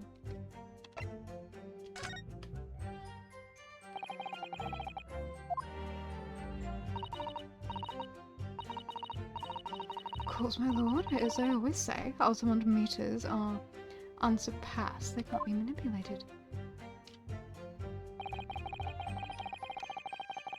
So...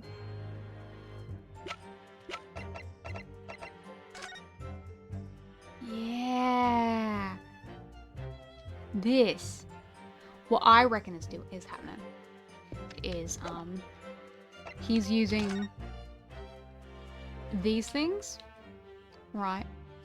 And then he's, putting a candle under it and, having the wax melt out of it. That's what I reckon's happening. Look, as far as soap, there's a circular depression on the side, 2 centimeters across, or 3/4 of an inch.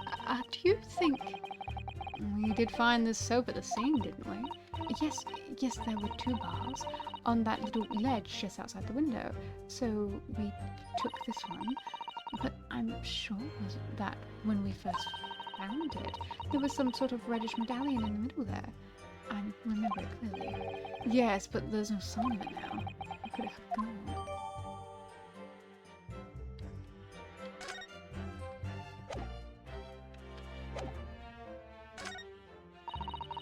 Meter is designed for clumsy exact. Nothing else will fit. Are you sure? Objection!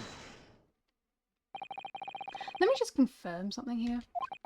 If the diameter and thickness were to be correct, the meter would accept any object as if it were a threepenny bit. Is that correct? Yes, that is correct. Well, by something of coincidence, while we were there investigating Mr. Shamsphere's room, we found a particular item that matches the dimensions perfectly. Something the same size as a threepenny bit. What was it? The item in question is this. What? Have you been inhaling gas as a bar of soap? It certainly looks nothing like a threepenny bit, I must say. But I'm going to have to point out exactly what I mean here. So important about the soap is this part here. Got it! You have to turn over the soap and see what I mean. Are you referring to this round depression in the middle of the soap here? That's right, a depression that's approximately 3/4 of an inch in diameter. Or in other words, almost exactly the same size as the threepenny bit. Get away! Does anyone here present have in their possession a threepenny bit? Quickly now, hand over your coins, ladies and gentlemen. That sounds rather like highway robbery, doesn't it?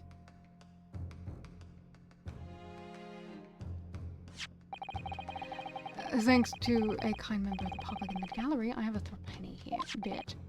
Now to see if it fits. My word! Couldn't be more snug. Yes, as I suspected.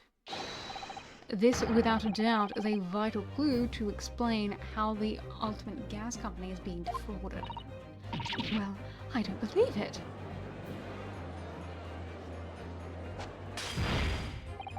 So, your assertion amounts to what? That some inferior bar of soap has a tentative connection to a theft of gas? Yes.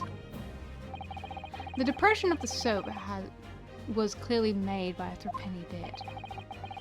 Must concur, at least, that pushing a coin with some force into a poor quality bar of soap such as this is a remarkably simple way of replicating the coin's shape. And you could use, well, some melted wax or something to pour into the mug. You could make fake coins in no time.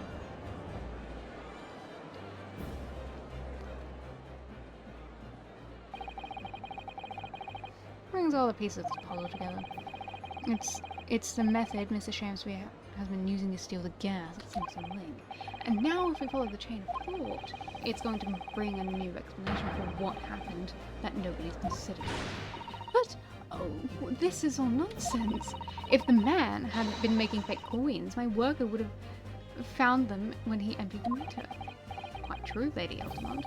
In the absence of some black magic, that could have made them disappear. I see. That's what we're dealing with, is it? There is one form of black magic that could cause the fake coins to disappear into thin air. Exactly. And the meter here gives it away. What on earth? The remnants of this magical method used visible in the gas meter taken to the victim's room. If that is your assertion, counsel, the defense will identify these remnants for the court at once. Where on the meter can the remnants of the method used to make the fake coins disappear be? Like, where else would it be other than... Got it! We found this bar of soap at the scene of the crime just outside the witness's window. The victim's window. Outside? Yes, outside, where you yourself, Mr. Meterman, were loitering in the freezing winter air. That's where we found the soap. I get it. That's right. The answer, of course, is ice. Did you say ice?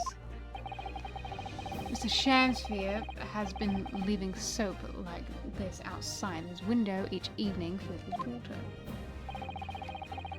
After a night outside in the bitter cold, the water is completely frozen solid the next morning. Then he takes his fake coins of ice and feeds them into the gas meter, giving him light and warmth in spades. As his room becomes very comfortably warm, the ice now inside the meter's coin box melts, turning back into water and draining harmlessly away through the small hole made on the underside of the meter. That is how, without using any evidence of his wrongdoing, this man has been stealing ultimate gas.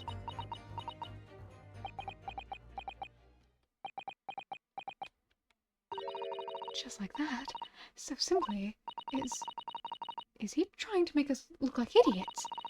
He's been fooling us with some bars of soap and some water? That's right, madam. I don't believe it. It can't be true. So, do you have any idea how much money we spent to develop the new meter? And how now you have the audacity to suggest that a bit of soap and some water can render it totally useless? I am fairly sure I didn't design it. Evidence. Sorry. I want evidence. If you're going to stand there and tell me our meters are rubbish, I want to see proof. She's very good at enforcing accountability, isn't she?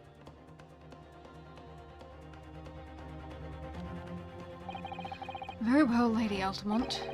If you'd like evidence, I'll provide it. What? This is an avocado. Are you saying you do actually have evidence to support the theory? I did notice a trace of something that bothered me a little at the time. And I have a feeling that the theory we've come up with now could explain it. Piece of evidence that substantiates the theory about Mr. Shakespeare's stealing bananas is... Take that! This is a photograph of the scene at the point where the victim was discovered, taken by Inspector Gregson, and it clearly shows the remnants of the crime carried out by Mr. Shakespeare. What remnants? Here you can see the gas meter on the wall in Mr. Shakespeare's room. Now look closely at the floorboards directly underneath the meter. What? What is that? Some kind of grubby stain. Almost certainly it's a water stain resulting from the liquid that drained out of the hole made by the meter. If one coin gives around 2 hours of gas usage, the occupant was heating his room in all his waking hours. We can imagine he would have used around 10 of his fake coins each day. And melting ice inside the meter's coin box would have been dripping out almost constantly, leaving a stain on the floor. This is awful. And there's further evidence too. Mr. Shakespeare slumped over the table, apparently having consumed strychnine. And right there next to him is a bar of soap, broken in half. You're right. It appeared to me then, Counsel, that the man was eating the soap, was he not? Pardon me for disagreeing, your lordship, but certainly not. He didn't beat around about the bush there, did he? In truth, Mr. Shakespeare was found with a fork in his hand. A meal of soup is... Did you mean to say he was using a fork too? Yes. To extract a frozen coin from the bar of soap. But the bar broke in half.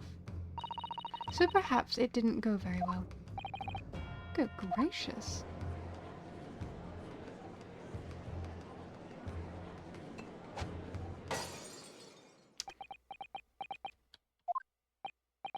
Lord Van Ziggs.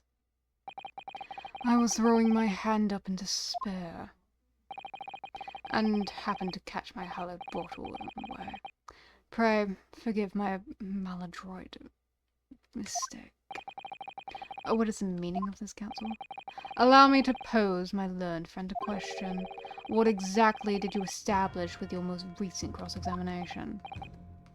Well, that Mr. William Shakespeare is a liar and a thief. In other words, that his testimony is unreliable. That's it. That's exactly it.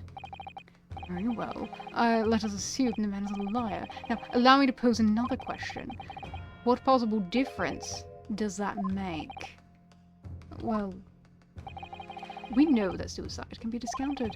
Scotland Yard's investigation revealed no sign of another vessel that contained poison.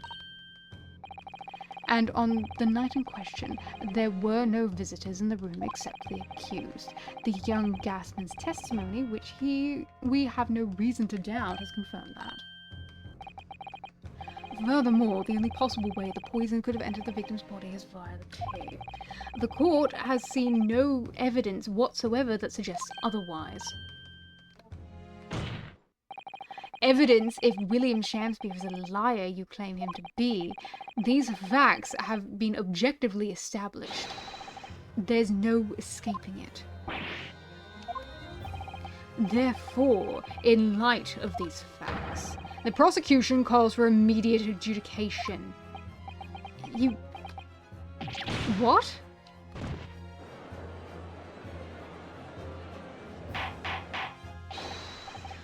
Order. Well, counsel, how does the defense respond? Mr. Naruhodo? What was the point of the last cross-examination? Did it actually get us anywhere? Or did it make no difference at all, like Lord Ramsakes is saying? Fuck if I know, mate. I mean, with these, you're almost always meant to raise an objection, so. No, this isn't over. The defense will not rest. What? But counsel, you've successfully explained everything. You've identified this and substantiated the unscrupulous method employed by Mr. Shamspeare to consume gas. What more is there to discuss? Lord Van Zeeks had just highlighted 3 facts in order to make his point. But contrary to what he would have the court believe, not all of them have been objectively established at all. What are you trying to say, my Nibonese friend? At least one of those so-called facts is an assumption made due to a lack of evidence. But the situation has changed now. Following the cross-examination, the latest witness to take the stand. Don't be absurd. What is this nonsense? Yes, when you bring everything we've learned so far together and consider it as a whole, it's clear. There's a question that we need to reconsider, namely, was the poison in the tea? We've all been led to believe that the strychnine poison that afflicted Mr. Shamspeare was in the tea brought to him by Mr. Natsume, but that's conjecture at best. Objection! The victim has testified that nothing else passed his lips that night. There is no other possibility. And since there was no trace of tea left in this scene, it couldn't be tested for traces of poison. As I said, the situation has changed, because in fact, some of Mr. Natsume's tea was left at the scene, and a particular piece of evidence proves it. Objection! Ludicrous claim. Scotland Yard detectives investigated the scene exhaustively. What evidence are you suggesting they missed? The defense has made a bold claim indeed. Very well, counsel. Present your proof. What evidence from the scene of the crime can tell us the nature of the defendant's tea? Would it not be teacups? Take that! Okay, no.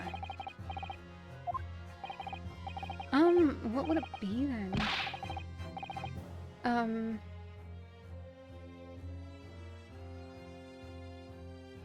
Oh, right, because these bars of soap are, being used to make fake coins, but, there was a red medallion in it, so that was probably tea.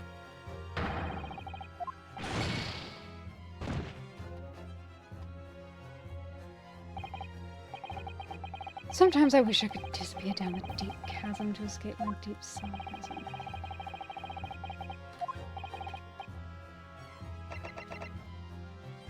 Take that! Good gracious! The soap again? The same bar the victim used to fashion his coins of ice. Yes, that's right, my lord. It's just come back to me. Something about when we first found the bar of soap at the scene yesterday. It's more bars of soap.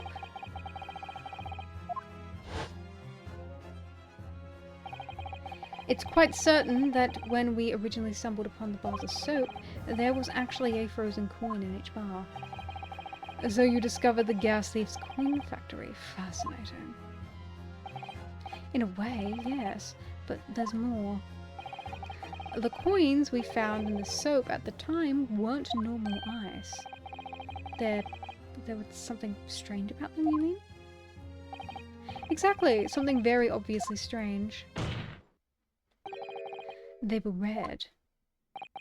The ice was red. No, you mean...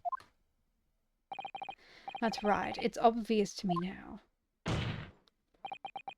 The fake coins in the soap were made from frozen tea. I would remind the court that a statement made by Mr. Natsume earlier in the trial. That evening, yes, I did take some freshly brewed tea with me when I visited Mrs. Shamsby's room as a gift. The public water pump outside always freezes at night, so I bought a bottle of water especially to make it.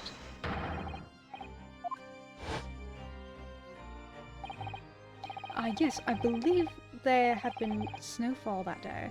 It was particularly cold. Sadly, on such occasions, the poorly constructed water mains in the East End are prone to freezing.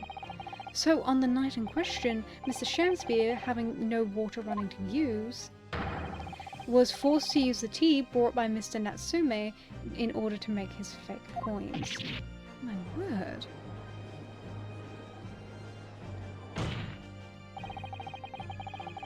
There were 2 bars of soap on the window ledge when the judicial assistant and I investigated the scene. That's right, and we only borrowed one of them. Which means that even as we speak, some of the defendant's tea is still present at the scene of the crime, frozen solid in a bar of soap outside Mr. Shamsby's window. Extraordinary. Earlier today, Inspector Gregson informed the court that if even 1 drop of tea remained, Scotland Yard would be able to analyse it for poison. As such, we are now in a position to prove or disprove what has until now been mere conjecture, by finding out for sure whether or not Mr. Natsume's tea actually contains strychnine at all. You smug Nipponese! My lord, we cannot do the defendant the injustice of passing judgment now. The police should be dispatched to recover the remaining bar of soap from the scene at once, and the defense requests a thorough analysis of the frozen tea embedded in it, and to determine whether or not it contains any poison. Bailiff, instruct the police to attend the scene at once. Yes, my lord, understood.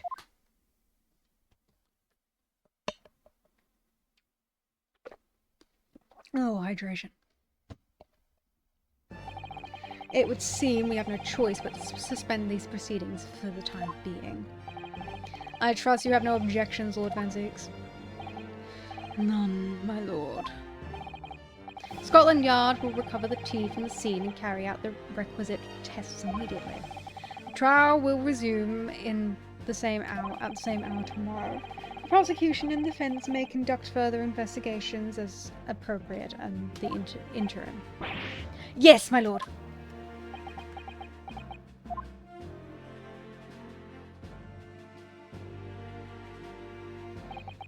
Well, we managed to scrape through there somehow. Thank you, counsels. Court is adjourned until tomorrow.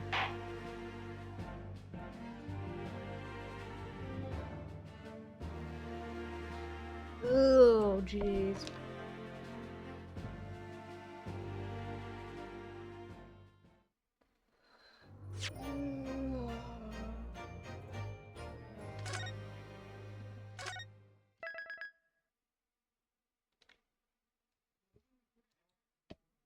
Okay, it's discussion time, I guess.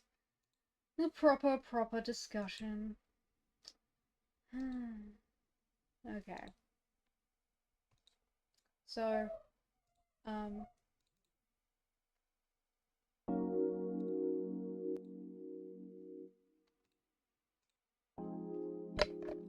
here are my feelings. Okay.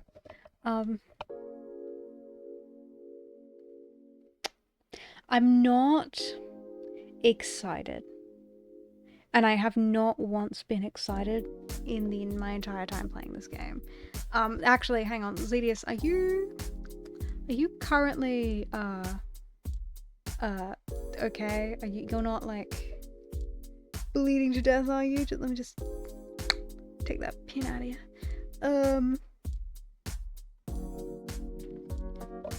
Yeah, you still got that pin, you're not bleeding to death, that's good.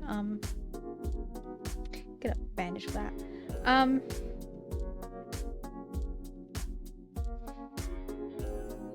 I feel like you're feeling like this mostly because of the first 3 Great Ace Attorney Adventures cases. Such a bad impression of them that it feels like everything else is tainted in your eyes. No, I'm giving you a bandage because as we're coming back to this fucking discussion. So it's kind of that. I feel like I was unnecessarily harsh with the first 2 cases because I was not, because my brain was not there, let's say, without going into detail. And then after that, I was trying really hard to, like I acknowledge that I felt like I was being unreasonable, and I tried really hard to enjoy what the other games were doing, what the other cases were doing. I tried really hard to like be excited. I am 100% honest when I say that I want to be enjoying this. Like every time I talk about how I'm hopeful about what the next case will bring, I mean it. And every time I am left severely underwhelmed. Like, I was excited for the 3rd case. I was excited to meet the prosecutor, and I was hoping that things would like pick up a bit. Like, tutorial case 1 and 2, fucking 6 hours of like of like getting to understand mechanics and some vague things. And so case 3, I was like, maybe fine, like good. I get to like meet the prosecutor. Things always pick up when you meet the prosecutor, right?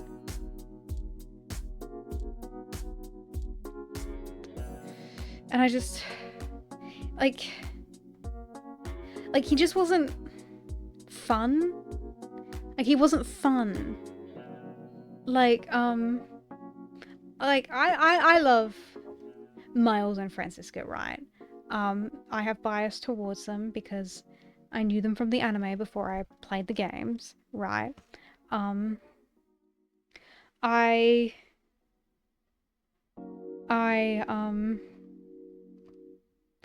My feelings on the Godot kind of fluctuated, but I still enjoyed hanging out with him. I liked Gavin. I thought Gavin was cool. I made fun of Black Will a lot, but he's become one of, if not my favorite prosecutor. And Sad Marty is Sad Marty. Sad Marty's at least entertaining. Like, Van Zieks isn't a bad character at all.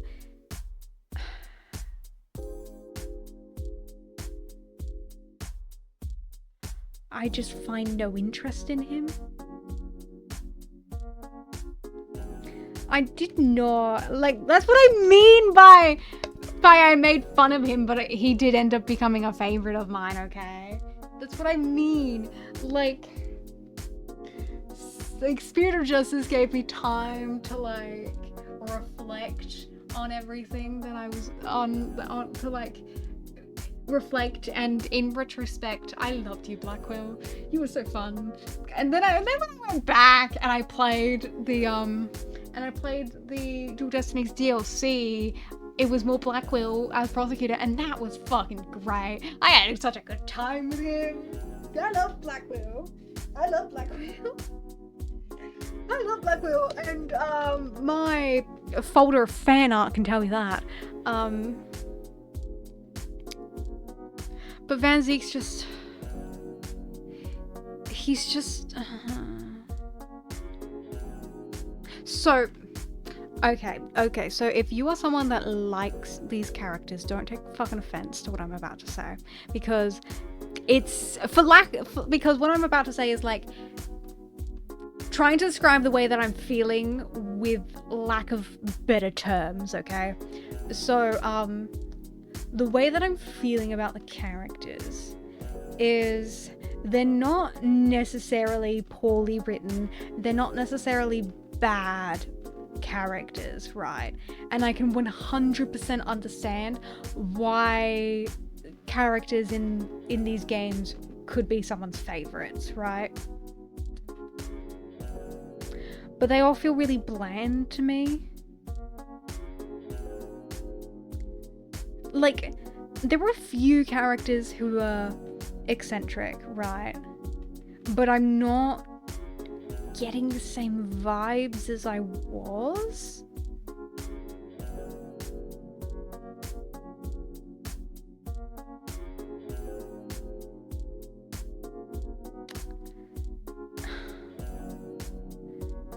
You need all your characters being over the top. I don't need them over the top. I just need them... I think part of my problem is that the general vibe is different.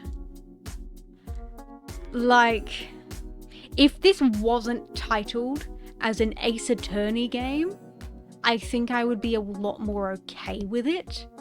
But because it is in title an Ace Attorney game, my brain is comparing them to all the other Ace Attorney games, and I'm like, okay, but this is just, it's so much, it's taking itself too seriously for me. And a serious game and a serious murder mystery isn't a problem at all. But that's not why I like Ace Attorney. I came here because I was promised gay lawyers. I'm not getting any gay fucking lawyers in this game, am I? I'm getting political conspiracies and racism.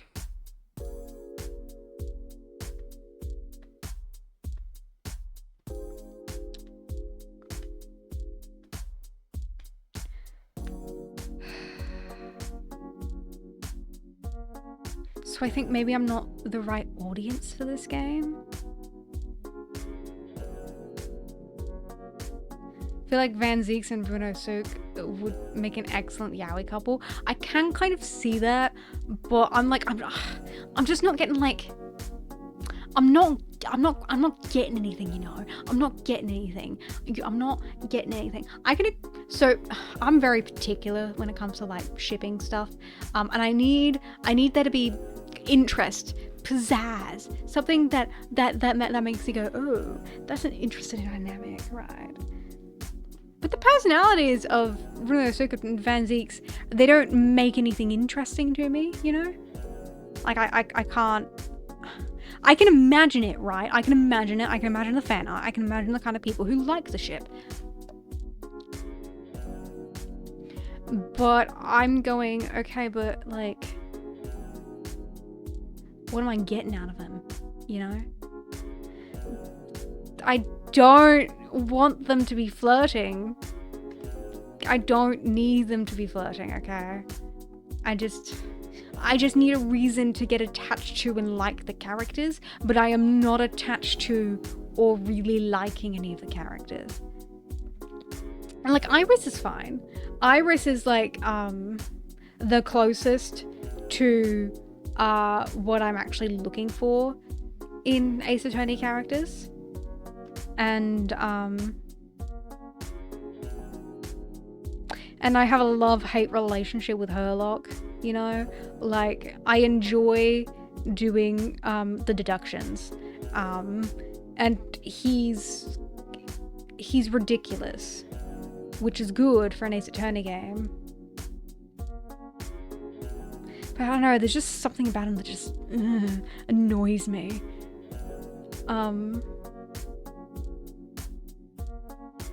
Most of my hate most of my hate for Herlock did come from Case 2, and which is but the fact that I've admitted that he's okay to hang out with is proof that I have come around from that and know in retrospect that I was being mean to him for no reason.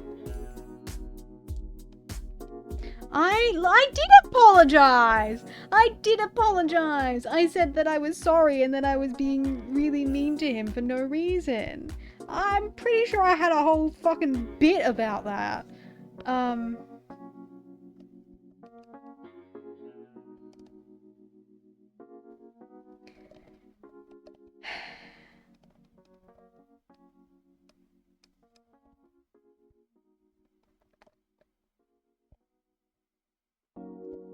Like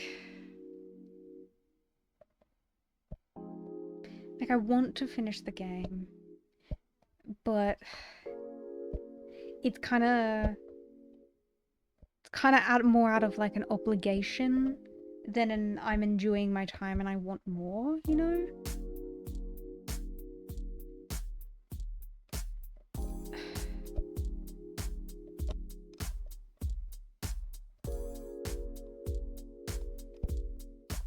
Like,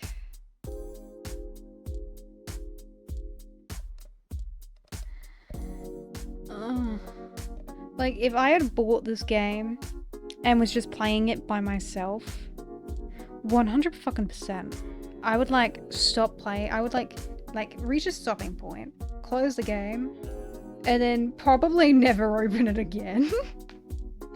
And I'd keep being like, oh, I should finish the game, and then I just don't. That seems like something that will probably happen with this game.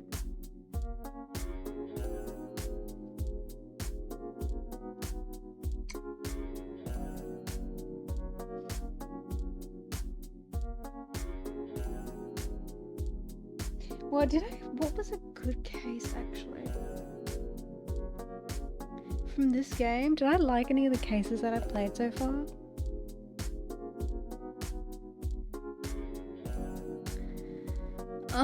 What were the cases again? There was the tutorial, and the tutorial.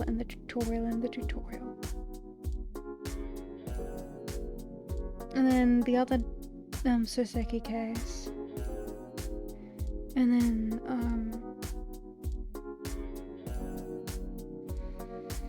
Gina's case.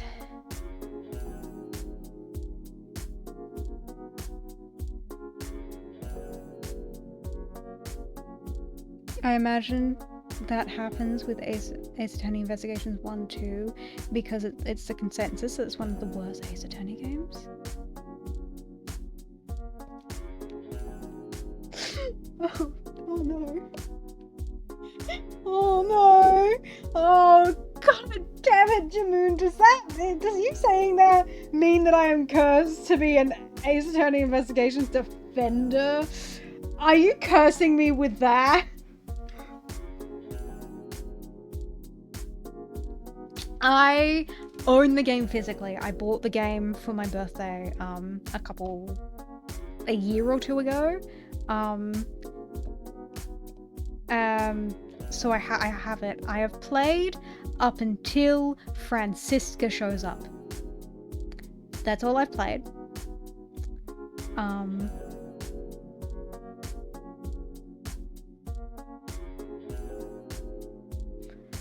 Ace Attorney 1 has a very severe case of third case syndrome, but also with the investigations games, I keep seeing fan art of investigations characters, and by fucking god, I need to know what the fuck these guys are about. I don't know who any of these people are. I don't know who you are. I don't know who the kid is. I don't know who this lady people like is. I don't know who this other guy is. I don't know. Look. All I'm saying is this character keeps getting drawn with Manfred von Karma, and I don't know who he is, but I need to find out. But here's the thing, guys. Sure, we're all saying it sucks, but I get to hang out with Miles Edgeworth, and I get to see Gumshoe again. And I love Gumshoe. So I don't care. It's basically Justice for All without the great ending. But I liked Justice for All cases. I liked those cases. I thought those cases were kind of neat. Those are good cases. Fuck. Oh, the other reason that I want to keep playing this game is because I was promised a hot lady, and I want to know who the hot lady is. But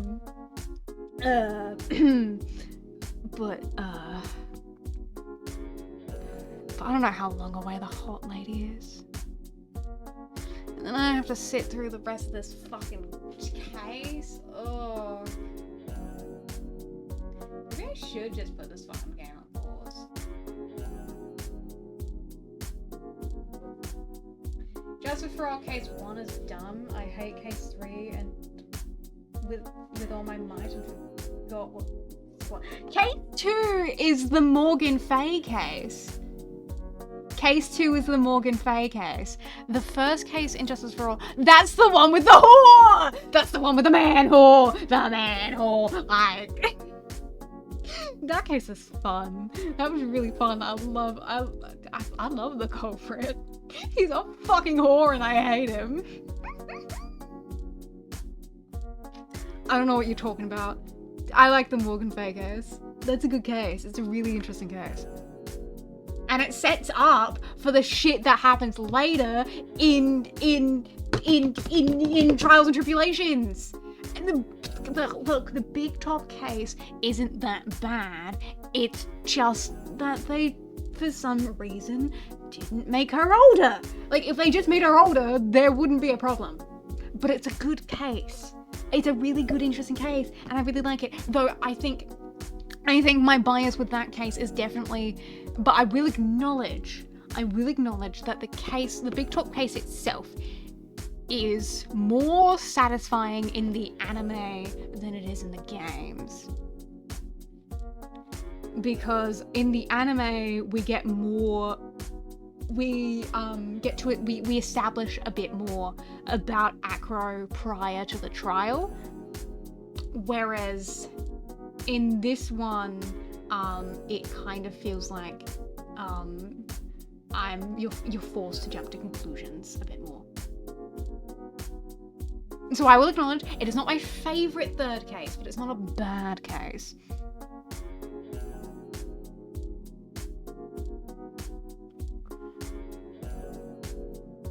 Damn, you hate every character in the bit. You know what? Fair enough. You don't have to like any of them, honestly.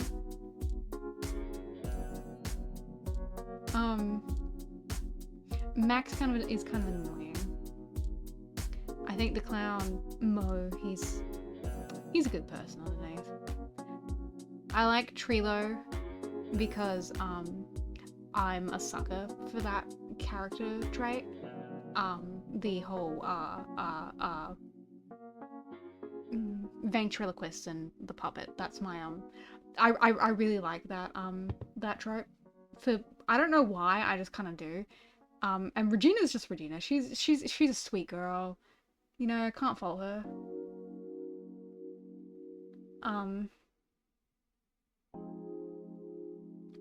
No, I'm not gonna sit here and pretend that Big Top is the best third case, because it's not. But no, I still enjoyed it more than I've been enjoying these games.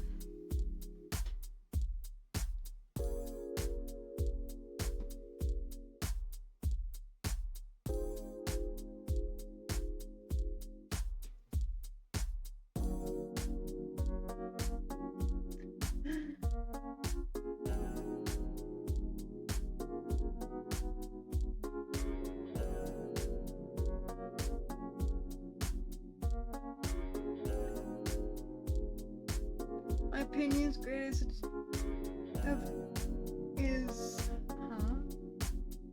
What do you mean? One is fine, not that memorable beside the last case.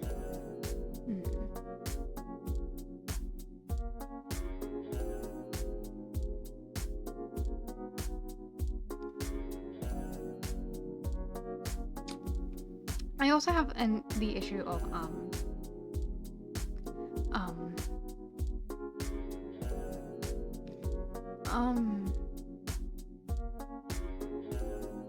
breakdowns. The severe lack of breakdowns. That's like a whole thing in Ace Attorney. It's like core mechanic, and it's just fucking gone. It's just the identity of the game has just been stripped away for murder mystery, and like that's not necessarily a bad thing. Like I'm glad he got to make a game that he wanted to make, but it's not what I came here for. It's not what I came here for. 2 is really good, but the last 2 cases steal the spotlight of the other cases. Which is such a fucking issue though. If all the cases are kinda garbage until the last 2, I don't want to have to sit through it all just to see what everyone cares about, you know? I guess case 1 is fine. It's not bad. But like...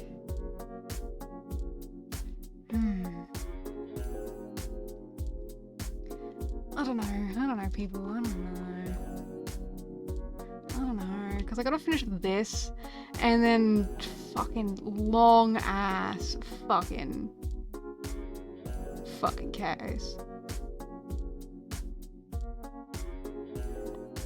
And then investigation, trial, investigation. And then, it's one big case split up into 2 chapters. I see.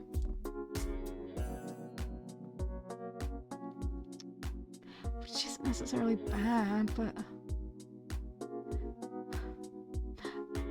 I am 4 parts into this whole game and I'm already like, I don't want to play it anymore. And you expect me to sit through all of the rest of this? Oh, jeez. I really do have bad taste, guys. I've got terrible taste.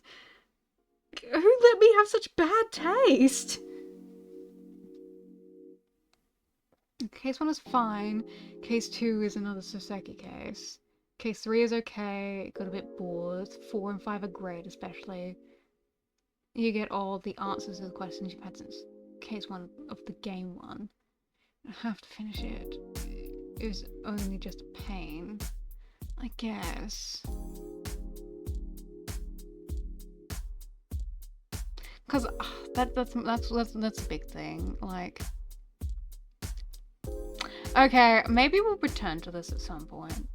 Maybe I'll come back to this at some point.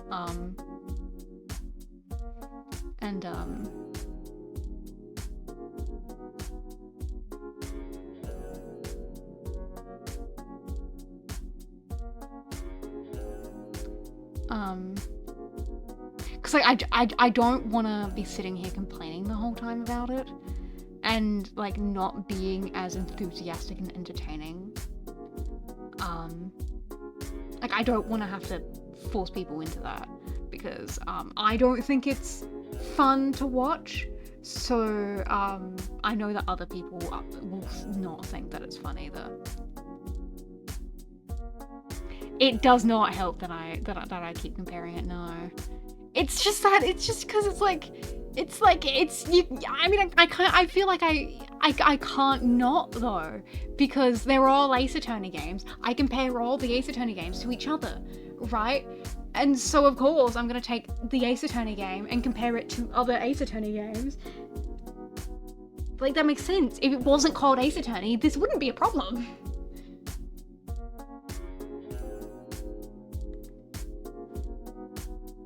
I'm so sorry. Oh, I feel like such a jerk. Oh.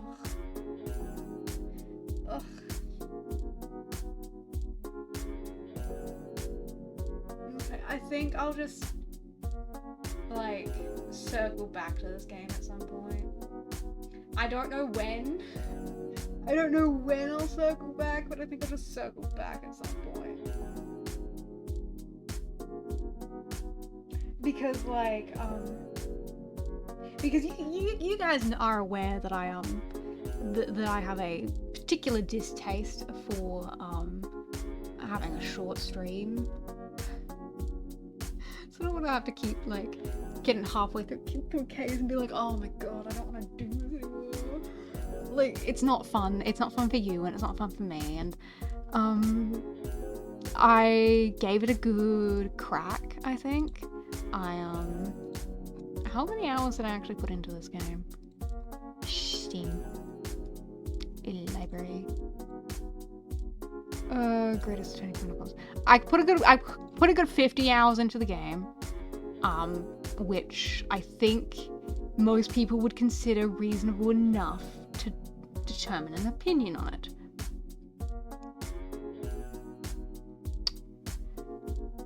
And I just... I'm so tired, guys. I don't want... I'm so tired. I'm already so fucking tired of this game. Okay, look, if one of you wants to if you, I don't know if I'm gonna, maybe I'll like look into spoilers and try and like get myself excited. Maybe that'll help get me excited if I look up spoilers, because that sometimes works.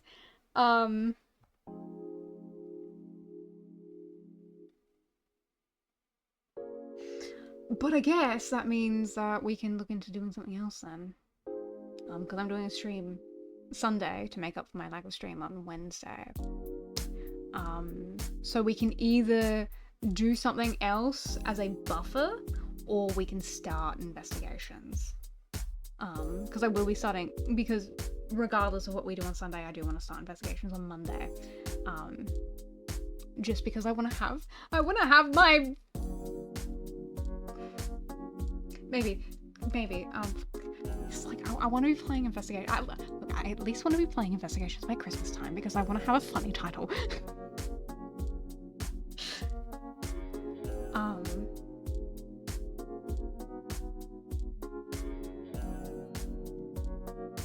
Yeah, I am.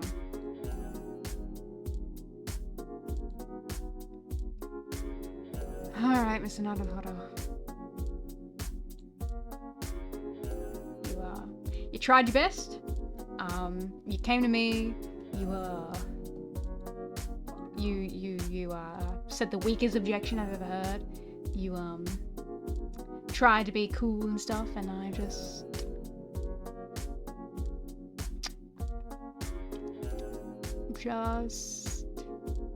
couldn't find a reason to care, I guess.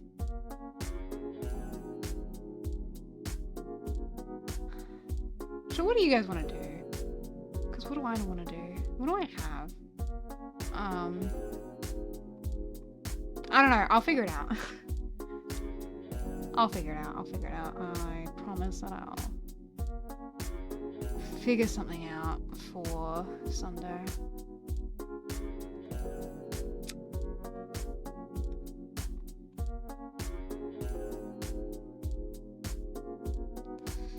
God, it's getting hot. It's summertime.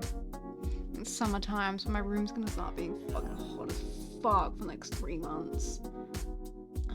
Cause I live in a box. I live in a fucking box with no windows and shit. A shitty ass fan. So, I might have to do some experimenting with the mic to see if I can get away with having a fan on sometimes.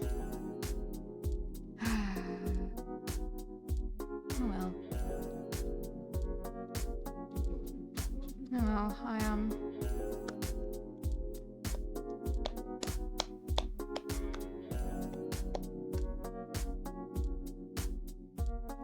Really? You've been having fun watching it?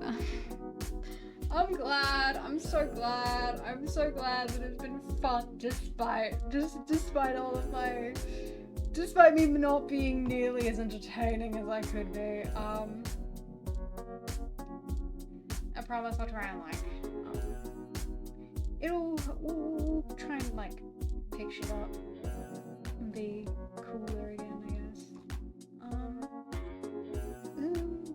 Be going.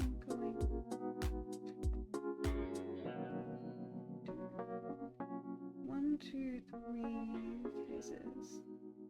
1, 2, 3 cases. Then I'd be finishing investigations by Christmas.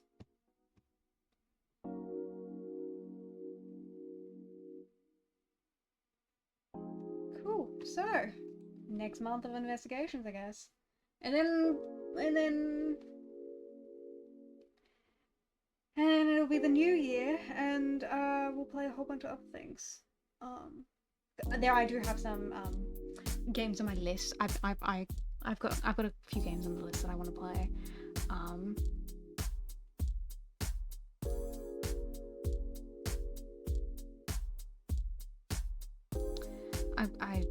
I bought a couple games to play.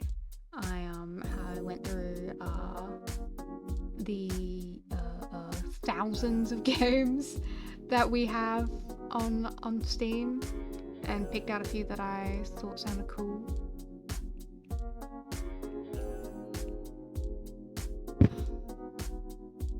Well, how about we pick up the energy? We'll pick up the energy. We'll do better later. It'll be cooler. I'm glad you guys stuck with me while I was doing this shit, despite everything. I'm glad you guys still enjoy me enough to sit through me complaining I'm such a jerk. Yeah, no, I'm gonna look into how things are going with what things to do afterwards. I'm gonna come up with a schedule. Oh, by the way, my schedule might change in the new year, but I will let you know beforehand about those changes. This is just pre-warning. You've still got 2 months of normal scheduling, but it might change in the new year. I might have to switch a regular day around, but I'll tell you about that later. Thank you for being here, despite everything. I usually stream Monday, Wednesday, Friday, Australian Central Standard Time at 9 o'clock in the morning. I release my VODs on the Wednesday and Saturday, and we're so many behind. I need to pick that up and release more VODs every week.